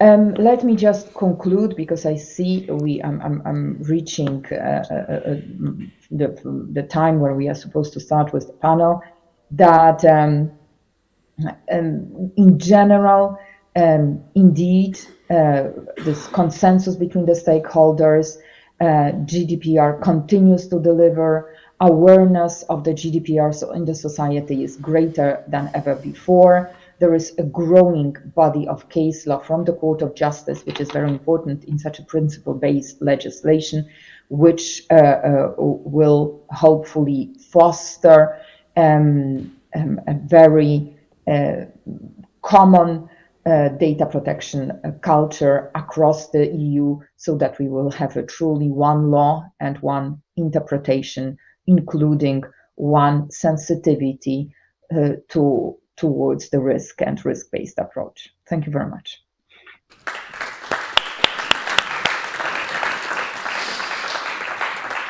Thank you very much. Before I introduce the panelists for the next panel, one moment. Before I'll introduce myself quickly, and then I'll invite the panelists to start the panel about the GDPR. So my name is Oshrit Aviv. I'm an Israeli lawyer and technologist. My expertise is around technology, AI, cyber, and data protection. And the panel today will be dealing with the GDPR. I'm inviting the panelists to join us. Professor Buix, Carolina will be staying with us, right? Yes, yeah. I'm here. Yeah. Okay, great. I'm inviting Johnny Ryan and Klaus Ulmer. So before we start, Johnny Ryan, which introduced, whenever you want.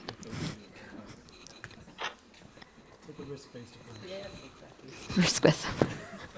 It's not in the law, but take it anyway. Okay, so before we start, I'll quickly introduce Johnny, which doesn't need introduction. But anyway, the director of the Irish Centre for Civil Liberties and Force, and NGO that advocates, investigates, and litigates. And Mr. Klaus Ulmer, the Global Data Protection Officer of Deutsche Telekom Group. Thank you for joining us today. Thank you for inviting us today. Maybe I will start with combining two questions into one. So you will have more time to continue the two keynotes that we just had. So if we're talking about the GDPR, about the benefits of the GDPR or the failure point of the GDPR, can each one of you share their perspective on whether the GDPR is indeed was successful in achieving its intended purposes? And on the flip side, maybe you can also elaborate a little bit where has the GDPR fallen short on its objectives. I see that you can't wait to start. No, Johnny. But Mr. Ulmer, maybe you want to start. Yeah, of course. Thank you so much for inviting me, first of all. GDPR, we see it very positively in a way, and we have also other perception of this issue, but internally it really helps us to develop products and to make them scalable for all over the European region. So the approach we have meanwhile is, we call it One Privacy for the whole Deutsche Telekom Group, also worldwide. And GDPR is a very good basis to achieve this goal. And as I said, it helps us because we don't have that much discussions with our colleagues in the other countries, what we are able to do and what we're not able to do. This is one point, and this is really helpful. And we are some kind of a role model for other areas in the company that are looking for this common approach within a group which is worldwide providing services. On the other hand, we very much miss, and this was already mentioned before, the harmonized enforcement of the GDPR from the side of the data protection authorities, to be honest. If we have a harmonized regulation, we also should have, let's say, some kind of harmonized implementation. This is really a big issue because I don't think that we are able to explain to the people affected out there why there are different solutions for different companies if different people look at the same issue. And I'm also not able to explain this to my top management. They ask me, this is the same regulation, why do we have this solution in France, this one in Spain, and the other one in Germany, of course, and one somewhere else. So this is something that has to be solved in the future. I'm convinced of that, and I really appreciate and accept also and respect the idea of the authorities with regard to their independence. But in the end, we need to have much faster decision processes on the side of the data protection authorities. We should be earlier at the Data Protection Board, European Data Protection Board, to get some final solutions. This is only, I will stop here. We have some other issues we can discuss, but I think for the first step, it's okay. Thank you. Professor Briggs, maybe you can elaborate here on the usage topic that you started to. Oh, absolutely. Again, unfortunately, from a German perspective, and again, from a very bottom-up, research-oriented perspective, I'm going to put on a different hat. I'm now speaking as a professor who is also doing some research in this space. And when the pandemic hit first, we asked ourselves, how does the data transfer between regional hospitals and the big university centers work? Because that's what you need in a pandemic, right? So I'm at the university hospital and we had no idea what was going on in the little places and all that. So we did a project, not in 2020 but 21, I think, where we went to all the data protection officers in charge and all the ethics committees in charge and asked them a simple question: are you aware of the research exemption of the GDPR? Are you aware that following the balance of interests, sorry, it's not legal language, I'm not a lawyer, as you have realized by now. Love to all the lawyers in the room, and apologies. After this balancing of interests, are you aware that you can engage in secondary data use without consent? Because that is the law. It's written. Okay, you can guess how many of the people we asked knew about the research exemption? Yeah. One out of a sample of, I don't know, 35 or so. And we didn't ask everything, but we asked sort of the bigger institutions. It was just in Bavaria, so it's just one federal state. How many had ever used that? Obviously 0.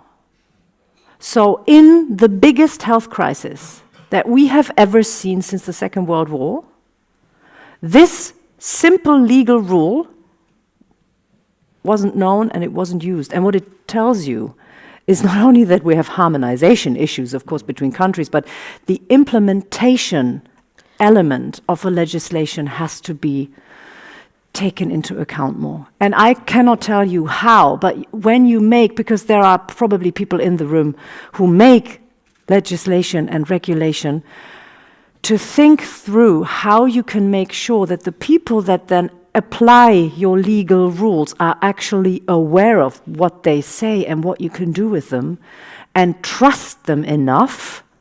Because the reasons that were given in the interviews, it's an interview study, it's published, you can find it online. If you write to me, I'll send you the paper. And it's open access, so everybody can look at it. The reasons that were given were always legal uncertainty.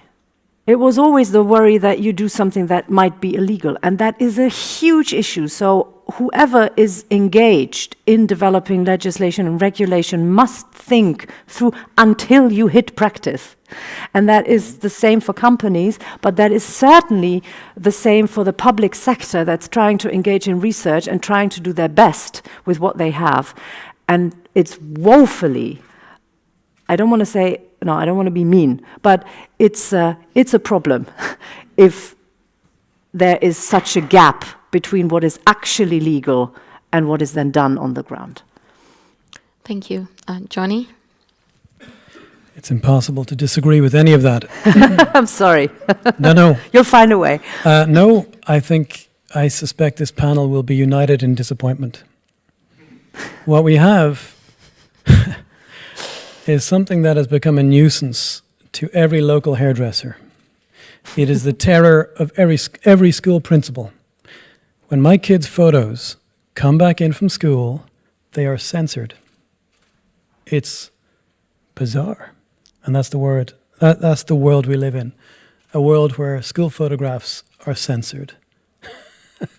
It's the terror of your local dentist. It makes it impossible for the small business to compete. Maybe not impossible. It's an unnecessary headache for them. Now, is that what we wanted? I know the word risk-based isn't in the law, right? It was used a lot today. It's not in the law, but we got something very far from risk-based.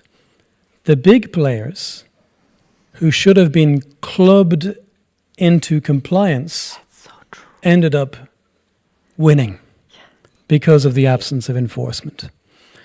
Now, let me take you to one example of a simple, efficient intervention that did not happen.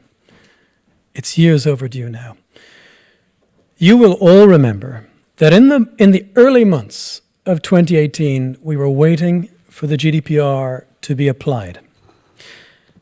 And your inboxes were all suddenly filling up with spam. Every business you'd ever heard of, many that you hadn't, started to email you and say, Pencho, Johnny, we'd like your consent, or we already have your consent, but we'd like some more of it. We don't know what it means. Variations on that theme, but you'll all remember this. Mm-hmm. Do you remember there was a tsunami of consent spam? Now that's what legal uncertainty looks like. Now we have many an enforcer. This is part of the issue. It's not just the land enforcers, it's not just the member states. We have many enforcers, and their inbox is filled up as well. And it doesn't appear that a single one of them contacted any of those companies and said, who told you to start this panic trying to get consent? What happened there? And if they had made that communication to one of these companies, the company would have said, well, our vendor, which would have been MailChimp, or there's about 5 or 6 of these big vendors, and then that proactive enforcer would have gone up the chain, past the big or small business, to the mailing list vendor, and said, stop doing that. And who did you get that legal advice from? We want to talk to them too. We need to cut this off so that consent becomes a real thing rather than being spammed into disbelief at the very beginning. So the failure of enforcement is what allowed legal uncertainty. The inability to go after a few obvious strategic cases early on. And had we had intervention, I don't think we'd be wondering, what does the law say? The law's fairly clear. Thank you. Before that, just Carolina, I know your keynote was about that question, but if you want to respond to anything that the panelists just mentioned. Well, thank you very much, Oshrit. I can just again underline that there are still differences in the way the GDPR is enforced across the EU. This is a very clear message we are getting from the stakeholders.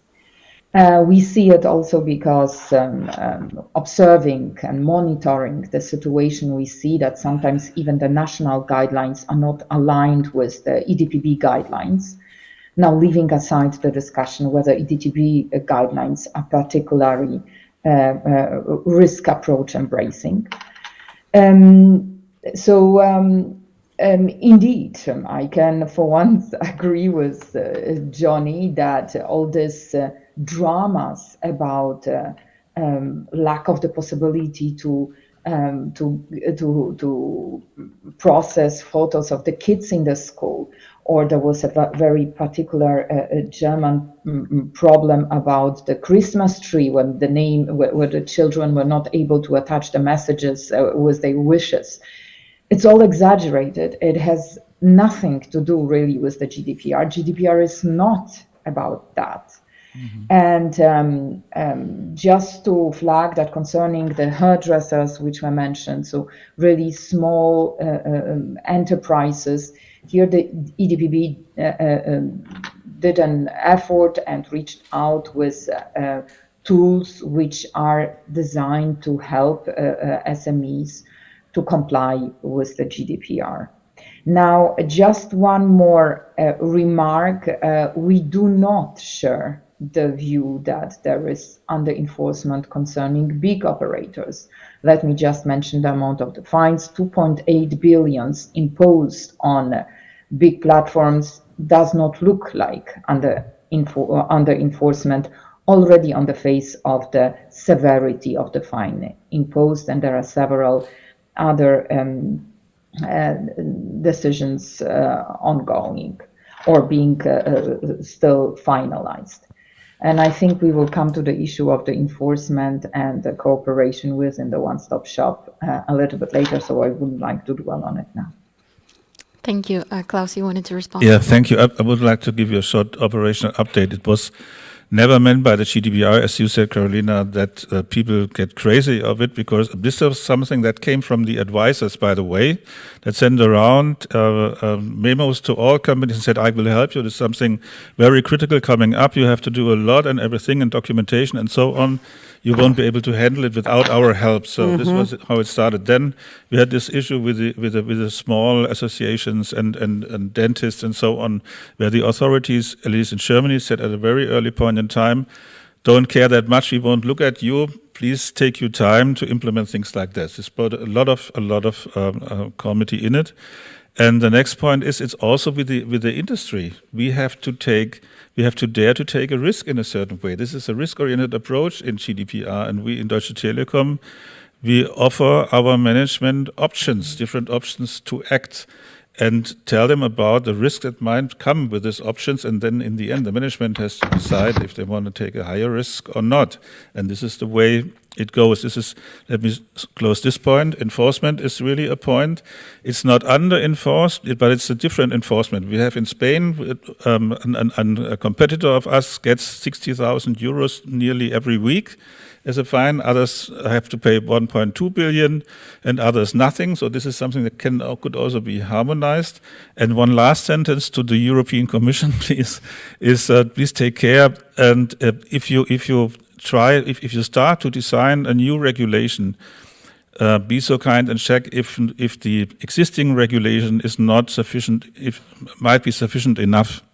I mean, AI Act, for example, and GDPR, and we were able to solve all AI solutions by using GDPR, and we do not necessarily need an AI Act coming along with this. Coming along, again, as additional authorities, bureaucracy, templates, requirements, and so on. And this is only one example. This is what I would ask for very much to support the industry, and in the end then also the customers and the consumers out there, that they understand what's going on.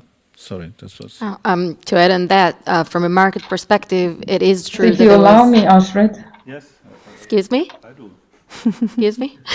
He didn't hear. And yeah, because I mean, maybe upfront, I don't know whether we'll come to it or not. I mean, so far, in the light of the results we are getting from the from this stakeholding exercise, nobody thinks about reopening the GDPR, and there is a very clear message that in the light of this new legislative proposals and the investment made in in compliance with the GDPR and additional legislative tools which were adopted within digital strategy, there is a need for some stability. That will make me jump to maybe one of the last questions, but I think it's relevant right now to talk. First of all, I wanted to say something small that to what Klaus just said, that from the market perspective, it is true that there was a lot of panic, which caused a lot of misconceptions and a lot of cost, of course, from small, medium businesses. And that's true, many unqualified advisors trying to show as if they know exactly what all the GDPR is all about while they try to figure out themselves. And I saw it a lot. Advisors just creating huge plans for small companies to implement all the requirements of GDPR instead of doing the bottom-up approach and understanding first what's the scope. So if you were talking about the interplay between the GDPR, what we can learn from the successes and failures of the GDPR when we either creating or now implementing and enforcing new legislative acts like the Data Act, like the AI Act. Do you have any insights of what we should and better learn from the GDPR when implementing, enforcing, and so forth these new data regimes?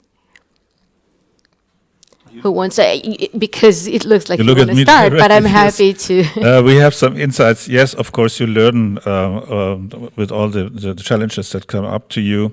And of course, it's very helpful to have some, let's say, some time for implementation. This is always granted by the regulation, of course. And then to have a very close and thoroughly look thorough look at the issue, what is really necessary, as you mentioned, bottom up, and you also, what is really necessary, what is not necessary, how do we start, and what can we already cover by the processes and procedures we have already implemented. Like when I have a look at the data protection impact assessment, we call it privacy and security assessment in Deutsche Telekom Group. It covers all the security issues. We say, how can we implement, for example, an ethical assessment for AI solutions? Yeah? And we combine this and see if we can keep it on a level that is acceptable for our business, because you mentioned this data protection documentation. If they have to do 500 pages, it's not possible for them, and we won't have no acceptance within the company if the people have to do that much work. So we look then there for the way in the middle, and also balance internally what is possible, what do we have to do, and what is something which we call then nice to have, we put on top later on. Yeah, thank you. Carolina, actually I would also like to give the mic to you and hear your perspective on that question.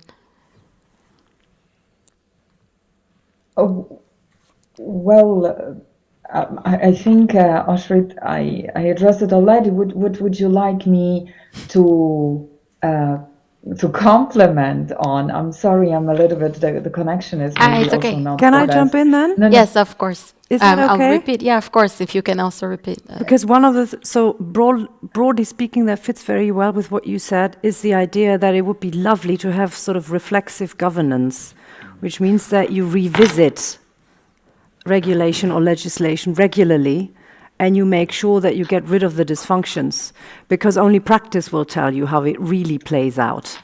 You can build the most wonderful legal castles, and then you will only find out how you live in them if you actually move in. So I think that would be fantastic. I'm not aware of that in the upcoming bigger regulatory pieces, but that would be something that I think from a research perspective would be a great learning. And the other thing for practice is, of course, that we can't just always look at the Commission and say, please do it better. The other thing of practice is what happens on the ground. And for Germany, that means that this space where we decide the scope of the legislation is something that we shape as well when we use it. So we have to decide, do we want to be very, very strict and very, very cautious, or do we not want to be that? Do we want to use the space that we have? And that requires a certain bravery, which is what I always have on my slides, where I go to people, because I give these talks in front of lots and lots of decision makers, and I always stir up a bit of I always tell them, people, yes, legislation is all complicated and it's really annoying, but it's you who actually are doing things with legislation. So you have to take responsibility in your own space, assume a few of the risks, not expect that everything is sort of pre-given by the legislation, and use this this room that you have responsibly. And we in Germany, we use too little of that room. So I would want us to use more, which I think that's the data culture, data use, culture of data use thing. There might be other areas where we want to say we need to tighten it. So again, big tech. So I did make the point about data usage for the common good versus strictly commercial aims and goals. So that for an ethicist, there's a huge difference there.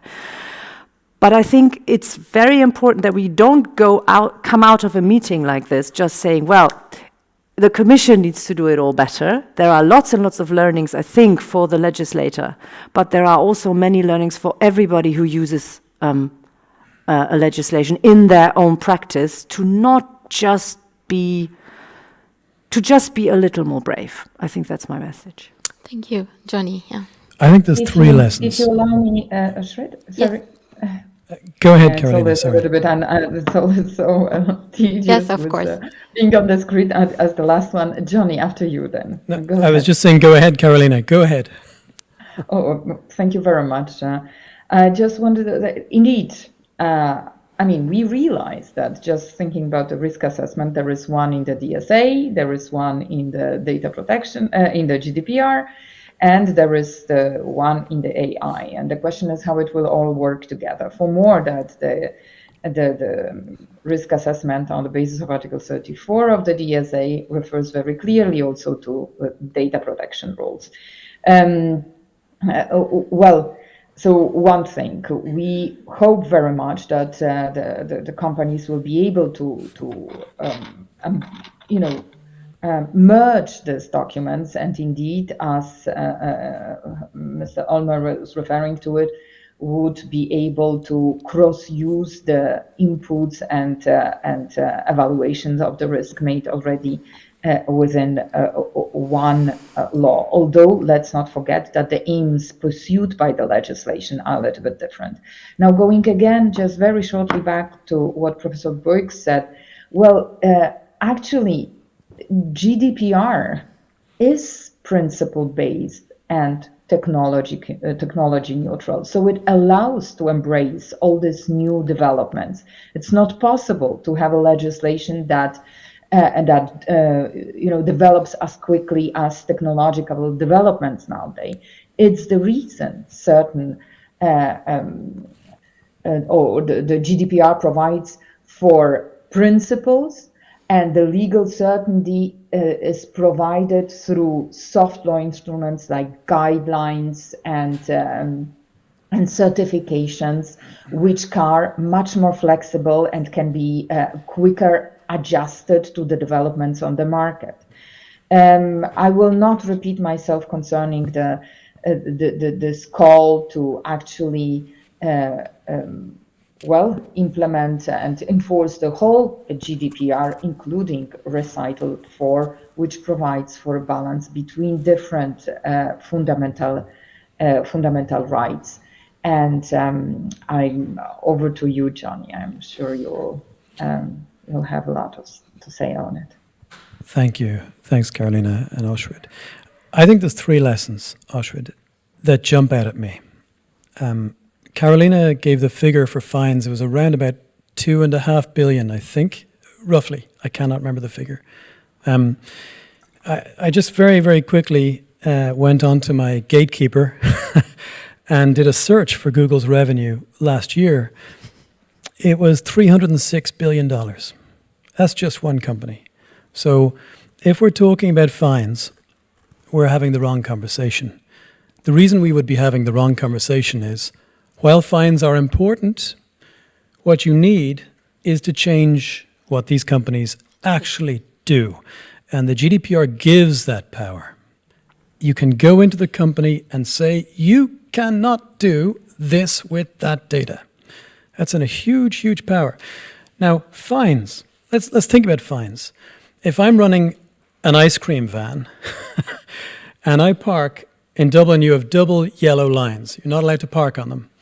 But I want to sell to the school kids. So I park my ice cream van on the double yellow lines. Every now and again I get a fine. Maybe 10, maybe €100 a month. But I make 5,000 a month by continuing to park there. So fines, not a thing, really, in the way we've been looking at them. We need to see orders that change the business. The problem we're seeing is that when we speak to people who want to comply inside these companies, the message we're getting privately is, we no longer have any political capital because the senior executives have no fear of this regulation. It has just been a win for them all the way through. Now that's a problem. How do we change that? When you have clear enforcement that changes how these companies do business, those companies provide the infrastructure for almost all other companies. So if you want to have a systematic change across the market and not to have your local hairdresser have to worry about MailChimp, you enforce against the big player. And then it's much more likely you'll have enforcement all the way through the economy in a vertical. But you start at the top. And I don't think we've seen that. Thank you. Agreed. I would also claim that the GDPR gave this large platform a very powerful tool and competitive advantage. So this is the flip side to it. Pencho, do we have time for maybe 1 or 2 questions from the audience? 5 more minutes or okay. Okay. Yes, please. As you see, I'm one of the old German boys. And there was a noun in the, I think it was in the 90s, or beginning of 2000, of the German angst. And I think we still have the German angst of data. And I still remember, the boycott of the census. I think it was bits of the 80s. And there is a German traumata. And when it comes out that the German government enterprise, like the Bundesverband, is using my data and selling these data, how can I trust, how can I trust the German legislation? And well, luckily, we have a gatekeepers. That means, the other 26 European countries. Because I was missing, it was very interesting, I was missing, a reaction of the German Ethics Commission.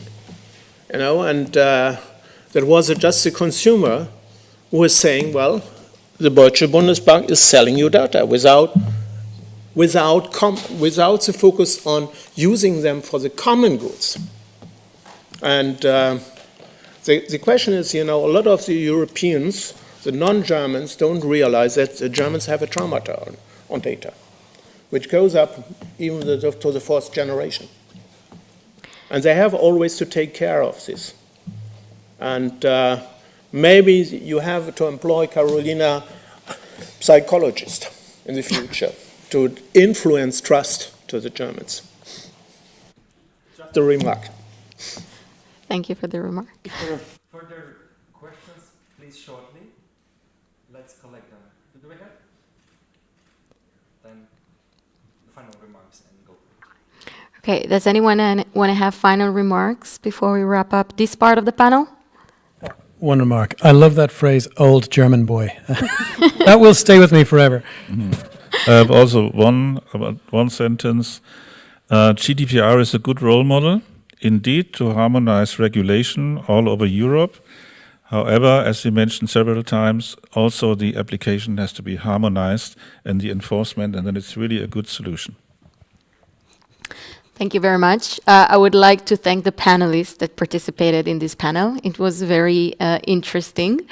And before I'll introduce the next panel, I'll invite Johnny to stay with us.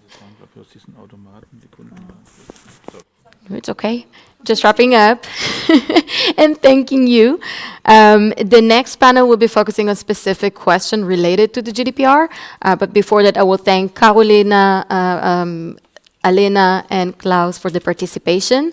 And we'll invite Johnny to stay here. Thank you very much. Thank you.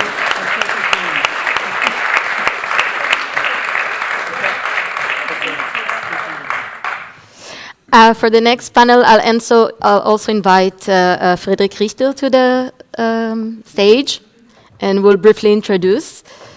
Friedrich is the director of the Data Protection Foundation since it was founded in 2013. Please join us. Thank you very much. So this panel will be, I'll get closer as well. It's just the three of us. Hi, nice to meet you. Yes. So this panel will be elaboration of the previous panel. It's going to be focusing on specific concept. The concept is the pay or okay phenomena that we see in terms of receiving consent as per the GDPR. Before we go to the panel, I will briefly explain and provide a little bit of background on this concept for those of you who may not be familiar with it. So the pay or okay concept is essentially about the choice that users make between paying for digital services with money or with their personal data.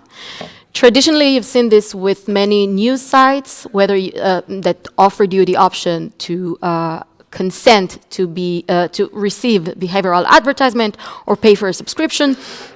And recently we saw that Meta, formerly Facebook, has implemented these aspects of this concept, proposing subscription for its services or paying with personal data for behavioral advertisement. So this concept of Meta's implementation raised significant questions about the privacy and consumer choice and effective informed consent. We're going to speak a little bit about that. There is a tiny spoiler alert because yesterday the EDPB issued a statement about this specific deployment by Meta, but we will talk about it shortly. So now to our panelists. Let's start with your opinion about the pay or okay concept, and if it's okay by you to refer to both sides, both on the free choice of the consumers on one hand, and on the other hand, the perspective of the businesses and the incentives to keep producing quality content. Who would like to start? Well, the pay or consent concept isn't that new, and it wasn't invented by Meta or Facebook. It was invented by a newspaper in Max Schremp's hometown, Vienna, Der Standard. They were the first who said, okay, you can have the newspaper online with the usual tracking and targeting and personalization, or you can have it in this pure version by paying. Like in the old days, you paid for newspapers without being watched while reading it. Many German newspapers and online media did copy that model. And Meta, in the first attempt, relied on legitimate interest as a basis for targeting people and tracking people. Then they said this is a necessity for the performance of the contract to deliver the service. And now they say, it is this pure model, this pay or okay, as Max Schrems calls it, this consent model. And now Max Schrems says Meta is running out of options in the EU. And that's right, in a way. If this opinion of the EDPB, which is only opinion, not a decision by the European Court of Justice, if this prevails. I worked in the online advertising industry. And before that, I worked for a publisher, and after that, I worked for a web browser. Great, you have all perspectives. So, well, I've got a few of them, and I learned 4 truths. I think they are truths. Let me list them off for you, because I think this entire discussion is a red herring. It's daft. The first thing is that in the online market, all the numbers are fake. It's not a real market. The metrics are rubbish. No one knows what's happening. There's a regular cadence of scandal inside the industry. Everyone's screwing over everyone else with dodgy numbers. Meta has a few times claimed to show more ads to more people than happen to be alive at that point. That's a problem. And we've got multi-billion euro ad fraud. So no one knows really whether it's a human seeing the bot or whether seeing an ad, or whether it's a bot who has been profiled very extensively and is seeing the ad. So the first thing is, it purports to be a science, but it's garbage.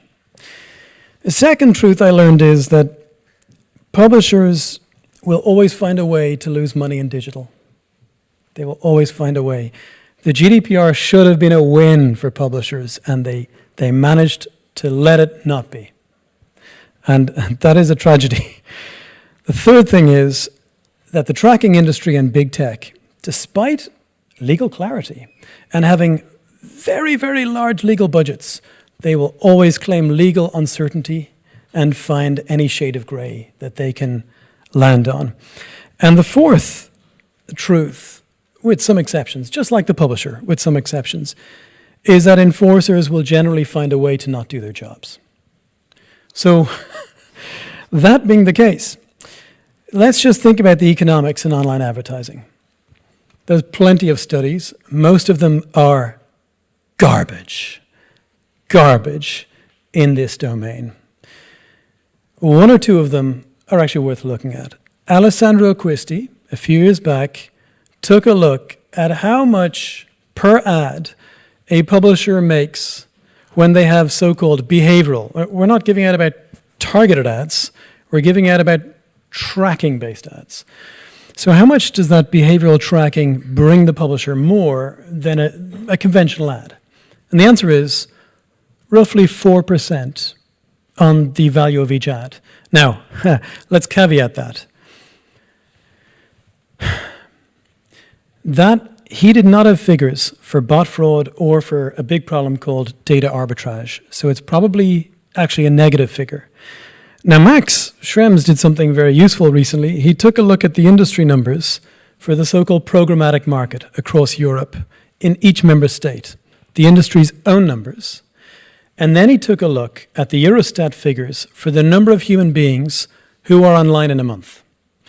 And the figure you get is that across the entire EU market, on average, behavioral advertising nets publishers, I should say behavioral advertising makes parties €1.41 per month. Now we know that somewhere between 75% and 35% of that goes to the tech industry. It doesn't go to publishers. So we're talking about crumbs. We're having an argument about crumbs in a domain where the numbers are figments of Meta's imagination.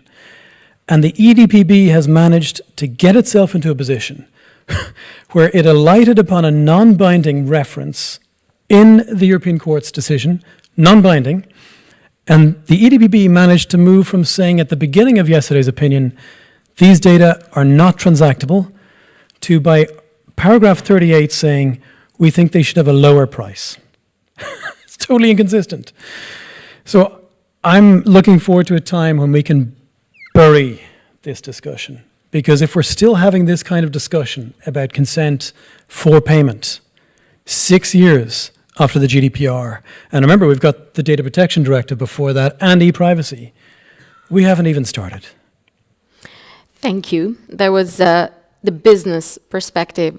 Can you say something, both of you, on the consumer perspective, both on the side of the effective choice and effective right, and maybe the economic impact of such a phenomena should it will be broadened to other large online platforms? Well, consumers today are used not to have to pay anything for content on the web in many cases. Mm-hmm. Okay, the situation changes with these pay or consent models coming more and more into fashion with German media. But of course, they are socialized 2.5 decades with free content on the web. Well, there is some tracking in the background. Some may think of, but they see the free content in the first place, and it would be interesting how they would perceive this choice that is offered with these pay or consent models. The chair of the EDPB yesterday said people do not understand the situation. This is not so nice when you think of the abilities of the consumers. Are they really not in the position to understand the alternative? Tracking, yes or no? Payment, yes or no? I don't know. That would shed a bitter light on the concept of informed consent as a whole. Is it possible to have informed consent, or is it just a fiction by law to have informed consent and informed consumers and data subjects? Of course, it would be interesting where the threshold would be that consumers say, okay, this sounds like a fair price. I would pay that to have less tracking. I don't know if the data protection authorities are in the position to assess a perfect price. I don't think so, because that's not their job in a way.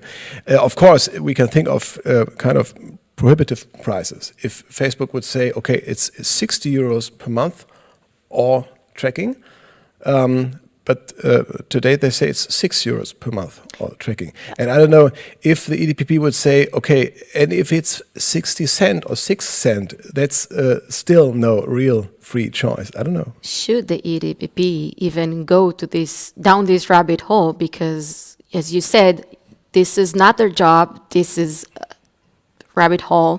And if we think broaderly about other online platforms that would just embrace the same model, then we're talking about serious economic impact on consumers, right? So do we have here a free choice? Do we have here informed consent when the alternatives are either you pay across the board, right? Not just Meta, or you don't have the right for privacy.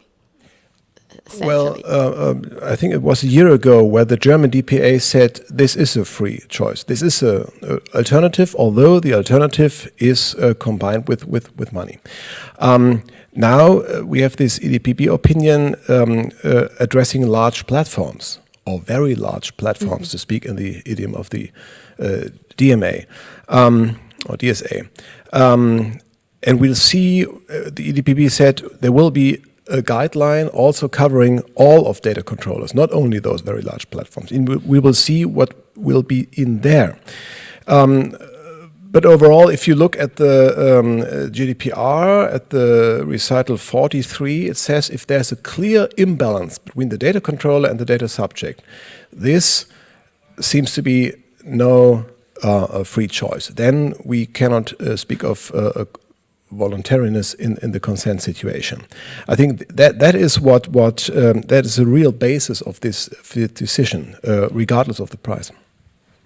May I jump in there?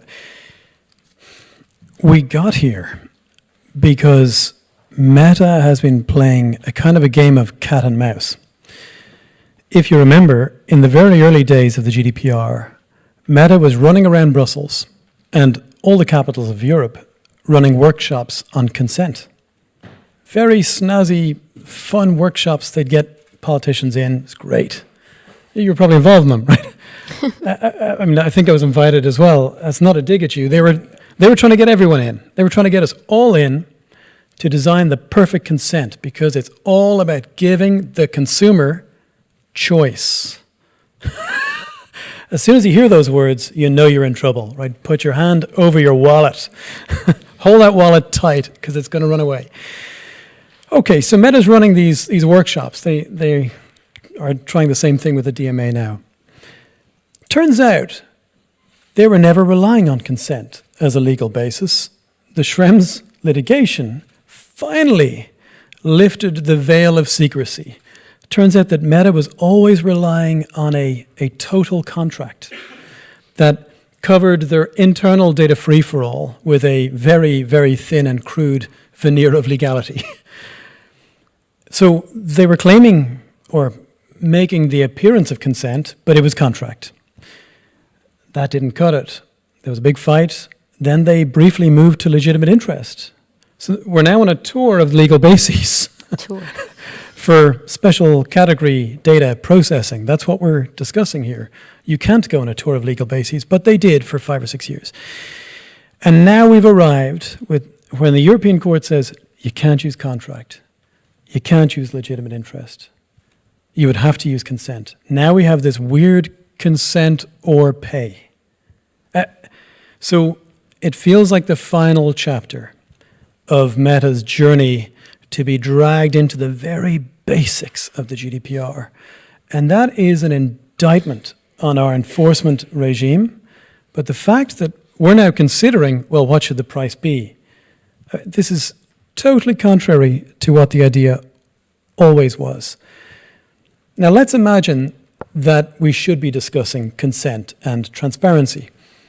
A fair, if I was working for a publisher again, a fair and frank and forthright request for consent would say something like, using today's technology, hello, dear reader, I'm going to call you 23561B. I am going to throw you to about 500 business partners, and I have no idea what's going to happen to you after that, but it's highly likely that the fact that you're standing in a cancer treatment specialist clinic or a sex bar or whatever, and we're there yesterday as well, during work hours, that is going to end up in the hands of companies all over the world. And I have no way to do anything about that. That is what a honest consent request would look like. Back in 2017, I'll shut up in a moment. Back in 2017, the industry trade body, IAB, wrote to DG Connect. I know this because I have the letter. I got it through Freedom of Information. And the letter said, under the GDPR, our system of advertising, programmatic advertising, the biggest ad system that we have, we can never ask for consent for that system because we don't know what happens to the data. We don't even know what to ask. So we would like you, dear European Commission, to give us some special carve-out in the e-privacy regulation. Now, it was the stupidest lobbying letter of all time. But even though we had that letter in our hands, we only finally got a win at the European Court on these basic consent questions last month. So half a decade for the basics. So what I'm hoping is that we have an opportunity here for publishers to get a win, to get some power back. And the way they get some power back is that they stop aping these people who are breaking the law. Publishers will get a bigger slice of the advertising euro if they opt out of this tracking stuff. The problem is, the first publisher who does that will have a first mover disadvantage. And they need the enforcers to step in, understand the situation, and apply a remedy across the market. And instead of that, the enforcers are trying to figure out how much should people have to pay, which is ridiculous. We used to say what happens in Vegas stays in Facebook servers. The beginning of the GDPR to explain, when we started as advisor to explain the GDPR to people. That was the name of the presentation. So before I'm collecting questions from the audience, we have maybe 2 or 3 minutes for wrap-up comments if one of you or two of you want to have anything. First I'm curious what will happen at the European Court of Justice. Well, because I think Meta will go there. They will spend millions on litigations, better instead of losing billions of business models and market in the EU. And the European Court of Justice in last summer said, I just have to cite that, users must be free to refuse to give their consent without being obliged to refrain entirely from using the service, which means that those users are to be offered, if necessary, for an appropriate fee, an equivalent alternative. So the ECJ does not think of only costless is a real alternative, as the EDPB seems to say. So I'm very curious what will happen there. Maybe I'll just summarize briefly that the opinion of the EDPB from yesterday was about that it's most likely that large platform will not be able to offer only those 2 alternatives because it means no privacy or paying, and large platform will probably have to offer 3rd alternative. So I expect we will have to distinguish between those large platforms and other data controllers in the future. We're looking, online. So the 3rd alternative would be... I mean, it is important, though, to make the point that that paragraph is not a finding. It's the discussion in the judgment. So I would be surprised if the European Court said personal data are now commercially transactable. If the European Court were to say that, we'd no longer even be pretending. And Europe always pretends, so it won't say that. I'll not judge. Any questions from the audience? Yes, please. On this last point, my name is Oles Andrichuk from Newcastle University. On the last point, assuming that the decision will be to offer the 3rd option in between, do you think that the ability to design choice architecture in a way which would somehow nudge the vast majority of end users to opt for what is inferred would somehow diminish the potential positive implications? Of course, there will be those attempts, as in every second cookie banner today on the web. Because a real transparent way to show the choice, and as you said, it had to be formulated, as you said today, those 500 unknown business partners all over the world who would click on, yes, that's okay. That's what we do. Thank you. Any further questions from the audience? Another interesting point will be the development then concerning those platforms, or perhaps also other data controllers. What will follow if we think of Max Schramm's position that pay or consent should be avoided or will be forbidden? Then the alternative could be contextual ads, of course, or pay or don't use the service, pay or pay. So then we would have another discussion. Today we are afraid of moving to a situation where it could be said privacy is for the rich because you have to pay or to endure tracking. In the future, we could come to a situation where it says content is for the rich because there will be no other option than to pay. Maybe it's worth picking up on that point about advertising. We have many different types of advertising. In the old days, about 100 years ago, there was a marketer, famous marketer called John Wanamaker. And, you know, he was putting posters up on the side of the street, or he had pictures in magazines of products or whatever he was doing. And at that point, Wanamaker said, I know that 50% of my marketing budget is effective. The problem is I just don't know which 50%. Now, there was a moment when those two young founders of Google walked into a senior advertising executive's office and said, we have science. We're going to take the mystery away. We're going to introduce numbers. And he said, you're fucking with the magic. It turns out that they were. It turns out that a marketer today, if a CMO is honest, right, the first thing that they will admit is CMOs have the shortest life expectancy of any senior executive.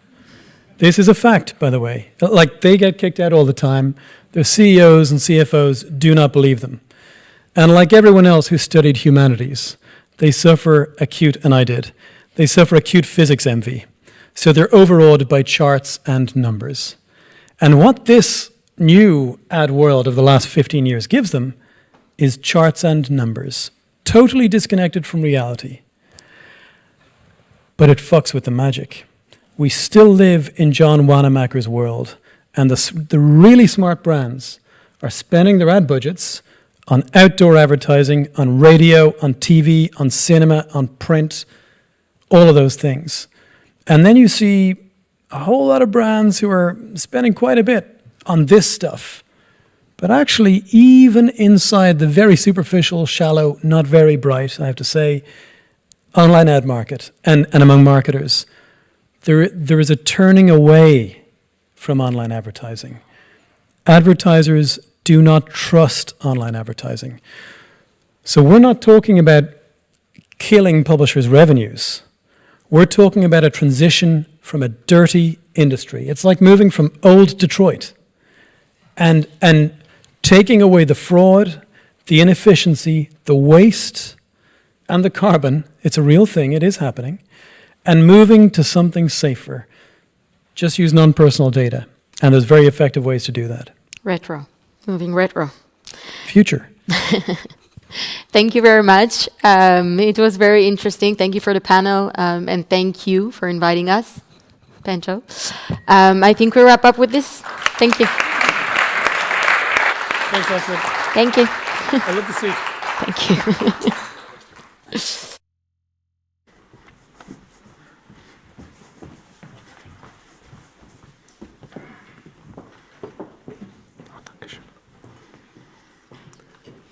Hello and good afternoon. It's my great pleasure to start now the famous open data block of the European Data Summit. And one quick remark, why is open data from my point of view so important? Because you have the possibility that you don't think about the business model. And first the whole legal stuff, if you're using the old data definition, that's non-personal data related. And once you have that layer, you can try out things that in the long run, you use that expertise, that means also like training of people, to find out something new. And with that having said, one great story from a few years ago, because we were talking on the panel before, was somebody talking about medical data. There were Finnish My Data guys in the room upstairs, and they told the Germans like how great it would be to able to share medical data. And the Germans like, my God, what the fuck you're doing sharing medical data? And the Finnish people, the answer was like, what could possibly go wrong? And I think to have like these two big diverse connections on a point of view, what you could do is one great thing when the people talking together. And I think the summit should be this way, that you have on the one side policymakers, then you have lawyers, then you have civil societies, then you have then people from science who have, for whatever reason and interests, a different approach. And you need a basic understanding of what data should be. And then also, when we're talking about competition, that cooperation actually could be giving you advantage once you share the data or you enrich the data. So it's my pleasure to introduce you to David Zamora. He will show us the status quo of the global open data barometer, which shows like which country is leading in which area when it comes to have like a certain data accessibility. And afterwards we talk on a panel on data and transparency. We will open up the panel quickly so you can join us. And now I give the word over to David to show us where we're standing worldwide in competition, because this is also the international panel with, he's from Costa Rica. We have then a guest from India, from Germany, and also from the UK. And so the floor is yours. Please start your presentation.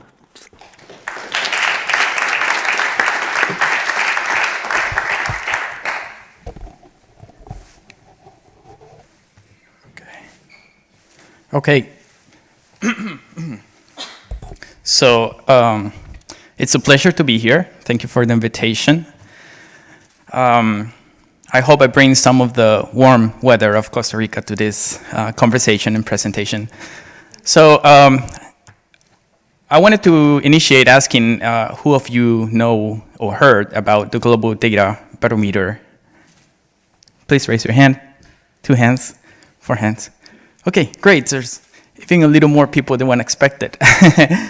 So we are a research organization, mainly from Global South. And we do this assessment where we evaluate data foundations for public good, for AI, for open data, open government, and other issues or layers, or applications and services that could grow up based on the data that we have, that everyone has, in every country. The way we conduct this assessment is by evaluating 4 main pillars. So this is our assessment framework. We conduct this evaluation in over 100 countries, and we evaluate the data governance in those countries, mainly talking about frameworks, regulations existing in those countries about how data is managed. We also evaluate the data capabilities in those countries, the data availability, how much data finally is available for people, what's the quality of that data, and then we also evaluate the use and impact that the data is causing in the country. So a few facts about our research. As I mentioned, there are over 100 countries evaluated, specifically 109. Our assessment has over 60,000 data points. That's what's covered. Over 1,000 data sets have been evaluated or were evaluated in the Global Data Barometer. Over 900 frameworks related, again, to data management, and more than 70 open data initiatives. These 70 open data initiatives are actually the only ones existing among the 109 countries. So there's one specifically for Germany. I will talk about that very soon. I would focus the findings, as you may expect a presentation about a barometer. You expect to see some numbers, and I will be sharing some of those numbers along with some implications with what those numbers mean. So I will focus the conversation mainly on the European Union. So we evaluated 29 countries from the European Union, and you say UK, you can see there UK has a mark because it's not part of the European Union, but we considerate, I mean, in terms of the organization of, of how the data is disclosed somehow. Per regions, basically just as the thing. In terms of the performance, as I mentioned, right, we have these 4 main pillars. And you can see in the kind of the blue shape, the bigger blue shape, that's what the European Union looks like. And then the green in the center, that's the global average performance, including the 109 countries. So there you can see, generally speaking, that something that what anyone could expect is that the European Union performs better than the global average, of course. But the data also tells some interesting facts about this. Like, for example, you can see that the same case as the international average, the European Union also is having challenges in terms of demonstrating the impact that the use and impact that data is causing. So this region is having as well some challenges in that topic. You can also notice that availability, for example, is the pillar that has a bigger gap compared to the international average. That means that there's more data available in the European Union compared to the world. But again, you see that the use and impact that this data is causing is not substantively more compared to the international average. Just to mention a couple things related to that. If we take a closer look to Germany, here you can see in the red color of the shape, again, the 4 same pillars. And then on the red color of the shape you can see Germany's performance in these 4 main topics. In gray, you can see Estonia. Estonia is the top performer of the region. And then in gray, that's the European Union average. Okay, so again, the very interesting fact about Germany performance is I'm pretty sure everyone is looking at it. It is related to use and impact. So what this actually is telling us is that the country is having some difficulties in terms of showing how much impact the data that's available is causing compared to other places in this same region. To move a little forward, this in this slide, what I wanted to say is a couple comments related to the data governance. The data regulations existing in the country. So on the right side, you can see what type of regulations or frameworks are performing quite well in the country, and then on the left side, you can see other regulations that are performing poorly. So the data protection law, this has been an extensive conversation so far in the event. In terms of how the law is structured and some key points about the content of the law. So it's scored very high or it has the highest score in the evaluation. And also the data accessibility framework. That's the framework that requests that data should be available for people with disabilities. So there's a good also framework related to that topic. On the other hand, you can see that there are some frameworks that are having some issues, maybe, in the country. So the first one is the language data governance. This means what we evaluate here is that once there has been established official languages in a country, then we look at the regulations to see if there is a mandate to publish data in all the official language that has been set in the country. So this is something that seems to have some areas of improvement, as well as the data management framework. At the data management frameworks, what we evaluate here is if there are standards about metadata, standards on how to publish data, how to update that data, if there are common identifiers, some standards about enabling easy interconnections between the data. So here also there are some areas of improvement that we can see from our evaluation. And the open data policy also, it has some areas of improvement as well. Okay. When it comes to data capabilities, this is the third pillar that we have. We can see that subnational data capabilities, this is pretty much local governments, what are their capacities to release data, to manage data. We're seeing a good performance here. And then we also see a good performance on the Open Data Initiative. The Open Data Initiative is related to if there is a government agency somehow leading open data, if there is some funding, if there are some roles and so on defined for this program to move forward. And then we see in the capabilities some challenges related to civil service training. So we're not seeing, it's not being so evident whether there are specific trainings about data management and data usage for civil servants. Also, the government support for data reuse. Also, we're seeing here some areas of improvement. And this is pretty much saying that maybe the government could do a little bit more to see more use cases and more impacts related to the data that we have available.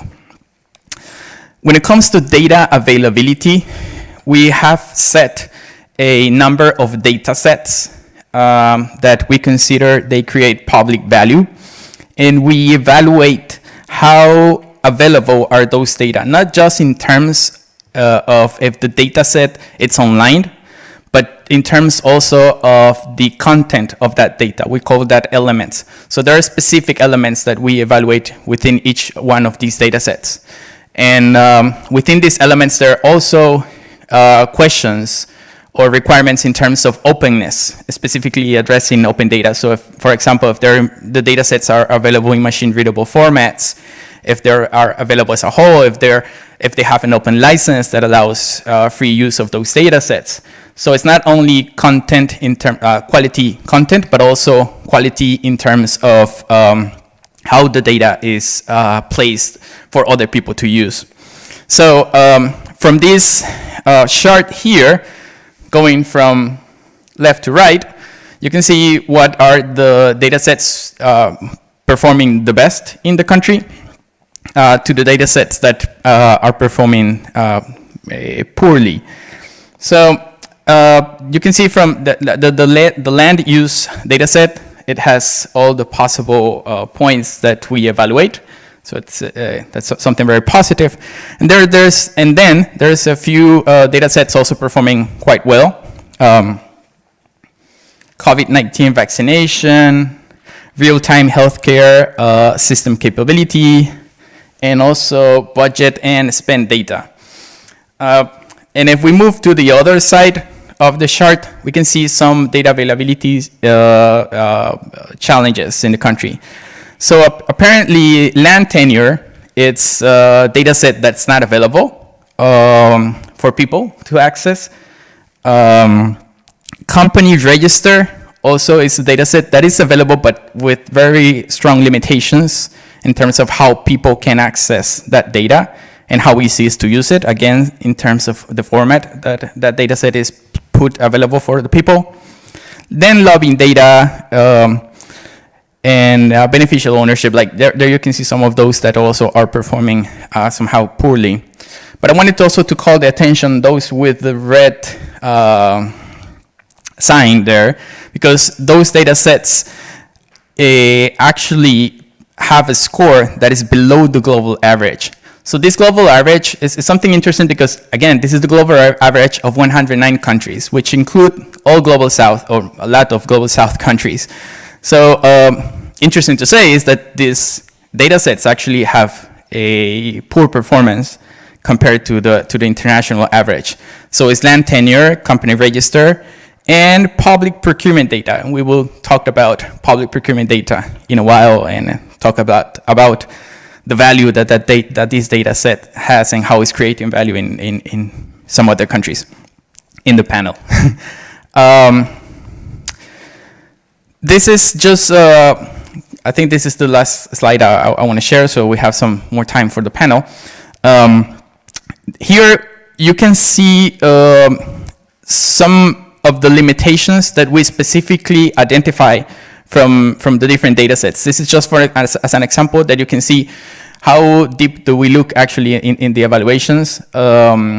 And if you remember, public budget and spend data actually was a data set that was performing good, but yet has several improvement areas. So all these bullets that you can see in the red square, they are opportunities or limitations. Let's say it's better to say some limitations related to that data set. And company register was a poor performing data set. Also, of course, you can recognize that there are some also limitations with that data set. So the first one, pretty much the limitations is more based on the content of the data. There are limitations there, but in the company register, you can see there are some limitations related to the format. Again, it's not open in license, it's not in a machine readable format, the data set is not available as a whole, which are very basic things that have been part of the open data conversation since more than 10 years ago. So it's interesting, and I think it calls also the attention, or should call the attention. There are a few more things that we can specifically address about open data, but I think we will leave this for the panel. And for those of you who didn't know yet, before this presentation about the Global Data Barometer, this is our website. There you can know a little bit more about the methods. I'll be more than happy to talk about anything later after this, about methods, about the research, and how we are performing this in several countries at the same time. At this point of time, we're working on the second edition, so in the next few months we will start a new evaluation. And yes, that'll be it from my side, so we can proceed with the panel.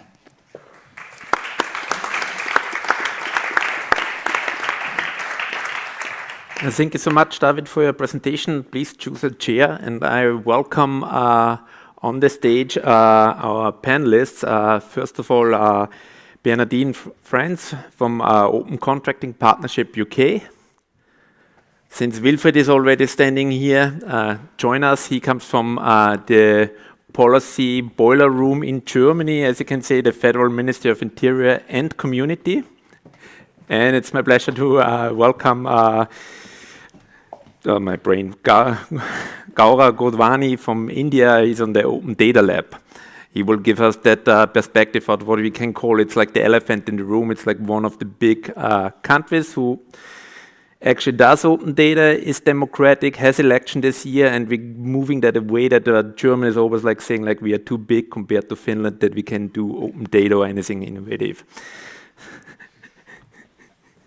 So welcome on stage, and first of all, since not all of the people knew the Open Data Barometer, may I ask who knows what open contracting is? Please raise your hand. So we have 1, 2, 3, 4. So maybe that's a good possibility for you to introduce what you're working on it and why that open data part is actually also beneficial for companies, society, democracy, and so on, and also drop some numbers since people like to hear numbers. I can is that good? It's, I think, still... Maybe now. No. No, I'm good. Hi, everyone, and thank you, Walter. Great to be here, and huge thanks to Pencho for inviting me. So I'm from the Open Contracting Partnership. I'm delighted that there are 3 people in the room who've actually heard of us. So what do we do? So the Open Contracting Partnership, or OCP, we work with governments, businesses, civil society, various different actors to transform public procurement for the better. The reason for this is that there's a huge amount of money that's spent on public contracts every year, $13 trillion that's spent on everything from pens to paper to roads and schools and hospitals. And all of that is money that you and I pay in taxes, and so we have a right to know what happens to it and how it's spent. So what we know is that this vast amounts of money is often not spent well. There's a lot of leakage. So whether it's corruption or mismanagement, inefficiency, there's a lot of leakage from public procurement. We know that almost 60% almost 60% of OECD foreign bribery cases involve bribes for public contracts. We know that 30% of companies in the EU tell us that bribes prevented them from winning contracts. So there's obviously something that's going on here that we need to solve. And so a lot of the work that we do is really looking at how can we make things better. And it's not always corruption. It's also, as I said before, mismanagement, inefficiency. So our starting point for all of this is data. So how can we use data to transform procurement, to deliver better outcomes, whatever those better outcomes might be? It could be improve competition, reduce corruption. Increasingly, we're being asked to do more on climate change, sustainability, equity, inclusion, things like that. So our starting point is data. And we have a couple of data standards, which the three of you in the room might have heard of. They're called the Open Contracting Data Standard, or OCDS, and the Open Contracting for Infrastructure Data Standard, OC4IDS. I'm not going to bore you too much with data standards, because it's quite technical and it's quite boring if you don't work in data. But the single most important thing that I want to take away from this is about how to make data useful so that we can do all the wonderful things that we want to do. So, for example, if you think about date format, 12/03/23, that means different things in different places. In some places, it means the 12th of March. In other places, it means the 3rd of December. So if you think about these different formats and something as simple as a date, and if you want to automate analysis, that could give you very different results. So you could get perverse results if you think about start dates for contracts or end dates of contracts, for example. And that's just date formats, right? So the key thing that we're trying to do is think about how can you standardize the data to make it easier for analysis and to make it more interoperable. So very often when we talk about data, people think about creating more systems, more platforms, more databases, lots of, which are chunky and hard to do. But if you standardize your data formats, it allows different systems to talk to each other without having to create a new system, a new database. And that makes things a lot easier.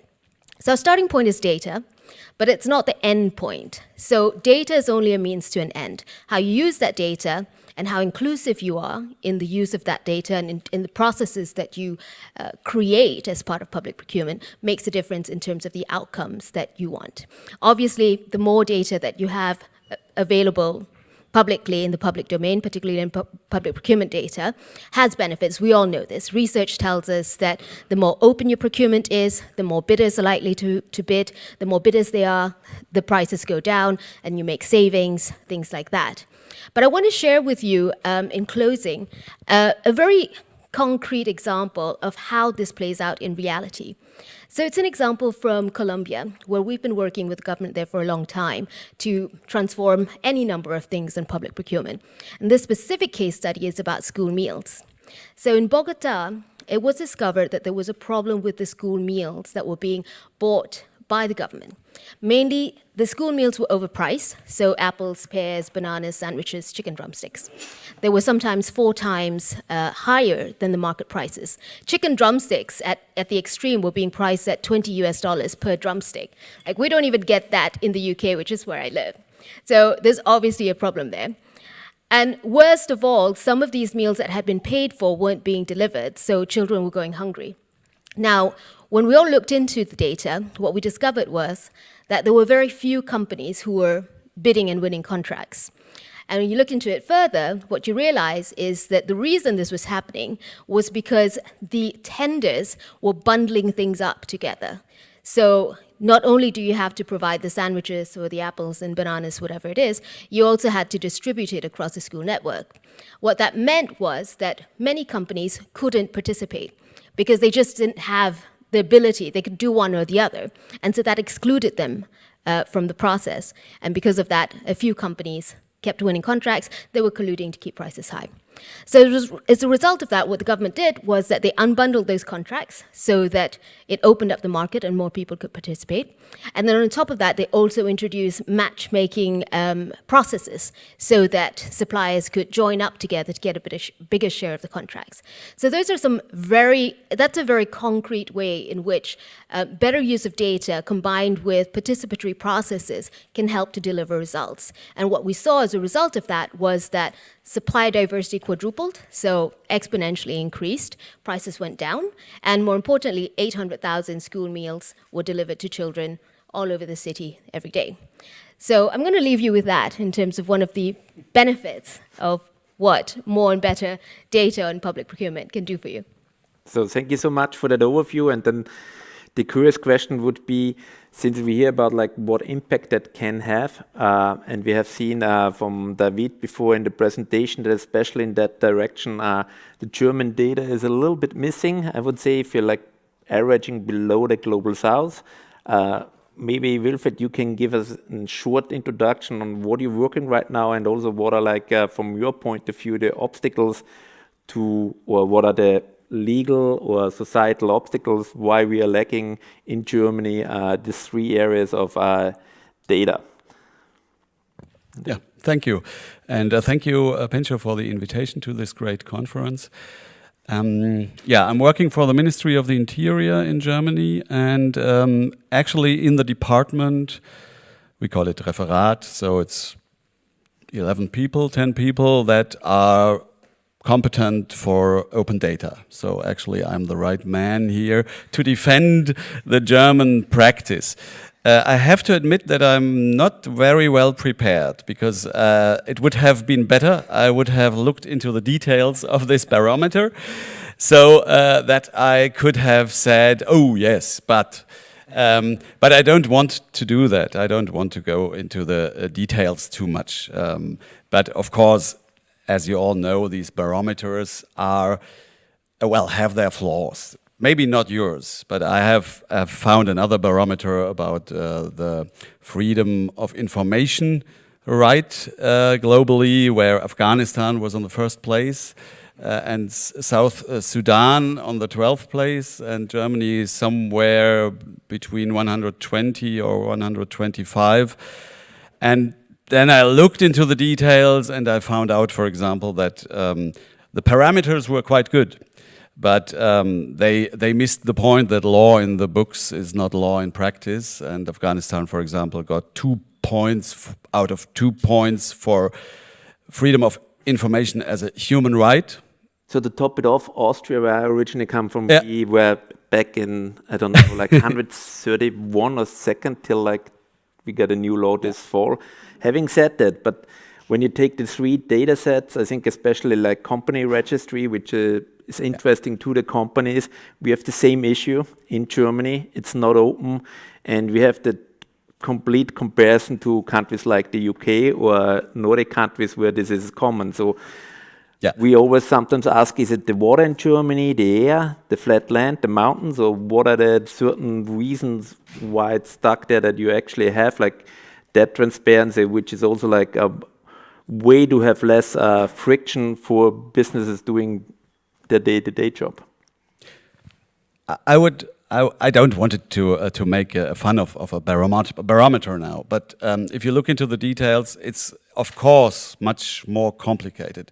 We have a lot of registers in Germany, and for each register, like the land register, like the Melderegister, where you have to give your address, for all of these registers, you either have no restrictions or you have some justified restrictions, or at least there are a lot of people who think it's justified to restrict that you can have open data there. And then we have an open data regime.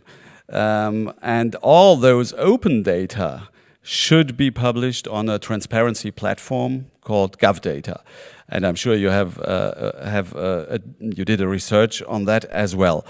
But yes, there are a lot of problems, mainly legal problems, legal restrictions that prevent data from being open data, or even prevent data from being published. So if they are published, they are not, you said that, not automatically open data, but they have to be published in a open data format, in a machine-readable format. They have to have certain metadata and so on. So many of those register data are not fulfilling the definition of open data. But on this transparency platform, there should be a lot of open data categories that are published by the lender, the regions, and by the federal level. But of course, I admit that we have a compliance problem.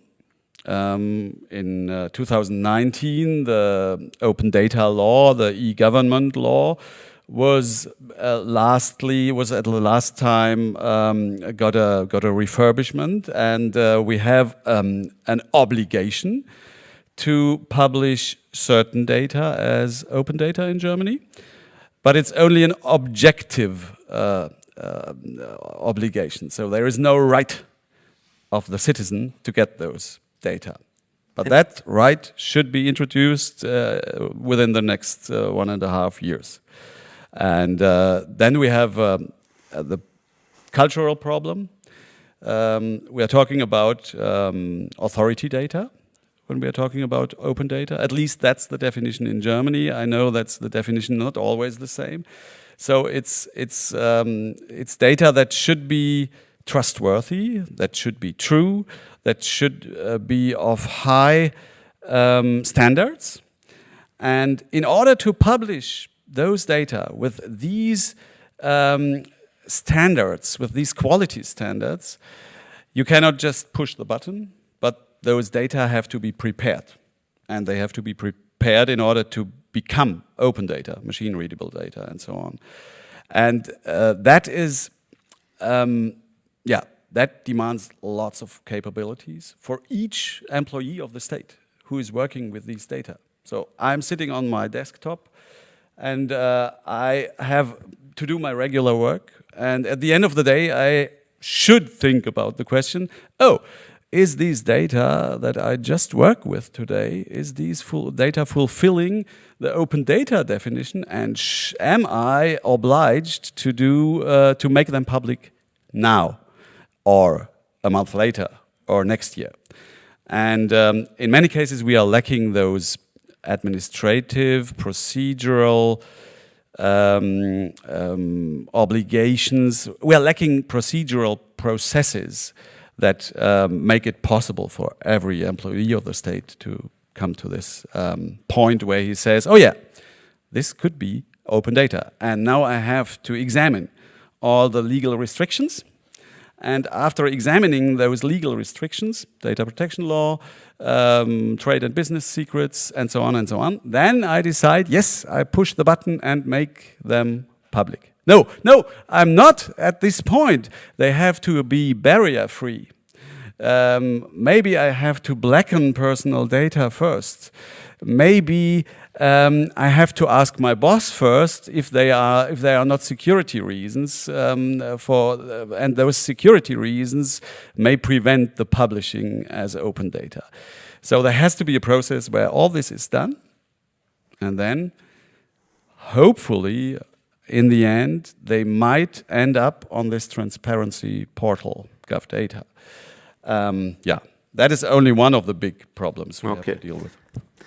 After you heard like what a German serious Beamter has to go through in his daily life, and maybe you give us like a more enlightened experience from India, what your challenges are there, what are your best practices, and how you see open data, since it's like a long-term project already for more than 15 years globally, the next steps.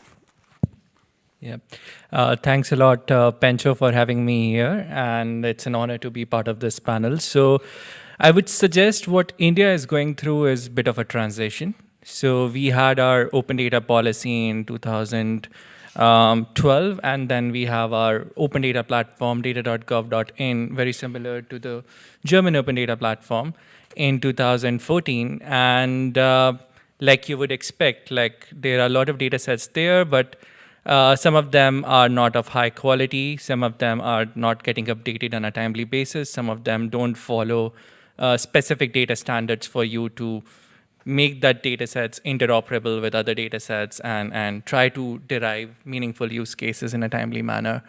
So what we are sensing is a need for a transition to a unified data exchange where we adhere to open data principles, but broaden the applications to do data for public good. The government of India is also recognizing that in absence of the voluntary chief data officers not able to produce enough data sets in public domain, communities and civic tech organizations, civil societies, think tanks, and even businesses have come forward to share publicly available data in a much more standardized manner. There's a rise of different open data portals, more use case driven, be it open data portals around public finance, justice, climate action, and a couple of other priority sectors. We are seeing those coming in. So with this unified data exchange, the opportunity here is to bring in all those data sets discoverable at one place, make sure their metadata is aligned to one common data standard, which has been agreed by World Wide Web Consortium, and make sure that these data sets become more discoverable, even if they are not completely licensed in open access. Even if they are in restricted access, at least the metadata needs to be discoverable so that we can have more use case-led approach of what we can do with these data sets. We have already seen private players sharing some of the data sets in public domain. Of course, those come with some restrictions, like you can't use them for commercial purposes, etc. One such use case is data sets around digital payments, because with our focus on increasing resilience on digital public infrastructure, digital payments become one of the major cornerstone for our digital economy, and we want to understand how is the penetration of digital payments happening in the country. So private players who have been leading deployment of some of the digital payments in the country are releasing data sets around how much is the penetration here in remote geographies, how much digital transactions are happening on a monthly basis, etc. Of course, anonymized, of course, aggregated to an extent to protect privacy of the citizens. So we are seeing those use cases, and I would like to check with you if the audience has ever drank Indian tea. Raise your hand if you have ever had a chance to have an Indian tea. So most likely, if you have had Indian tea, it would have come from the northeastern part of India, which is known as Assam. And it's one state with whom we have been working for the last 6 years to improve data sharing principles and open data commitments. So this small state in the northeast is also affected by floods every year, and causing big devastation, of causing 5 million people commuting, leaving their houses to other pastures, causing close to $25 million damages to property and other economic losses. So we wanted to see what we can do to improve flood resilience in the region, and how can we improve preparedness towards floods. And when we started to look into different data sets, all of them were siloed. There were piles of data sets sitting in different departments, not talking to each other. So we started to work with one department at a time and try to get all of these data sets digitized, standardized, make sure they talk to each other on a regular basis, ensure that the data officers also meet regularly and discuss some of the data issues. And what we've seen in just last couple of months is adoption of these data sets together to improve government response for floods. Data sets related to public finance, losses and damages, satellite imagery, data sets related to vulnerabilities. All of these data sets, which were earlier not talking to each other, now are coming at one platform. Now they are being used to improve insights about monthly preparedness for floods in the region, And we are hoping that in upcoming flood season and in upcoming years, there would be more agility in the government to invest money for the areas which require more attention. So earlier, these decisions were taken based on the loudest voice in the parliament, like this particular region requires more money because they are just asking for it. Now that decision is being more data-driven in nature, where you can clearly see that this particular area require more attention for the upcoming monsoon season. So that's the kind of change which is possible if we make this kind of data ecosystem where we invite different stakeholders to discuss their data on a regular basis and create that data culture. I think the last panel also talked about it a lot. It's a continuous incremental effort which is required to motivate all the stakeholders to work together. And it can't be just government. We need to bring in multiple stakeholders like civic tech organizations, think tanks, private players, and encouraging them to share data for a use case like this, which affects everyone. Thank you. I think you wanted to make a quick remark, and then I'm sure Winfried wants to make a quick remark, which we're running short on time, but it goes into the direction when we're talking about open data. What is open data regarding flooding data in Germany? So, I can start. So this is one of my favorite projects as well. So we partner with Civic Data Lab on this amazing project, which is now, I think, I just wanted to say, worth mentioning that scaling to 3 other states as well. And of course, Gaurav mentioned that Assam is a small state, but there's 40 million people there. So it's larger than some countries. So it's pretty big. It's now scaling. That's really cool. I think 2 things I wanted to say. One is that the thing that really strikes me about this project is that it enables better decision making, not just at the top level, but also at the bottom level. So as Gaurav mentioned, one of the big challenges at the state level, so the State Disaster Management Authority was struggling with, they were getting proposals for what type of flood infrastructure to build, for example, and they were responding in an ad hoc basis. As Gaurav mentioned, the loudest voice gets the most attention or the most allocation of resources, or it's first come, first served. But now, based on the data model that Civic Data Lab developed, they're able to make a data-informed decision on where to prioritize that public procurement spend. And at the same time, we're also seeing at the district level, so going down the value chain to the districts, so district disaster management agencies and authorities are using the data model to improve the proposals that they make, because they're also saying that actually they don't know what the most urgent need is in their own districts and revenue circles. So you're getting this sort of better decision making at the top level, but also better proposals and better ideas at the bottom level going up. So quick remark of when we normally talk, or me or Open Knowledge Foundation or the civil society in Germany about open data, we say it's like non-personal related data because it makes the discussion easier. And Winfried will shortly explain why the flooding data in Germany is it's incredible, as if we had talked about this before this speech, but we did not. This is my favorite example why data protection law in Europe is broken, or at least in Germany is broken.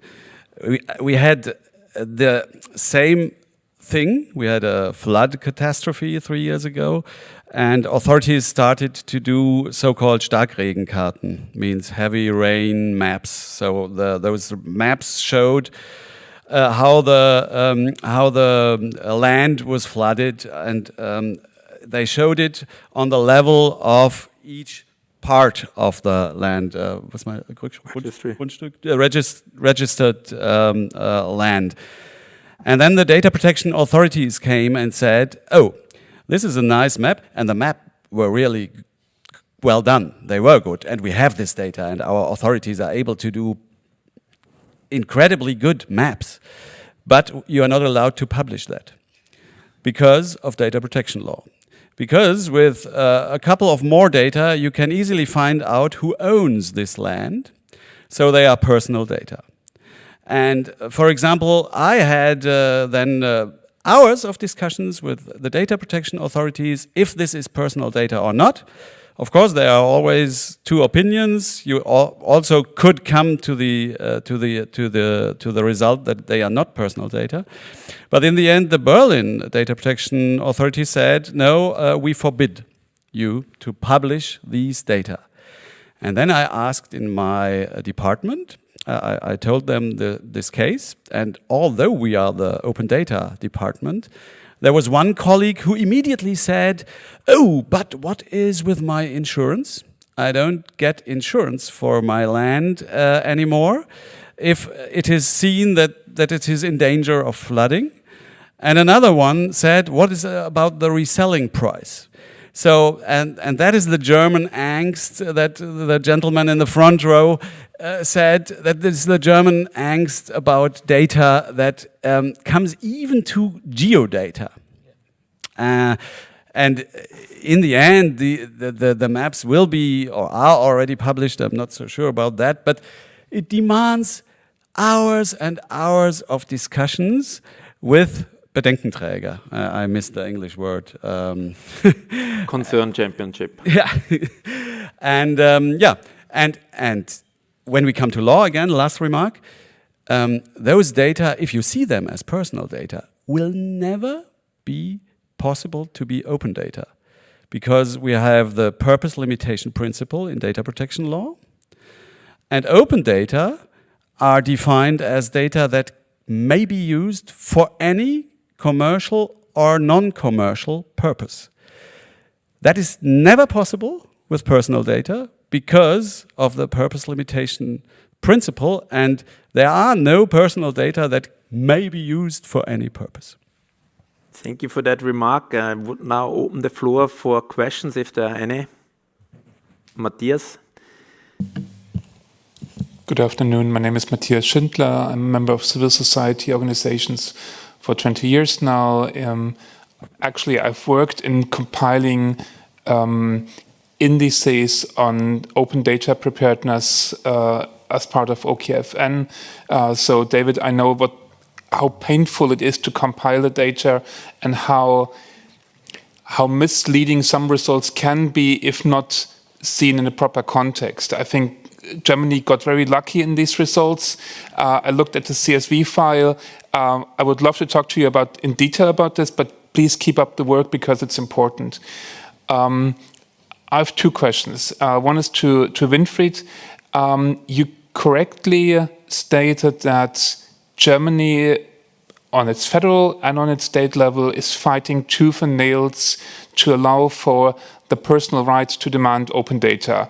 Open data legislation in Germany is seen as the kind of, yes, the government may opt to release some data as open data, but we will never allow the individual to demand a specific file under free and open licenses. Based on my reading of the Open Data Directive and the DNG, the German implementation, I think this is utterly wrong. Even if the DNG does not mention the term application, there is still the spirit and the letter of the directive still contains the possibility to demand data that has been released under free and open license terms. So I wonder why you think that there is no such right at the moment, even if your government really tries to keep it this way. And one question to Bernardin. Lovely talk. You're spot on when it comes to contracting data. Konrad-Adenauer-Stiftung, the organization hosting us so graciously, has been deeply involved in many years in Eastern European countries to promote transparency laws, to fight this. At the same time, there is no consensus among governing parties, including Konrad-Adenauer-Stiftung's political mother party, to allow this kind of transparency in Germany. It's my impression that corruption is seen as someone else's problem, and that access to contracting data would not be in the German interest to allow this assumption to continue to exist that corruption is not happening here, that there's no cartel building on contracting, so on. Do you see any kind of angle to allow Germany to save face by introducing this law and at the same time keeping the status quo in some way? How do we move forward as Germans to increase transparency on contracting data? Thank you.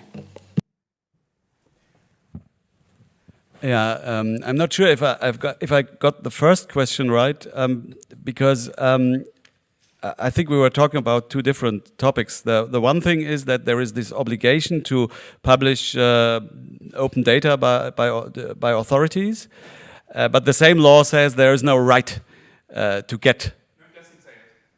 There is no right to get open data.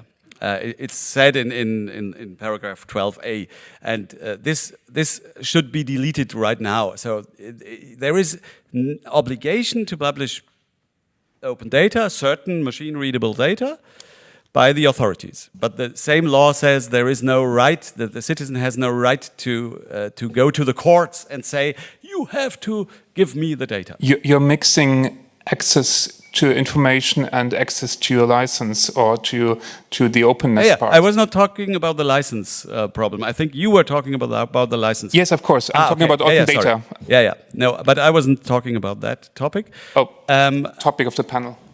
I'm not a license expert, so I can't answer the question about that. But for sure, if data are published as open data, yeah, you're nodding, so just... Let's talk about open data. And if there is an expert on open data in the German government, please point me towards this person. My reading is that there are laws on access, such as the EFG, the Information Freedom Act, and the DNG would be the proper tool to say, okay, now that this data is publicly available, one way or another, now I have the personal right to demand licensing and access terms that would allow me to reuse the data in any means that I like. Yeah, I would agree to that, yes. Okay, thank you. That's a great question that you asked about how we can move forward here in Germany.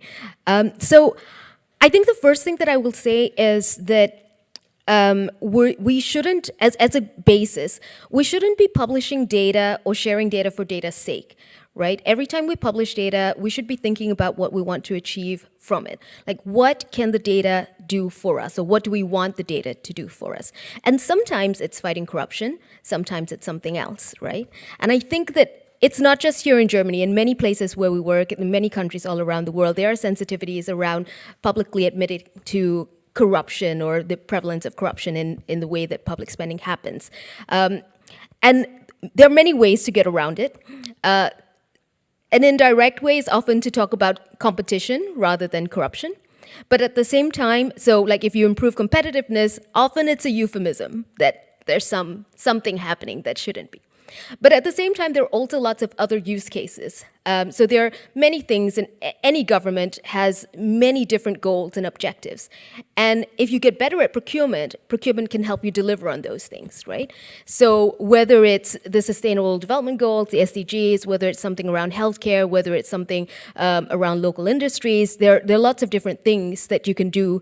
Increasingly, as I said earlier, we're being asked to help people deliver on either climate goals, equity, sort of social impact goals.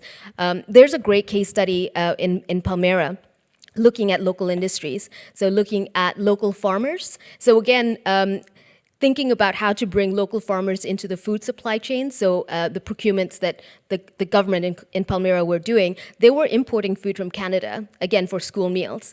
And obviously it was very expensive. They weren't getting value for money. There was nothing untoward happening. It just so happened that they were buying grain from Canada when the area that they were in was a farming community. And there were lots of produce. And so when you look at that and you think about, well, how can we increase opportunities for our local businesses, our local suppliers, our local farmers? How can we bring them into the supply chain? That's when things like magic really happens, right? So there, what they did there, again, looking at the data, they discovered many things and then developed innovations and processes to enable these local farmers to participate. And now 30% of the value of all school meals are being procured from the local farmers. And there were lots of innovative things that they did looking at what was being planted, when it's being harvested, what produce is available, so that you know what to buy, right? So it's very hard to bring local produce into the supply chain if you're buying something that's not grown locally. So I think there are different ways. So the short answer to your question is that thinking about those use cases, local industries is one, internal efficiency is another. So very often people think about governments as monoliths, like everyone is one hive mind, it's all homogenous and everyone knows exactly what everyone else is doing. And obviously that's not true and there are silos. We find that when you open up data or when you share data, the biggest user for good quality data are governments, government to government like data use. And we've seen from any number of use cases and case studies that we have that dramatically improves efficiency. And we've got some great case studies from Argentina as well, where we've seen like 90% increase in efficiency, just from the reduction of not having to ask for information, government to government department, wait for that information to come back, ask again, and then maybe many people are asking for the same information and then not getting it, right? So if you have that kind of data sharing, you get improved internal efficiency, better value for money, better resilience, climate goals, different things. Thank you. So we have 3 minutes if there's any further question. Very quick question for Wilfried. Google AI is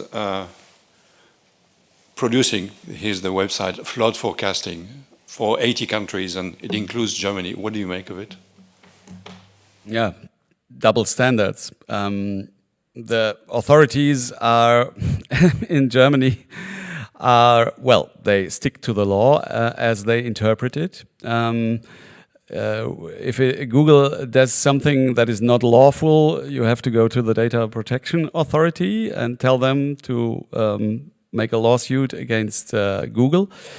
But yes, that was my argument as well. Yeah. Google is doing it. Everyone is publishing perfect maps, and you can easily see who is living next to a nuclear plant. So that is publicly available data.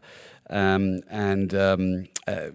I had the same reaction as you, but there are always people who are saying, no, it's not that easy. You need at least a legal ground for publishing those maps, because data protection law demands a legal ground. And that is not the GDPR, but a sector-specific law in Germany. And so we hamper European, in that case, German innovation. That's what you said. But I would, if I would be here privately, I would agree. You want to add something on AI and public interest briefly? I think that was and one more question over there. Sorry. Can you take the question first? Take the question first, yes. So it's kind of cringy, I have to stand up. My question is, I think in June, the High Value Data Act is coming into force. Do you think there's somehow pushing Germany to rethink open data? I mean, public administration has to open their data. Yes, I do think so. There's lots of discussions about this. My colleague from the Ministry of Economic Affairs is sitting there, and actually, again, a German speciality. We are differentiating between the obligation to publish data. It's the Ministry of the Interior that is responsible for that. And for the further processing of those published data, there is another ministry and another law that has been done on that. The Datennutzungsgesetz, as Mr. Schindler just said. So it makes things really complicated. But yes, there is a big interest by the authorities that are obliged. We just had a round with 200 or 250 people taking part, and there is lots of legal uncertainty of how to do it and when to do it and in which form to do it. But yes, there is, people know that there is this date, and authorities are getting prepared right now. Just to add on, can we make AI really work for public good? I think that's the question most of the countries are currently pondering about. And in India, what our thinking is, if we have any luck or chance to make AI work for public good, the only way towards it is by open data. So if we don't have open data around the several low resource languages, India is a diverse country. We have 22 official languages, but hundreds of other spoken languages, written languages, which around which data is very, very sparsely available, and very, very less of it is digitized in nature. So if we have to make it work for all of the people, and if we can have specific use cases where the big tech doesn't provide the solutions, but the local innovations and the local startup ecosystem are able to generate solutions, then that locally available open data needs to be there for them to make a proposition. Currently, it's not a level playing field. I think only open data can make it a level playing field for everyone to actually provide a solution. Just going to jump in very quickly on that, Gaurav, because I absolutely agree with you that I think the two big barriers, as you were saying, Gaurav, on AI for public good and whether it's public procurement or something else is the data. So absolutely agree. And the status quo as it stands is that we don't have enough data, particularly on public procurement data. We don't have enough data, and we don't have enough good quality data. So without that, as Gaurav was saying, you're not going to get any sense out of it. But one quick thing I wanted to add is that I think we also need to be realistic about what AI can do for us. And I think that there's a lot that AI can do. But in this sense, if you think about public procurement, there's only so much that it can do. If you think about corruption, for example, corruption in itself, it's really hard to detect. And it happens in the shadows. And obviously there are tools and things like that help you to detect corruption, but it's not a perfect model. And the thing with AI is that you need to feed it something, right? So you need to feed it corrupt exercises and non-corrupt exercises from which it can learn to detect bad behavior. And because it's so hard to detect corruption, you then run the risk of identifying cases as clean when in fact it might just have an undetected case of corruption, and that perpetuates a problem. So I think the key point that I want to make is that we need to be realistic about what AI can do for us. And I think as it stands in its current form for public procurement data or maybe other public-owned data, is that AI can be very useful to do things that, to do things around like tedious tasks that you might not want to do, right? Because it can help to automate that, and that frees you up to do other things. So, it's kind of like handing off tasks to a very useful intern or an assistant, rather than actually being able to replace the existing models currently. But in the future, as we get more and more data and better data and more innovation, maybe that will change. So is there any urgent question left? Because if not, I don't want to hold you up from your coffee break. And I just want to say thank you so much for your panelists for the great input. Also thank you for Pancho. Okay, because here, at least in my train schedule, it was there's a break. So anyway, thank you so much for the. Weber was silent on open data, simply listening. As you know, he was one of the most prominent voices when it comes to open data. But maybe he can use his argument at some later stage. Yeah, we continue with the next panel. Many thanks. Thank you.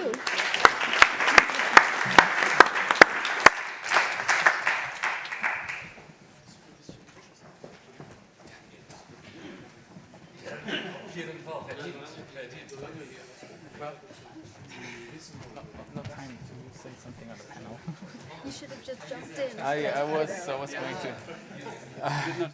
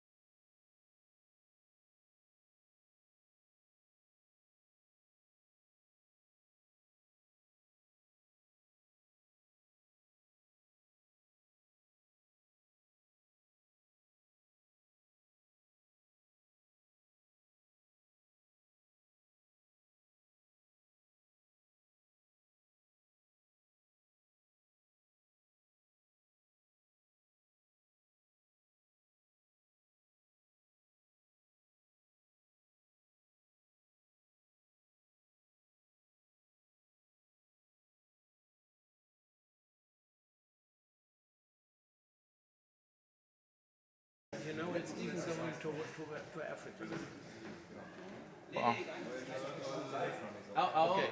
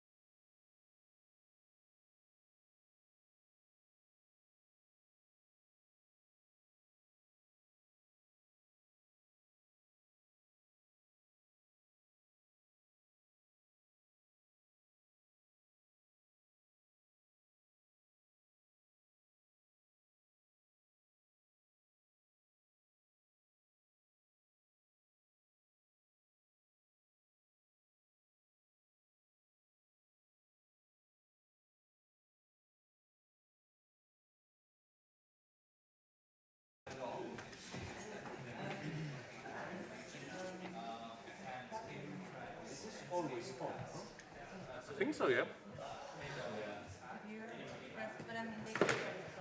Test. Hello.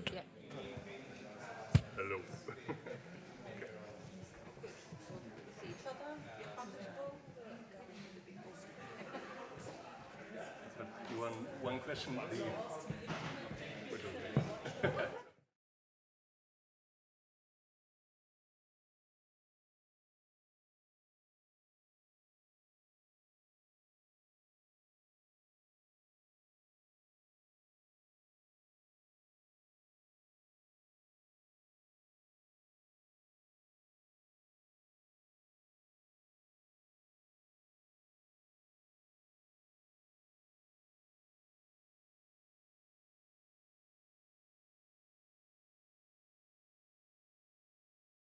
Sozusagen für den Overhead, da bin ich natürlich.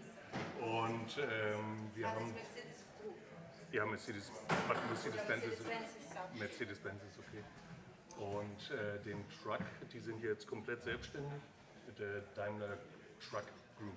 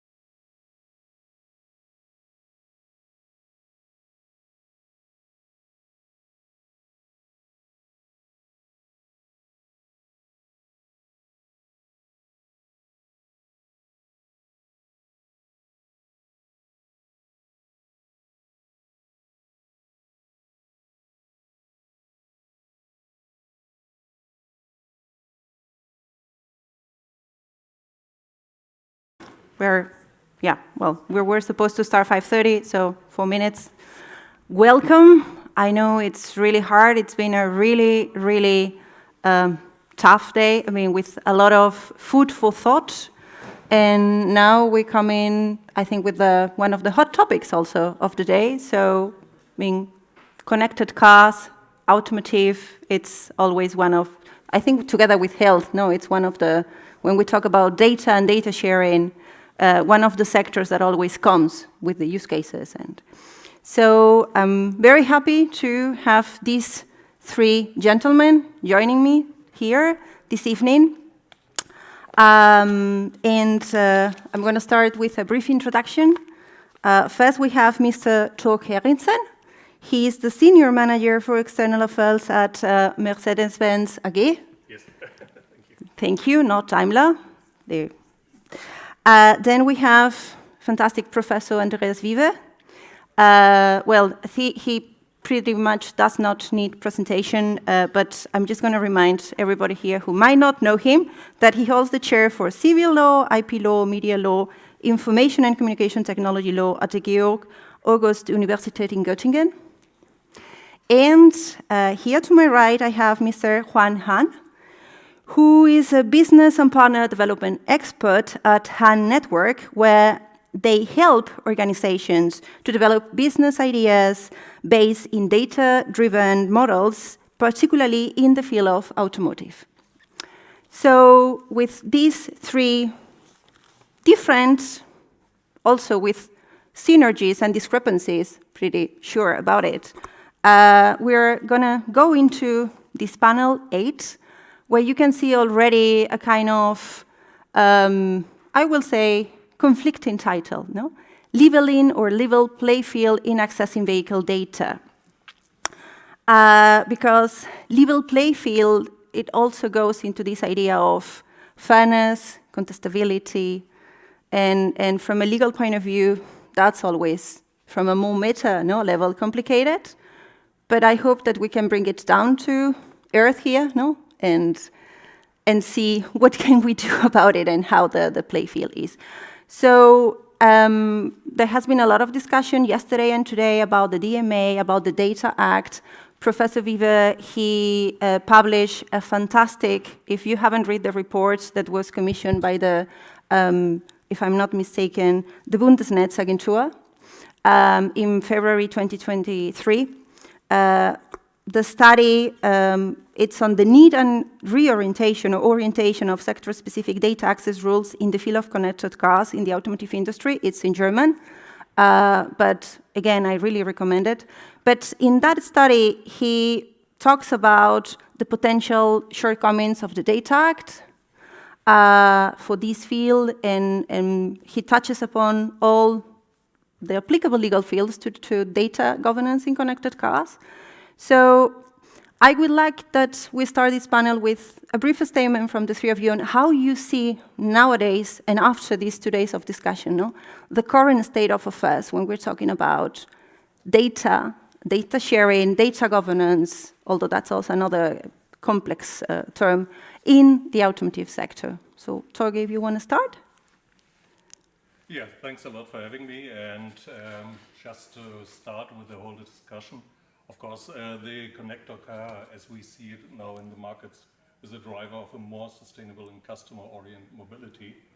And it enables new business models and data-driven innovation while maintaining data protection and cybersecurity. So, and especially after the discussions we already had the last 2 days, there are 2 aspects that I would like to highlight here in this context. It's off. I have to fill in, yeah, that it was off. I didn't no, notice. it's all fine. But you can hear me better now? Oh yeah, yes. That's wonderful, sorry. So there are 2 aspects I think we should look at when we talk about data availability around the connected car. And the first one that I would like to highlight, there's already a wide-reaching regulatory framework addressing data availability around the car. I'm not aware if there are other areas where we have such a strict network of regulations allowing data access, making data availability for specific groups. And what we already see is we see a growing data market around connected cars. And we see, from my perspective, as far as I know, nearly all OEMs have competitive offers and make data available. And they also heavily invest into the availability of data. So, and in the end, the investments of the OEMs drive the digitization of the car and also the data availability and quality. And as we heard yesterday multiple times, we don't think it's a question if we need more regulation to make more data available. It is a question of how we implement the existing regulations without endangering innovation. So from my perspective, the key to more data availability is not more regulation. It's someone we haven't talked a lot about in the last 2 days. It is actually the customer. And it hasn't been mentioned quite a lot that there's someone who's a customer, and it's the interest of the customer.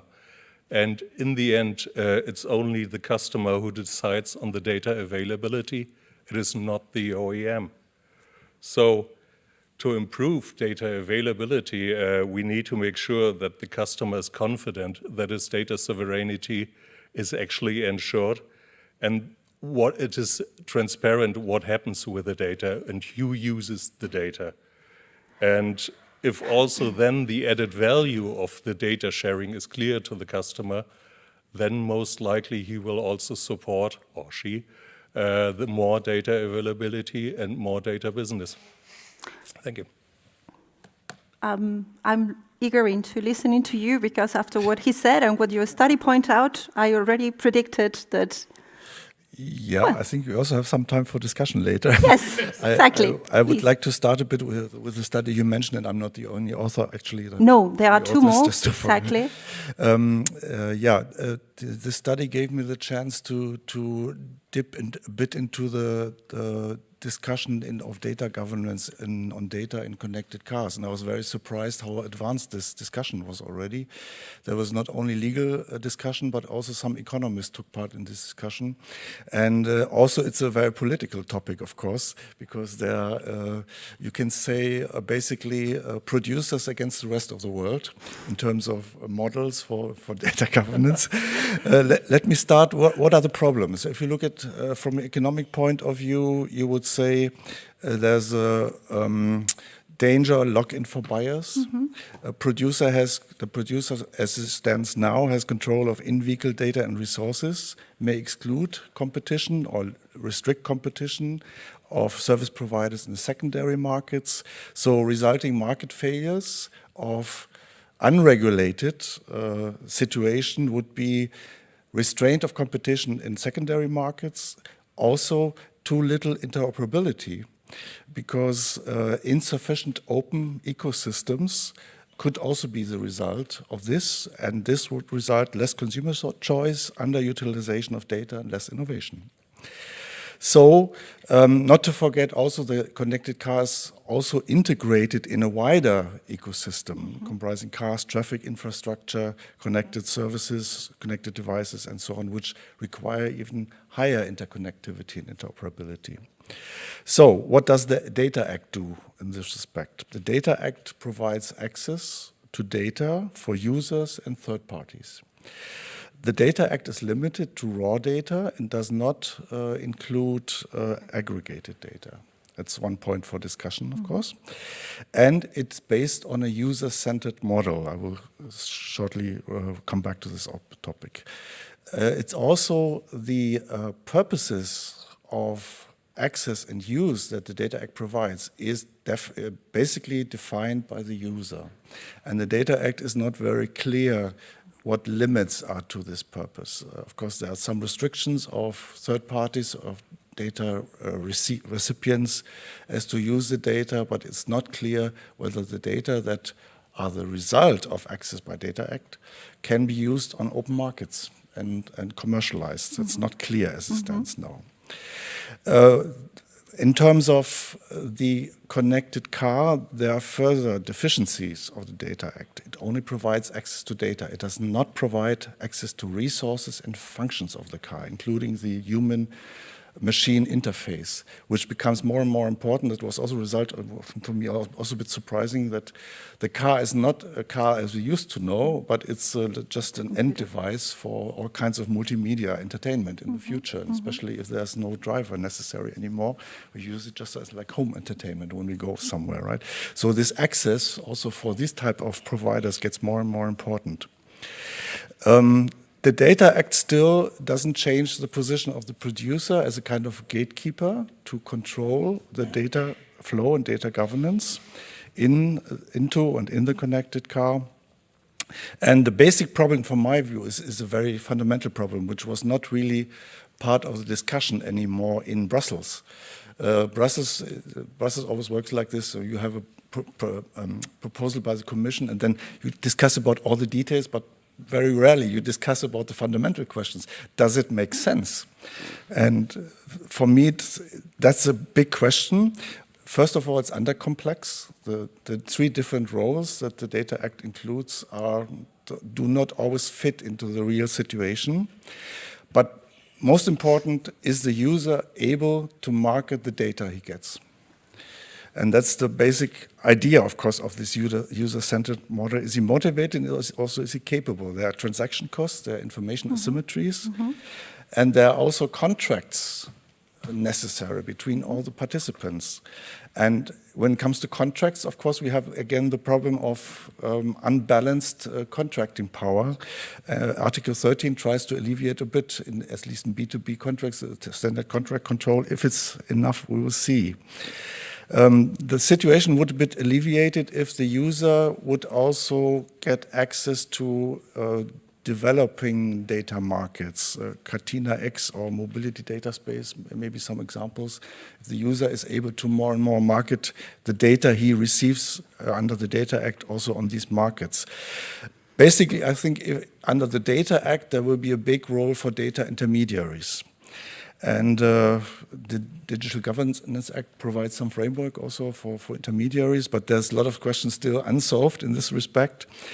Also, we have to see that there will be no new problems caused by these intermediaries. Then cartel law will have to take care of that if it's efficient enough to do that.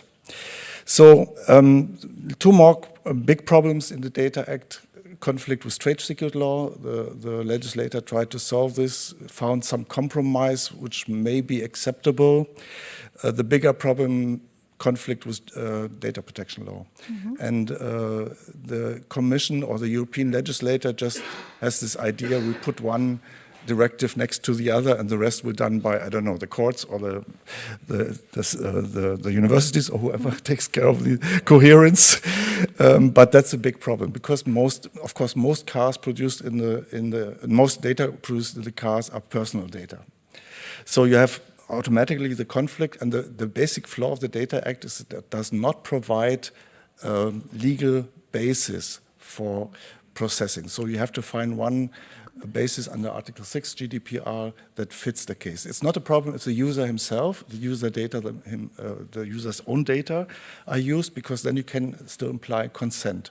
But if you have access to third-party personal data, then it gets complicated. And then, of course, consent will in the end be the only legal basis, and then we go into this discussion that we have now about technical solutions, anonymization, PMIS, and so on. We'll see. If we look at sector-specific rules that you mentioned already, indeed, there are already, for some time, there are also directives in place, but which have a very narrow scope, just access to maintenance data that are used for other car repair services. There's one directive, the Intelligent Traffic Systems Directive, which takes into account a bit the public interest data that the other regulations don't do. Security, traffic management, environment. It's also an aspect not to be neglected in the whole discussion. There was an attempt to, the type approval regulation, of course, is one of the basic legal direct regulations in this field. There was an attempt to make a revision in 2022, and we tried to include it into our study, but we didn't get any information on this, only that it existed, and there was one call. So we tried to find out, and the answer was always, well, it's political in discussion, so there was no progress. I don't know how the situation is now, but I think I think it ended in a delegated act that it's still. I mean, probably Juan can tell us also a bit about that and the recent case that we have from the Court of Justice. But I think, yeah, the delegated act that changed Article 60 and Annex 10 on the type approval regulation, it's not so clear in the end what they get. As far as I understood, there were three options, and the new characteristic of this revision was direct access to functions in HMI. That was included in this proposal. Mandatory minimum set of data, which are explicitly defined, and also some additional proposals we made. French should be used. And one point that I think is also important, if you see that the Data Act is flawed due to this user-centered model, the alternative is direct access by third-party providers, which is much more efficient, in my view, than access by users. I don't want to go too much into the models now. I think we have just some conclusions. So I think what's also an important point in the discussion is this idea of separation of duties. What still remains in the whole discussion, except for one model, is that the car producer is still the gatekeeper, if not on a technical level. So he still has is still in a position to control the data flow, also some kind of business monitoring, which means whoever has access to data can be maybe observed what kind of data is he demanding and what conclusions can we draw from that. And to alleviate this problem, there's this idea of separation of duties, separation between technical access and authorization of the third party that has access. There's a model developed by the consumer organization Mobilitätsdatenwächter, which includes this model, which to me is quite convincing. Yeah, so let's leave it like, so my idea and also the result of the study was car as a complete open system with a level playing field of all interested parties, including the producer of the car. Thank you sorry for the long elaboration. Good. So, do you want to further, or come up with your point of view of the state of affairs one? Yes. Thank you very much. Thank you for having me here. And Pencho, thank you for the invitation. Well, my opening statement is that from my perspective, from the business development perspective, we should be very clear what kind of use cases and business cases and what kind of value proposition we want to achieve before we let fight our lawyers together and spend a lot of money developing all different kind of acts. And I think we had this today, and it's very intrinsic. It's in the human nature. It's very clear. So we need a vision and a mission to be very clear what we want to achieve. And then you will get the money, and then you get the motivation, and then you will be very clear what is the value for the customer to give, for example, consent to share data and stuff like that. So that's like Google and Facebook works. That's why you don't read all the agreement for the data agreement and so on. And yes, let me bring it down to a very specific example from my experience, from my work. So in the context of automotive aftermarket, in the Gaia X project, so we had a workshop with the different stakeholders in automotive, with ZF and Schaeffler and Conti, but also ADC, so from the Verkehrsüberwachung, but also from the OEM, Mercedes, Daimler Truck was there, and so, and the testimonial, the consent was, hey, this was very fresh for us. So to talk about to let go all this legislation and all these restrictions, to work together in groups and to develop how does the future of a car repair shop works. So how does it work? So what kind of how is the reality, the daily days or the daily work and communication with customers, but also with the data, with the vehicles. What kind of use cases we could implement there if we had the full access to the data. And just to say, to mention some numbers, so we are talking we try to solve huge problems in the automotive and mobility and EVs and whatever. But there are problems that are not so huge, but they would have a great impact, a big impact. For example, in the aftermarket, we have a market that is has the size in Europe from 200 billion, and USA the same. So we can solve there a lot of problems and bring, for example, in terms of sustainability. So we have 12,000 failure codes, and just some of them we have standardized. So all over the different manufacturer. And maybe you know the problem. You bring a car to the car repair shop, and then 2 days later you have the problem again. But you spend already 1,000 euro or 2,000 euro. This is a huge damage. So what is out there? So and for one example, lambda sonde, I don't know the word in English. So 8 or 9 of 10 there is not damaged. So there is no fault. So but they changed that because they believe, oh, that's the reason why this is the problem. So and you can imagine this is not good for what we want to achieve in this from a sustainable way, financial, but also for the environment, because these are complex parts. So and this all over the world. So because we have until now, so the most cars are combustion cars and engines, and they are all over the world. We have suppliers. They told us they have debt capital in billions, only waiting to deliver it to all over the world.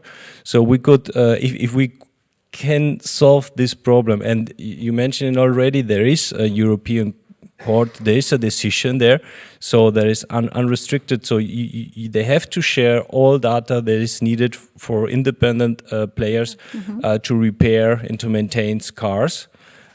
So it is there. So the only thing that we didn't solve is how to do this. And now we have this wonderful situation that the state of the art of the technologies, what is possible. So in different decentralized data sharing, what we hear here, a lot of fantastic things. So we can do this. But we have to talk each other on the decision makers, so they have to understand what is possible and also what kind of use cases could come out of there. And especially when we see the rise of AI, I think the motivation should be very, very big to do some business development research. Not research projects where there are some project managers doing a little bit research. So no, with the core business units of the companies. I think you want to. Yeah, well, please. Yeah. I mean, of course. Well, as you both talked a lot about OEMs, obviously, but I like quite a lot what Juan was saying because the approach that you described. First of all, thinking how can we support our customers? The customer wants his car repaired as fast as possible. Obviously, the OEMs should not do it all by themselves. That's the reason why we have independent service networks. And the approach you described, working together, looking at the data, seeing how can we improve data availability and go beyond what has already been written down in RMI and repair and diagnostics regulation, because obviously we fulfill all regulatory requirements to make data to third party available for repair and maintenance. Otherwise, our vehicles wouldn't be type approved. So obviously we fulfill the regulatory requirements. But what you described, this is like quite a lot because this is customer oriented. You talked about the problems, not about the legal right, and because you can always fulfill a regulatory regulation, but in the end it doesn't really help. And if we work together on this and see how can we make data available, not only using, for example, the OEM systems or other Bosch systems, integrating different OEMs into one of their solutions, but making the data available via other sources, like, for example, via the internet, via portals, and make it really specific address the issues that you described, because everyone is using different data formats, different semantics and all this stuff. That makes it really difficult. But if you work together and combine this information, use a common language, then actually there is a benefit directly for the customer. And obviously, the data that we're looking at is still personal data, yes, but I don't see any customer having an issue or not giving his consent to make this data available to third parties. What it is for his good. And therefore, I see no reason why any OEM should be against it. And we are already in discussions with, like, for example, for PTI, periodical technical inspection. We are a member of the MDS, for example, to make actually this data easier available.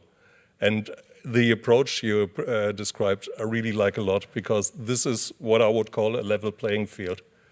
Obviously, on the other side, stating that the OEM is a gatekeeper, doesn't give any access, controls all the areas, monitors the business cases. This is actually maybe a vision or a perspective of the past. It is simply not true. Because in the end, the one who controls the data, who makes it available, is the customer. Obviously, an OEM has to provide certain aspects of a functionality, because a car is not an open system. A car is a highly regulated device that actually will kill you if it's not cyber secure. The functional safety is actually impacted by people accessing the system, doing things they are not supposed to do, not understanding the system. This is not a mobile phone. This is one of the comparisons I deeply hate, because this simplification simply goes beyond the case what we're talking about. We're talking about a device that transports your family with 130 kilometers or more on the motorway. And if someone is accessing the system without understanding what they're doing, then it actually will cost life. And this is one of the aspects people simply forget. It is not only about accessing data, having data access. Bernardina, I think, just mentioned it. It is what you do with the data. It needs to be helpful. And especially the discussions when I hear the OEM has to be taken off the technical interfaces. This is actually extremely dangerous, because the idea that any third party can understand what a new vehicle with a new operating system where we spend billions on can simply look at it and understand and see what they're doing. This is not true. This is something that is dangerous. And this is like you described with the workshops. You look at the data, you understand what the data does, and then you can work with it. And it is like, for example, these ideas of every OEM has to deliver exactly the same data so third parties can easily integrate it. Actually, I never heard of a data-driven company like Google asking for the same data from everyone. This is not the reason why Google became so successful with a search engine. It is because they understand data, and they address data that is using the same semantics, same syntax. That makes it easy. And this is an area I would actually say, yes, let's cooperate on this, because we need to make our vehicles more available for third parties. Because if you look at the digitization, I agree, obviously the infotainment is becoming more and more important. But if you look at it, you will understand that the OEMs will not be able to provide all this information, to provide all these infotainment solutions. That is not our task. We're building cars. There are a lot of people who can provide far better digital services, but we need to integrate them in a safe way. And this is actually one of the things we need to talk about. I think OTP hasn't been mentioned really yet, but this is also an idea of the past. Having a box in the vehicle, putting hardware into a software-driven vehicle is not really a good idea, because basically you would open up a port to all vehicles in the European fleet that could be addressed by a cybersecurity threat, especially if you're talking about Europe in a very well, difficult situation where we talk about a European resilience. You don't want to have something in a car, in every car in Europe, that somebody can simply hack and stop the whole European fleet. These are ideas of the past. You need to use what is in the vehicle, use the existing features, and integrate external solutions in a safe and secure way. And I like an idea of, for example, using a platform, but this is not a physical platform. Like, for example, if you look, my colleague from BMW is there, they have an Android-based platform within their operating system. We have an Android-based platform within our operating system. Of course, we both do it in a different way because we are so specific. But if you look at these Android platforms, nearly all OEMs have them. Why not standardize these platforms? Then you would have something comparable to an iOS system where it's actually worth for third parties to develop services, to put apps into this because it's scalable. And this would be customer-oriented, but not going the discussion we already had 10 years ago about putting a box in there. So. I saw, some nudging, so I think if you want to respond. First of all, I would like to come back to the issue of cybersecurity that you mentioned, and that's of course the main argument also from the producer side, that openness has its limits because there's a big security issue, and it's true. Of course, it's a big, as you mentioned already. But of course, as always, that today there are ways to deal with it. There's this standard UNECE 155, 156. Yes, of course, the 155. Yeah. Provides some it's very not to detailed cybersecurity. Sorry. Yeah, but it's an example. It's an example how you can implement technical security in a very detailed and concrete way. So I think, okay, I'm not so deep into technology like you are, but I think there are ways also to combine both interests and provide cybersecurity and at the same time provide openness. I'm not sure if it's the time to introduce all the three models. We were already dipping on that a bit. Yes, so please. maybe basically just sketch it a bit.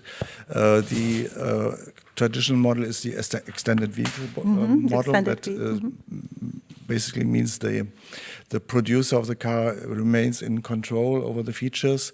The car industry has moved already under the pressure from different sides to a more open system. And Torge, you mentioned this already a bit, open platform. I think Adaxo is also a concept that goes in this, based on, but it's much more open than it used to be.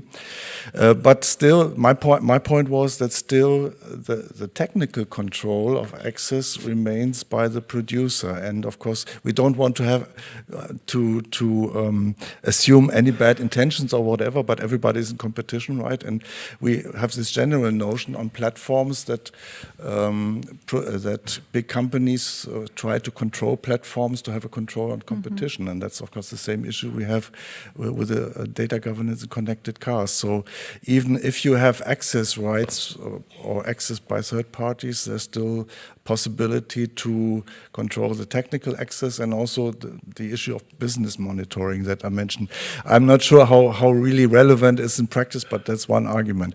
Just let me briefly. Yes. The second model that we also dipped upon was the OTP that in the discussion is still discussed as a kind of future model, like complete open telematics platform that is introduced or built into the car, right? So you everybody can have access to this platform and integrated. I think some models are external and some are that is integrated into the car.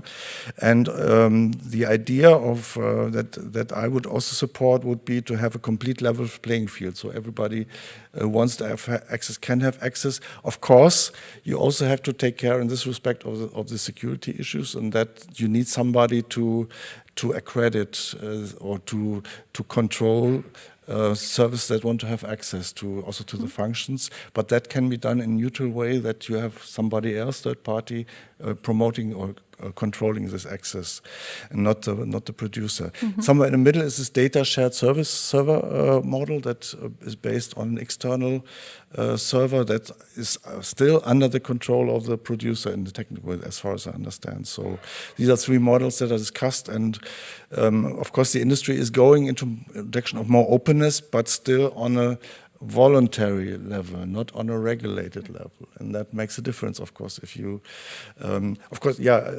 type approval regulation, of course, the maintenance information is mandatory, right? But that's a very narrow type. It's not the only one. Not the only one, okay.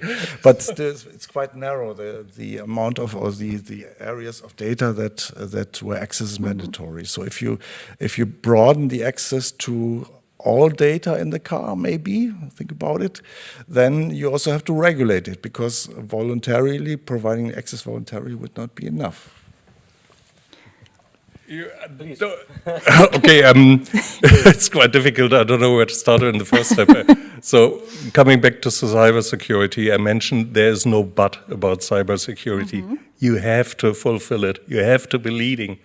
And the discussions that are being especially discussed in a way around the sectoral regulation, where people demand an access in the same quality as an OEM, there I think we're really, really on thin ice. And because if you are in a position to install software on the vehicle, there is no way that you can actually contain this.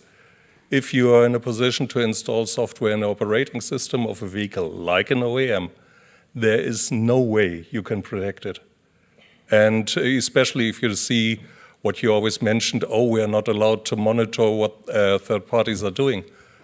If we are not even allowed to see what they are installing in the vehicle, how can anyone in this world ensure that this vehicle is still fulfilling certification requirements? And you mentioned that we are maintaining technical control of the vehicle. Yes, we have to, because we are the ones that are responsible for the certification relevance of the vehicle that is still fulfilling the type approval. We are responsible for cybersecurity, you mentioned 155, and we are also responsible for the lives of the people using our product. If anyone can access the vehicle, if you have no more technical control, how can you keep someone in the responsibility? We wouldn't be in a position to be responsible anymore. And who do you want to make responsible then if you open up the vehicle? Would you make a software supplier from Russia or someone from North Korea providing some software that people install in the vehicle? Would you make them responsibility? Or a startup company that even wouldn't be able to fulfill the financial requirements to be responsible? This is something that people tend to forget. We're not talking about a data delivery device. We are talking about a vehicle that is actually protecting the lives of the people using it. And if you open up the vehicle, then you have to answer who will certify the vehicle, who's responsible for the functional safety, who will actually pay if the people die. These are all questions that people really tend to not talk about because they're not so easy. And on the other side, one thing to finish, what in the end, as we're all talking about software-defined vehicles and all this stuff, why would any OEM invest into these vehicles if anyone can use it?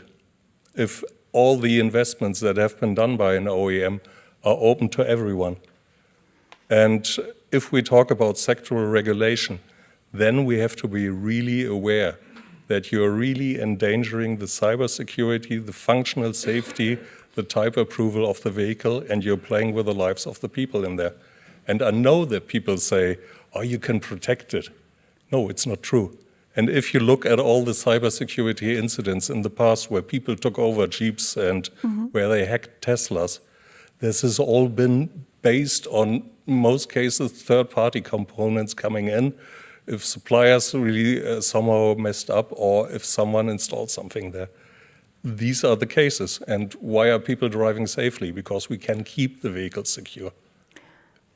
I mean, just one remark before you jump, because I think I will also like to open the floor if there are any questions. I mean, although the discussion, it's running really, really smoothly and fantastically, but just one point on what you said. I mean, while I completely agree that a car is not a cell phone, and we're talking about safeguarding the life of people and accountability from the point of view, I mean, but just as an example, in this recent decision from the Court of Justice from October last year, where actually we were talking about repair maintenance information, so we were under the type of approval, even the Court of Justice, so one of the arguments that the Stellantis put forward was actually this United Nations, so UN 155.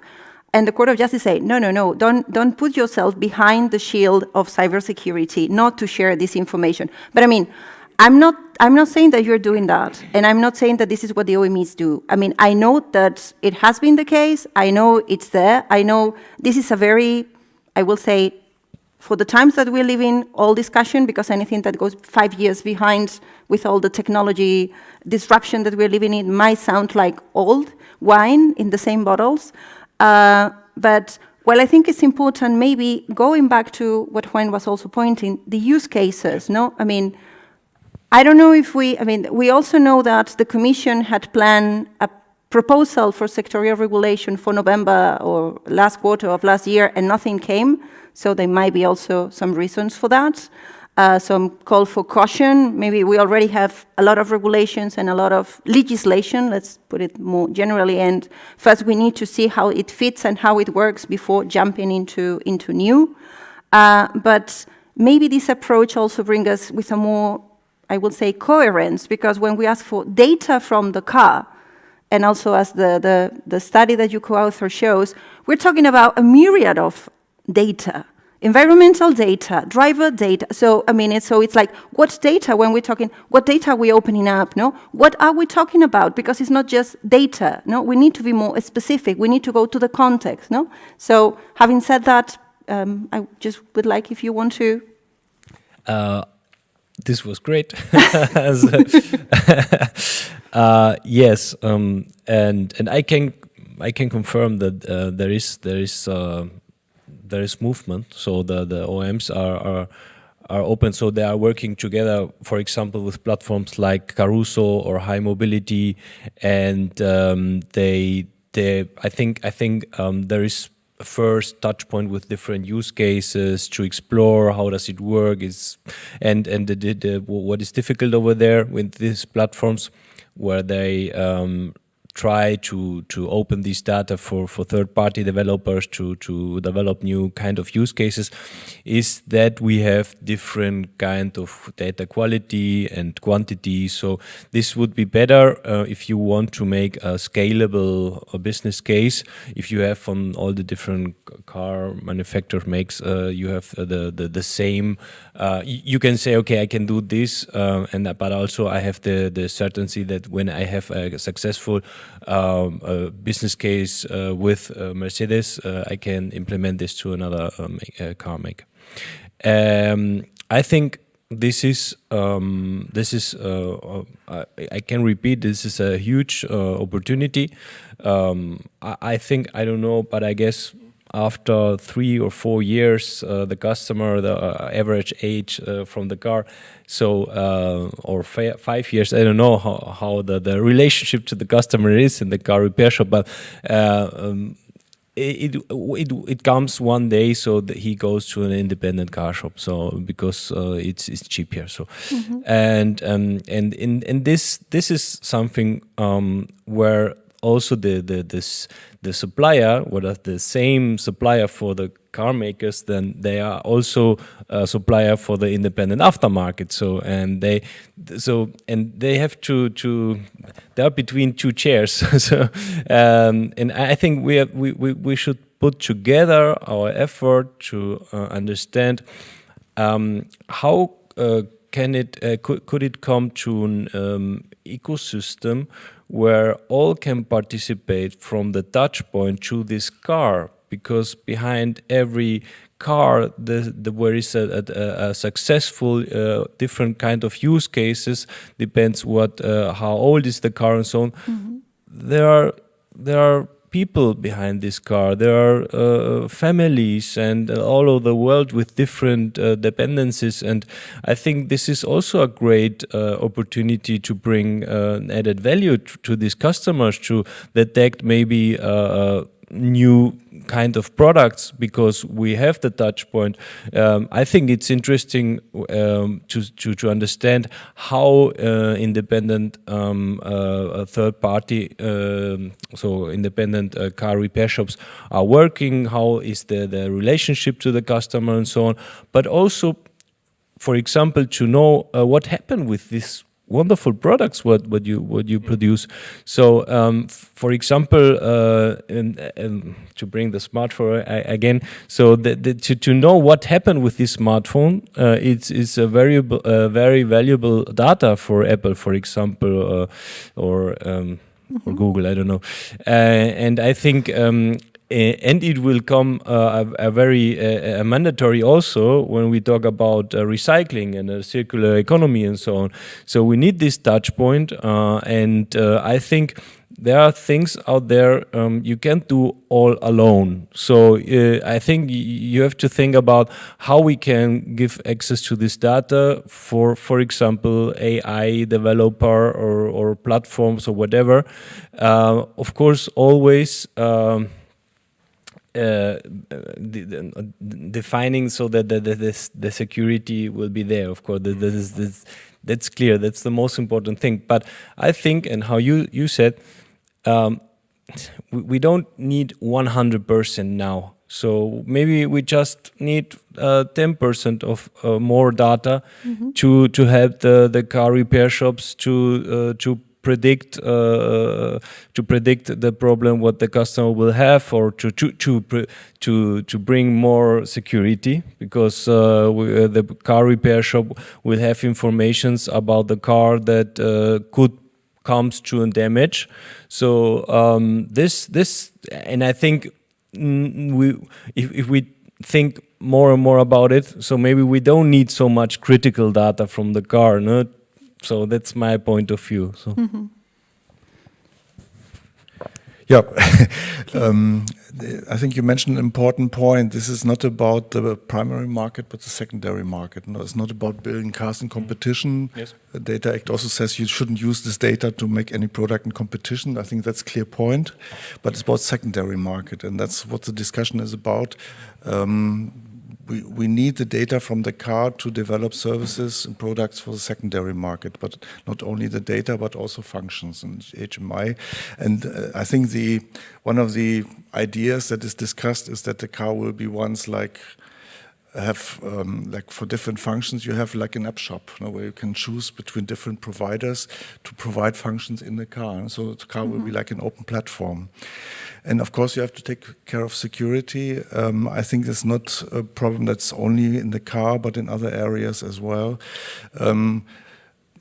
I don't think anybody wants that or has this idea that everybody has free access without any control to the car and the security ideas. But the idea is also to have some kind of certification. So if you have somebody have access to the data, also to the functions of the car, he has to be certified before. That can be done by a public authority, maybe. Of course, you have more bureaucracy, but that's the price you pay for opening competition, right? So I think there are solutions also to the security problem that you put forward to have some kind of certification systems or certification schemes where there's also public responsibility in this respect. So the car manufacturer does not carry this responsibility anymore.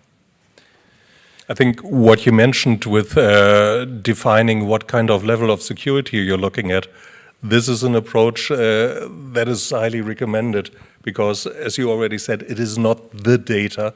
We really have to look close at it. What are we actually looking at? And it's also in one of the recommendations of the Expertenkreis Transformation der Automobilwirtschaft, sorry, from the BMW car, yes, it's from BMW car. And there we have a recommendation to make this access to functions like, for example, and data depending on the security level, the so-called ASIL level, that is being used in the vehicle. And of course, if you have got something that's not security relevant, there's no point in protecting it. And then again, we come back to the customer. It is in the interest of the customer to open it up, to make it available. Why should we be the only one that can open up the trunk? That's no point. So we don't care, to be honest. And this is a good approach, yes. Do we have any questions or burning questions coming from the audience?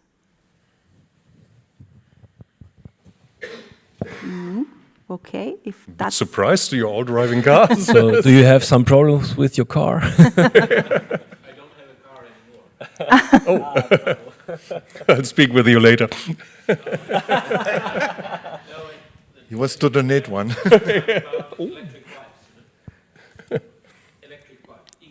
E-bikes. Also, there's an interesting level of how can you access the data of your bike. It's quite interesting. Sorry? So, can you? Hello, my name is Samantha Mathieu. So if you're asking a question, and I'm just approaching with a joke, how much would you pay for us to drive those cars? Because then you generate data, yes. To be honest, we are more in the automotive business, not really in the data business. I will give first this question to Google. Yes, that would be a good one. No, but this is also a good use case. So to analyze how is the mobility from the individual, and then with AI, for example, to make practical examples how they can optimize the mobility situation. So, for example, when we can detect that he makes two ways and he could do only one, or he could use also a bike product that could be always making a proposal, of course. Yoni?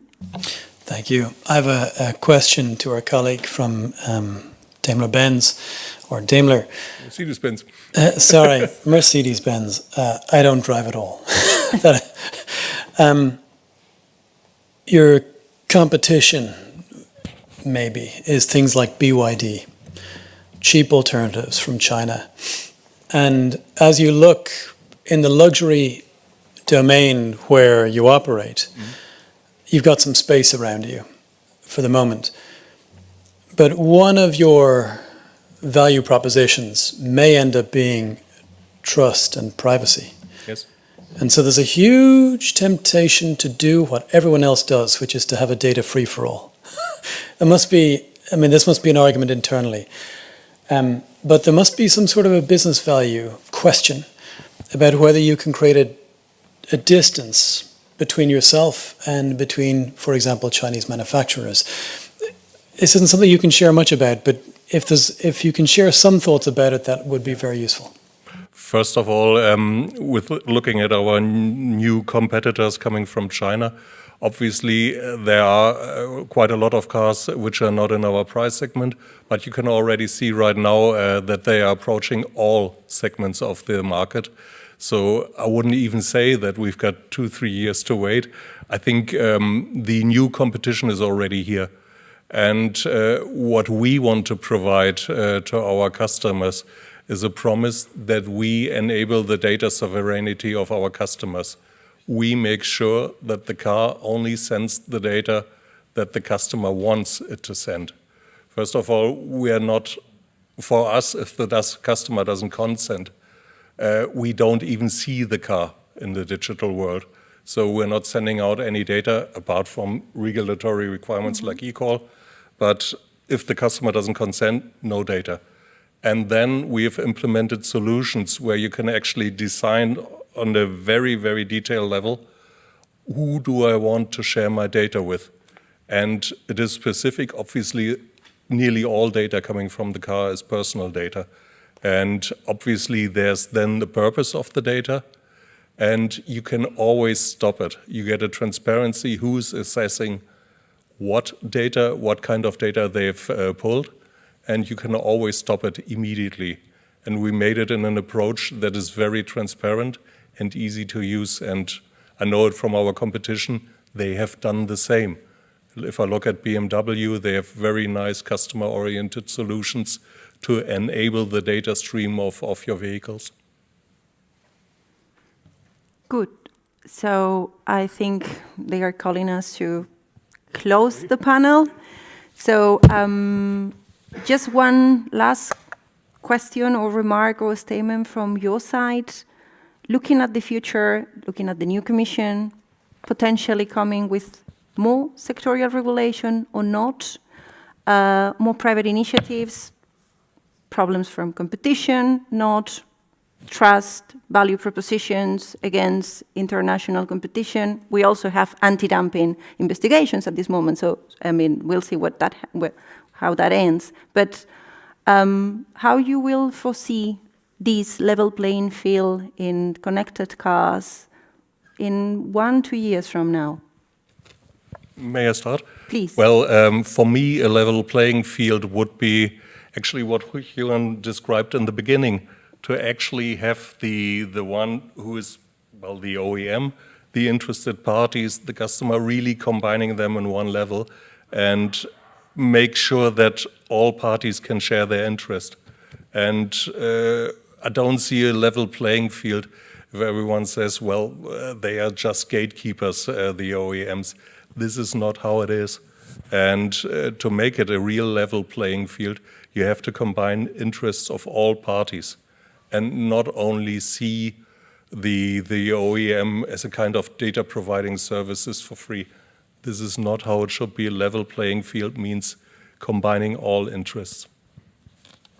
Definitely more regulation. The Data Act is just a basis for sector-specific regulation. We see already data spaces evolving. We see how it works with the mobility data space. Health sector the proposal is very regulated, very detailed regulation, and also takes care, of course, of the data protection issue. Just one word, maybe everybody talks about AI now, and I always keep hearing we don't have enough data in Europe, so we have to collect data in the US or in China, and then we have a bias in the system and so on, and everything is on data protection, data protection's fault.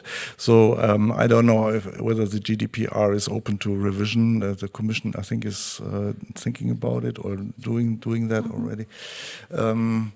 In some areas, it is too strict, I have to admit. Yeah, and if you look at America, what they're doing, they're much more pragmatic and business-oriented. Maybe somewhere in the middle would be a more risk-based approach to data protection. If you have a system, it would be fantastic, really, that fulfills the requirements of GDPR in purpose-specific. That would be great. I have to talk to you about it. So I think we'll see more regulation. Maybe the type approval will move on with the next Commission, the revision. Thank you. Yes, well, my last statement is I think we have to be aware about our automotive industry in Europe. This is very, very important for our future. And yes, I think the competition from USA or from China is a new situation.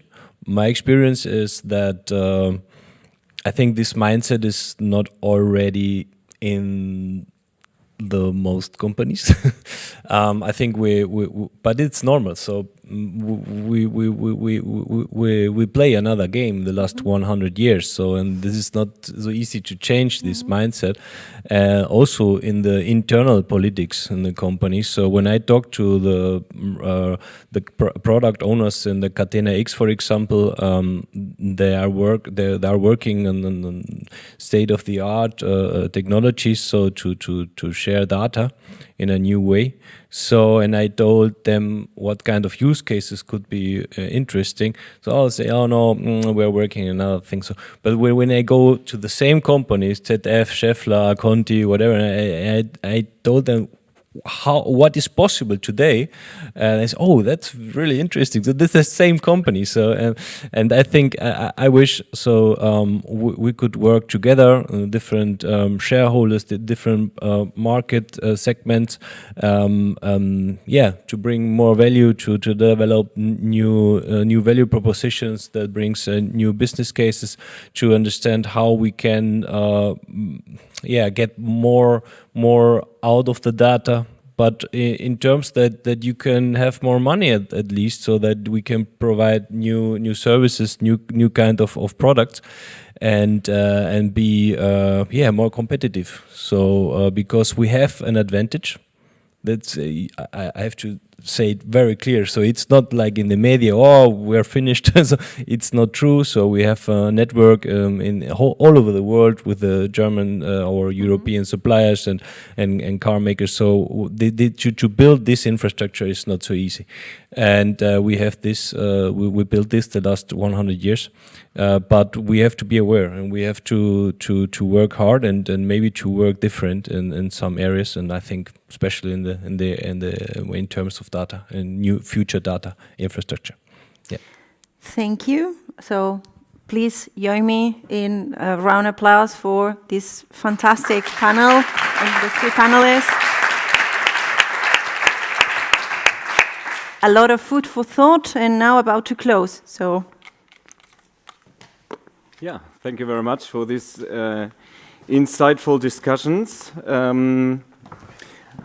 And now, last but not least, for the second day of our European Data Summit, we've started the day with a perspective from the US side with Stephen Anderson, and we closed the second day with the perspective of the UK. And I'm really delighted to welcome Owen Rowland to our summit.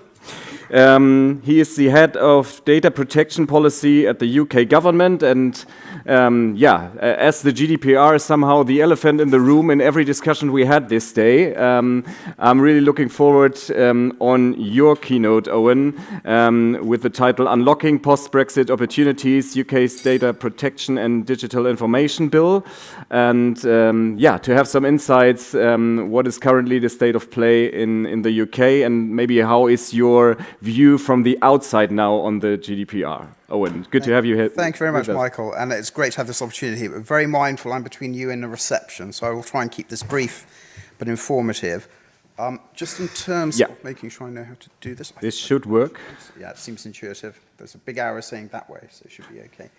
So my name is Owen Rowland, yes, Head of Data Protection Policy in a relatively new department, the Department for Science, Innovation and Technology. And you might think, particularly for this audience, how on earth did it take the UK until last year to develop a Department for Science, Innovation and Technology?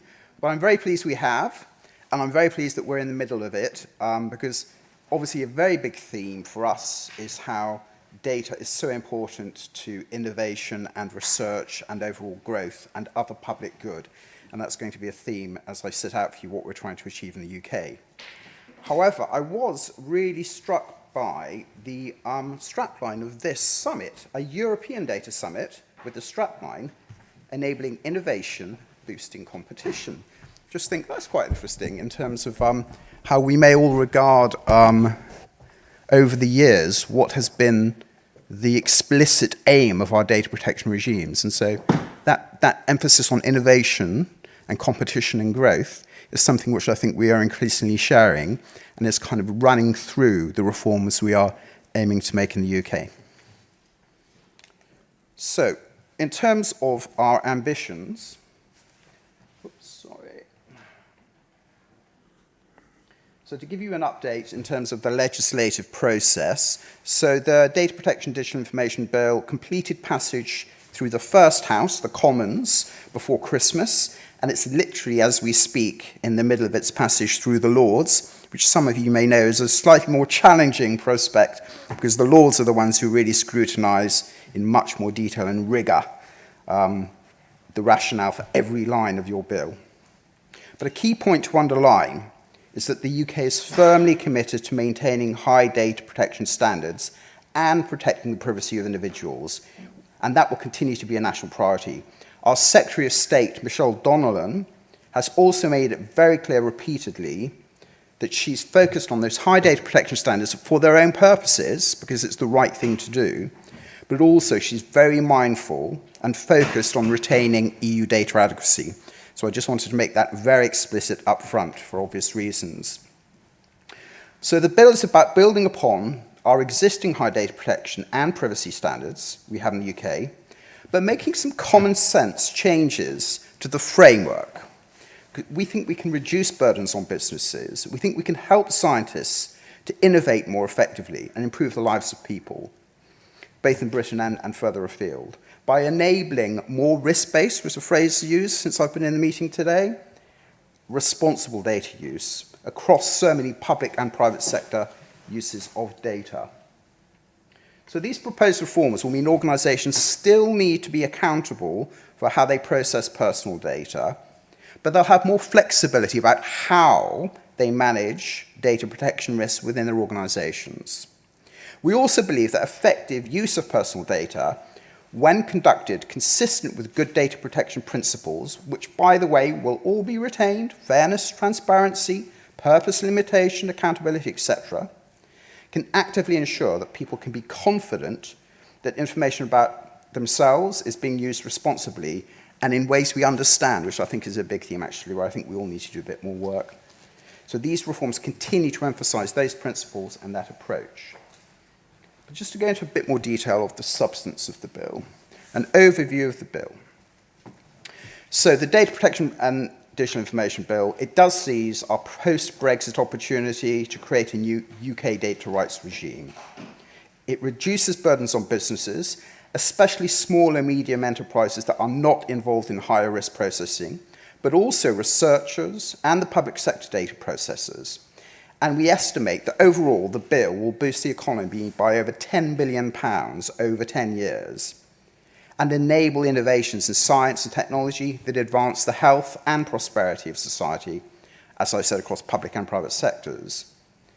But it's also important to note we're also giving new powers to the Information Commissioner Officer, so our data protection supervisor, to ensure it can continue to effectively regulate data protection in the 21st century by taking a more proactive, I'll use that phrase again, risk-based approach, so determining how to use always limited resources in the most effective way, engaging with sectors more proactively, more upstream, to help them get things right in the first place. You may have heard, for instance, they've been at the cutting edge of working with others to set up sandboxes so that innovative users of data can try things out with them and learn.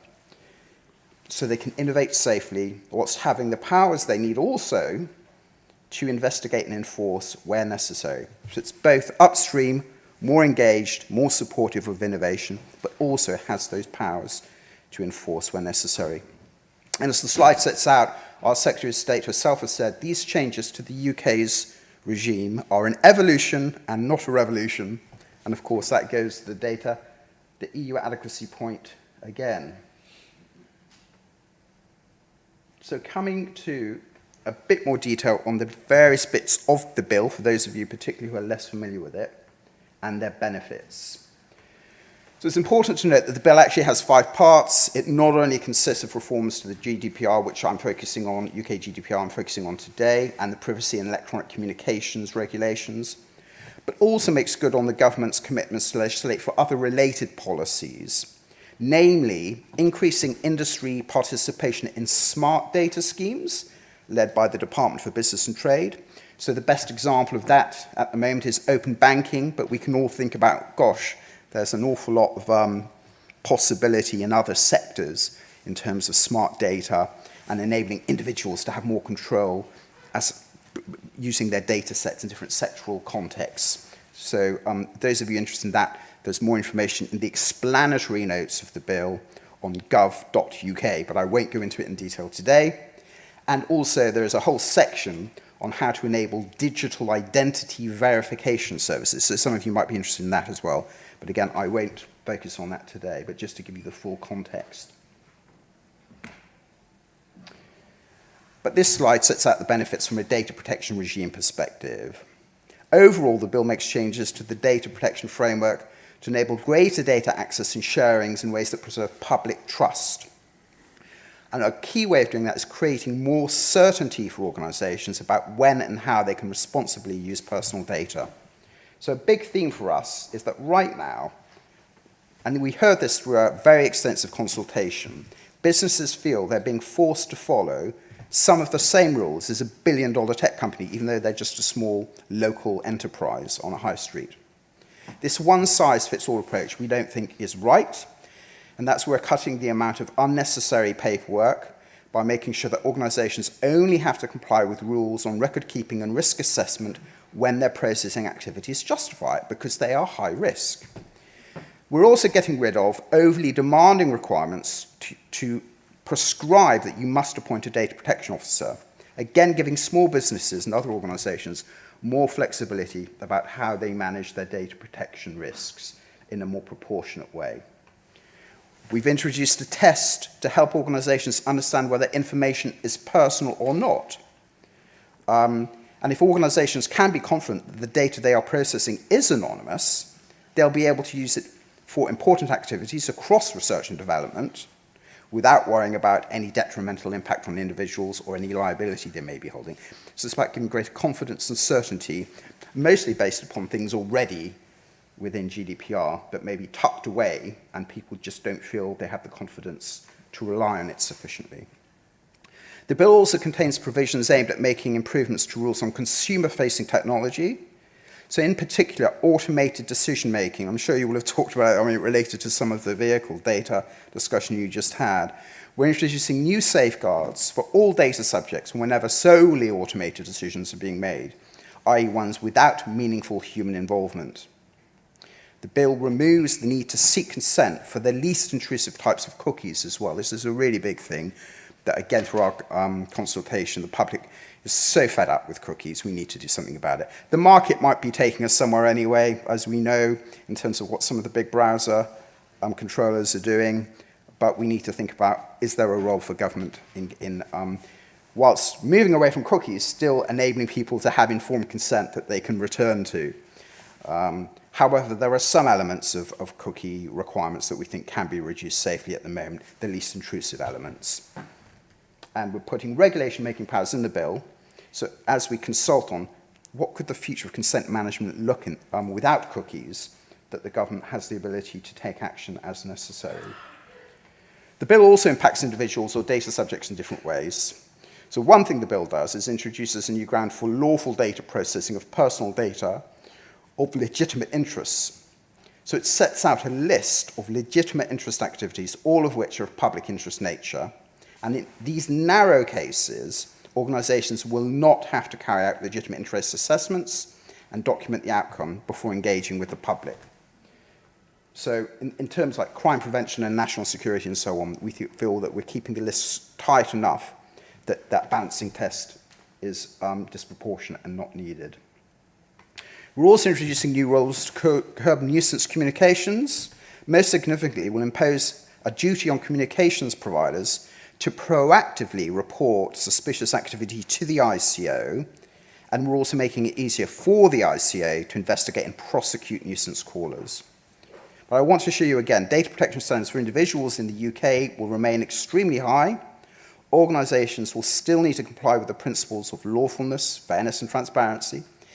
And it will include requirements to make sure that processing is necessary for the intended purposes, carried out in a way that people would reasonably expect.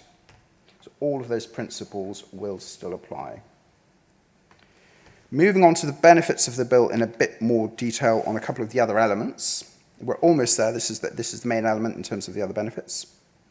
International data transfer regimes. Obviously, you know this is of great interest to you if you're engaged in international business from an EU and or UK perspective. So we're balancing two critical needs here, ensuring that people's personal data is well protected overseas, while also realizing the value of the free flow of data, which is only becoming more valuable as we speak in terms of its being at the heart of so much global commerce. We're introducing a new, more flexible third country data adequacy test, where the standard of protection offered by the third country is assessed as whether it is materially lower than the UK's. This is a more flexible test that encourages data flows, but continues to protect personal data overseas, while accommodating different expressions of similarly high standards in the UK than the UK. So to really set that out, it's another example of we don't think having the checklist, you must do it exactly the way we do it, is the way forward anymore. It's what is the outcome? Does the combination of the approaches that you take in law, in enforcement, in supervision, materially lower than our standard or not? Not do you do exactly the same thing we do? I mean, that's a simplification, but that's what's at the heart of that approach. So I want to emphasize this will not penalize any businesses, though, which are currently compliant with the GDPR. Every conference I go to in the UK saying, we've just spent years understanding GDPR, putting all these processes in. You come along and now we're changing it. You can continue to use existing approaches that you've used for GDPR, including international data transfer mechanisms to share personal data overseas, as long as it's currently compliant with GDPR. In the UK, this is. But UK-based businesses will be able to take advantage of new UK-negotiated data bridges as they come along. The bill will also modernise the Information Commissioner's Office and strengthen it, making sure it has the capabilities and powers to tackle organisations who breach data rules, but also giving it the freedom to better allocate its resources, as I said earlier, ensuring it's more accountable to Parliament and the public as well. I say it's accountable to Parliament, it is not accountable to the government of the day. And it does this by focusing on reforms which move the ICO, because it's actually had a relatively traditional corporate sole governance structure to a more modern board structure. And also we're increasing accountability for the ICO by introducing a strategic framework which sets out a principled data protection objective and a number of other duties that the ICO must take account of when exercising its functions. But the Information Commissioner himself has said he's very comfortable that this does not impinge on the operational independence of his organisation now or in the future. And finally, in terms of violations of the privacy and electronic communications regulations, they're going to be penalised as heavily as violations of UK GDPR. That's not the case at the moment. They have a lower set of fines and penalties, and we're bringing them up together. PECA relates to online or electronic privacy and communications, such as those made through emails or websites. This gives us all even greater protection in obviously an increasingly digital world. And then finally, I just wanted to, sorry, I should have put that there, but there we are. Oops. How do I go back? Okay. Interplay with the GDPR. Obviously, I wanted to touch on this. It's important to clarify, particularly for you, your audience, that organisations who are already compliant with the UK GDPR will be mostly compliant with the DPDI bill and the new regime in the UK. We will not force companies to replace their existing policies and procedures if they wish to retain them. Instead, we're giving them the choice, as I described, to put in place the most suitable procedures, particularly those not involved in high-risk processing. There will be some real flexibilities, and through guidance ourselves and through the ICO, we'll set out in more detail what that will look like in practice. This also means that companies which have establishments in the EU as well as the UK, or which offer goods or services to EU residents, do not need to incur costs by creating a separate system to comply with UK data protection law. So you have that option still to you in terms of being compliant with both. It will not be a big set of different standards and different requirements.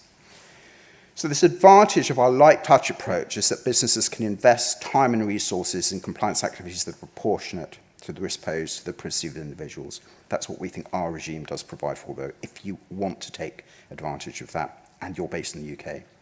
For example, they'll only have to keep records of their processing activities, undertake risk assessments if they're processing activities, and appoint a senior responsible individual if the data processing poses high risks to the rights and freedoms of individuals. It's as simple as that.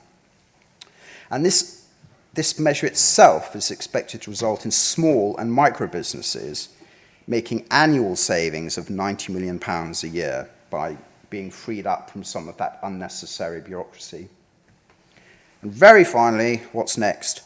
So going through the House of Lords, it's quite interesting. If those of you want to get into the detail, there's something called Parliament TV. You might be able to access it from here. And every Monday and Wednesday at the moment, usually about 3:30, 4 o'clock for about 4 hours, we're in the House of Lords. And they are giving us quite a rigorous time.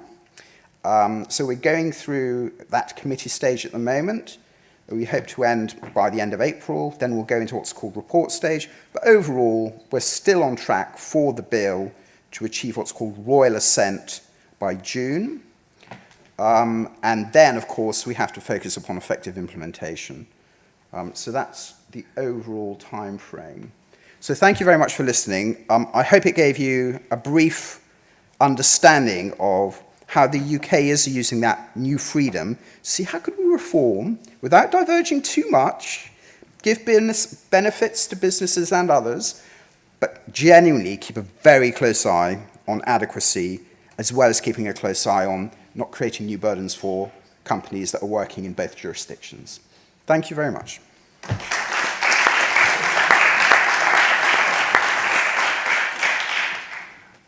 Thank you very much, Owen Rowland, for this insightful state of play and the UK discussions. I have a lot of sympathies for the approaches you take, and I think there are some conclusions out of the GDPR that you want to evolve.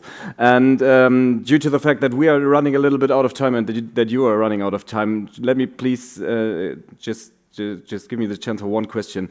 You crossed the line that you changed somehow the meaning of personal data, yeah? And this is also something which we are discussing very much. So where is the line between personal and non-personal data? So what is the rationale behind it, and what did you actually, or what is actually the state of play? What should be changed? Yeah. So again, this was something that came out of the consultation we undertook with lots of researchers. I think you need the mic. Oh, sorry. But you can also use this one. Yeah, you can also. Yeah, it's a bit more friendly to stand here. Yeah. Yeah, so a number of people were saying one of the possibilities in the new legislation is to clarify the identifiability test. In effect, obviously, as many of you will know, anonymous data is not personal data and is incredibly valuable in different research contexts, and yet there is a degree of equivocation and concern about when can I use it, when can't I. So we thought, well, here's an opportunity. And I think it's quite a good illustration of the overall approach I've described. So in recital 26 of the GDPR, you have quite a clear basis upon which to do the identifiability test. But a lot of people aren't aware of that, or they don't feel confident to really rely on it. So what we're doing is we're bringing that into the face of the bill and giving it statutory authority and visibility, and making it clear that it will still be incumbent upon any processor or controller to assess whether any individual or process in their organization or outside of their organization could reasonably bring together different data sets to identify an individual. So that is still the test, and the actual identifiability test in more detail is the same one. We're just making it more prominent and with more statutory authority. And in that way, we hope that we will encourage greater use of anonymous data because people have greater confidence that it is anonymous data. Yeah. And maybe one last question, if I may, because we also talked about international data transfers. And I was wondering, how should companies manage the scenario that of the UK granting an adequacy decision when the EU, on the other side, has not made an adequacy decision? So what do you think about this? Yeah. So yeah, I touched upon it, but I think to be really clear, as and when, and we will, the UK strikes data adequacy agreements with a third country, this provides the basis for UK-based companies to decide to use that data bridge. And of course, EU-based companies will still need to rely upon other ways of transferring data provided for in the GDPR in the absence of a data bridge, such as standard contractual clauses and so on. Of course, it's even up to an individual business in the UK to decide what approach to take and whether to use the data bridge or not as well. And I'd just like to re-emphasize, in taking forward our negotiations on those data bridges, though, we will continue to take a similar approach that the EU does, really rigorous assessments of the data protection standards of the third country. But what we are doing, it is slightly different in that we're taking more of a context-based approach of you don't have to, and that's why we've changed the phrase from essentially equivalent to materially lower, Telegraph, it's about the totality of the protection afforded, not that you've done exactly the same thing. But we will look very closely at the law, at its implementation, at its enforcement, at its supervision. But as we know, different third countries have different legal contexts, different constitutional contexts, different cultural contexts, and they need to be, we think, borne in mind. And you can do that, but still assess, is it materially lower or not, rather than, is it the same? That's really the approach we're taking. All right. Thank you very much, Owen. I think we will have a close look at your at the things that are going, and maybe we can also learn from your side now to evolve the things we are dealing in the EU. So thanks for your insights. And thanks to everybody for the second day of our European Data Summit. It's only the second day. We have one day left. And just an important notice, tomorrow we won't be here, actually. So please keep in mind that we have the third day tomorrow close to the Brandenburg Gate at the European House unter den Linden 78, at 78 as we are in English. And yeah, so we meet there tomorrow at 9:30, continue the discussions tomorrow more with a focus on cloud and Gaia X and also on cybersecurity issues. And yeah, so you are all welcome and invited for our snacks and for our drinks, and thanks for your attendance today.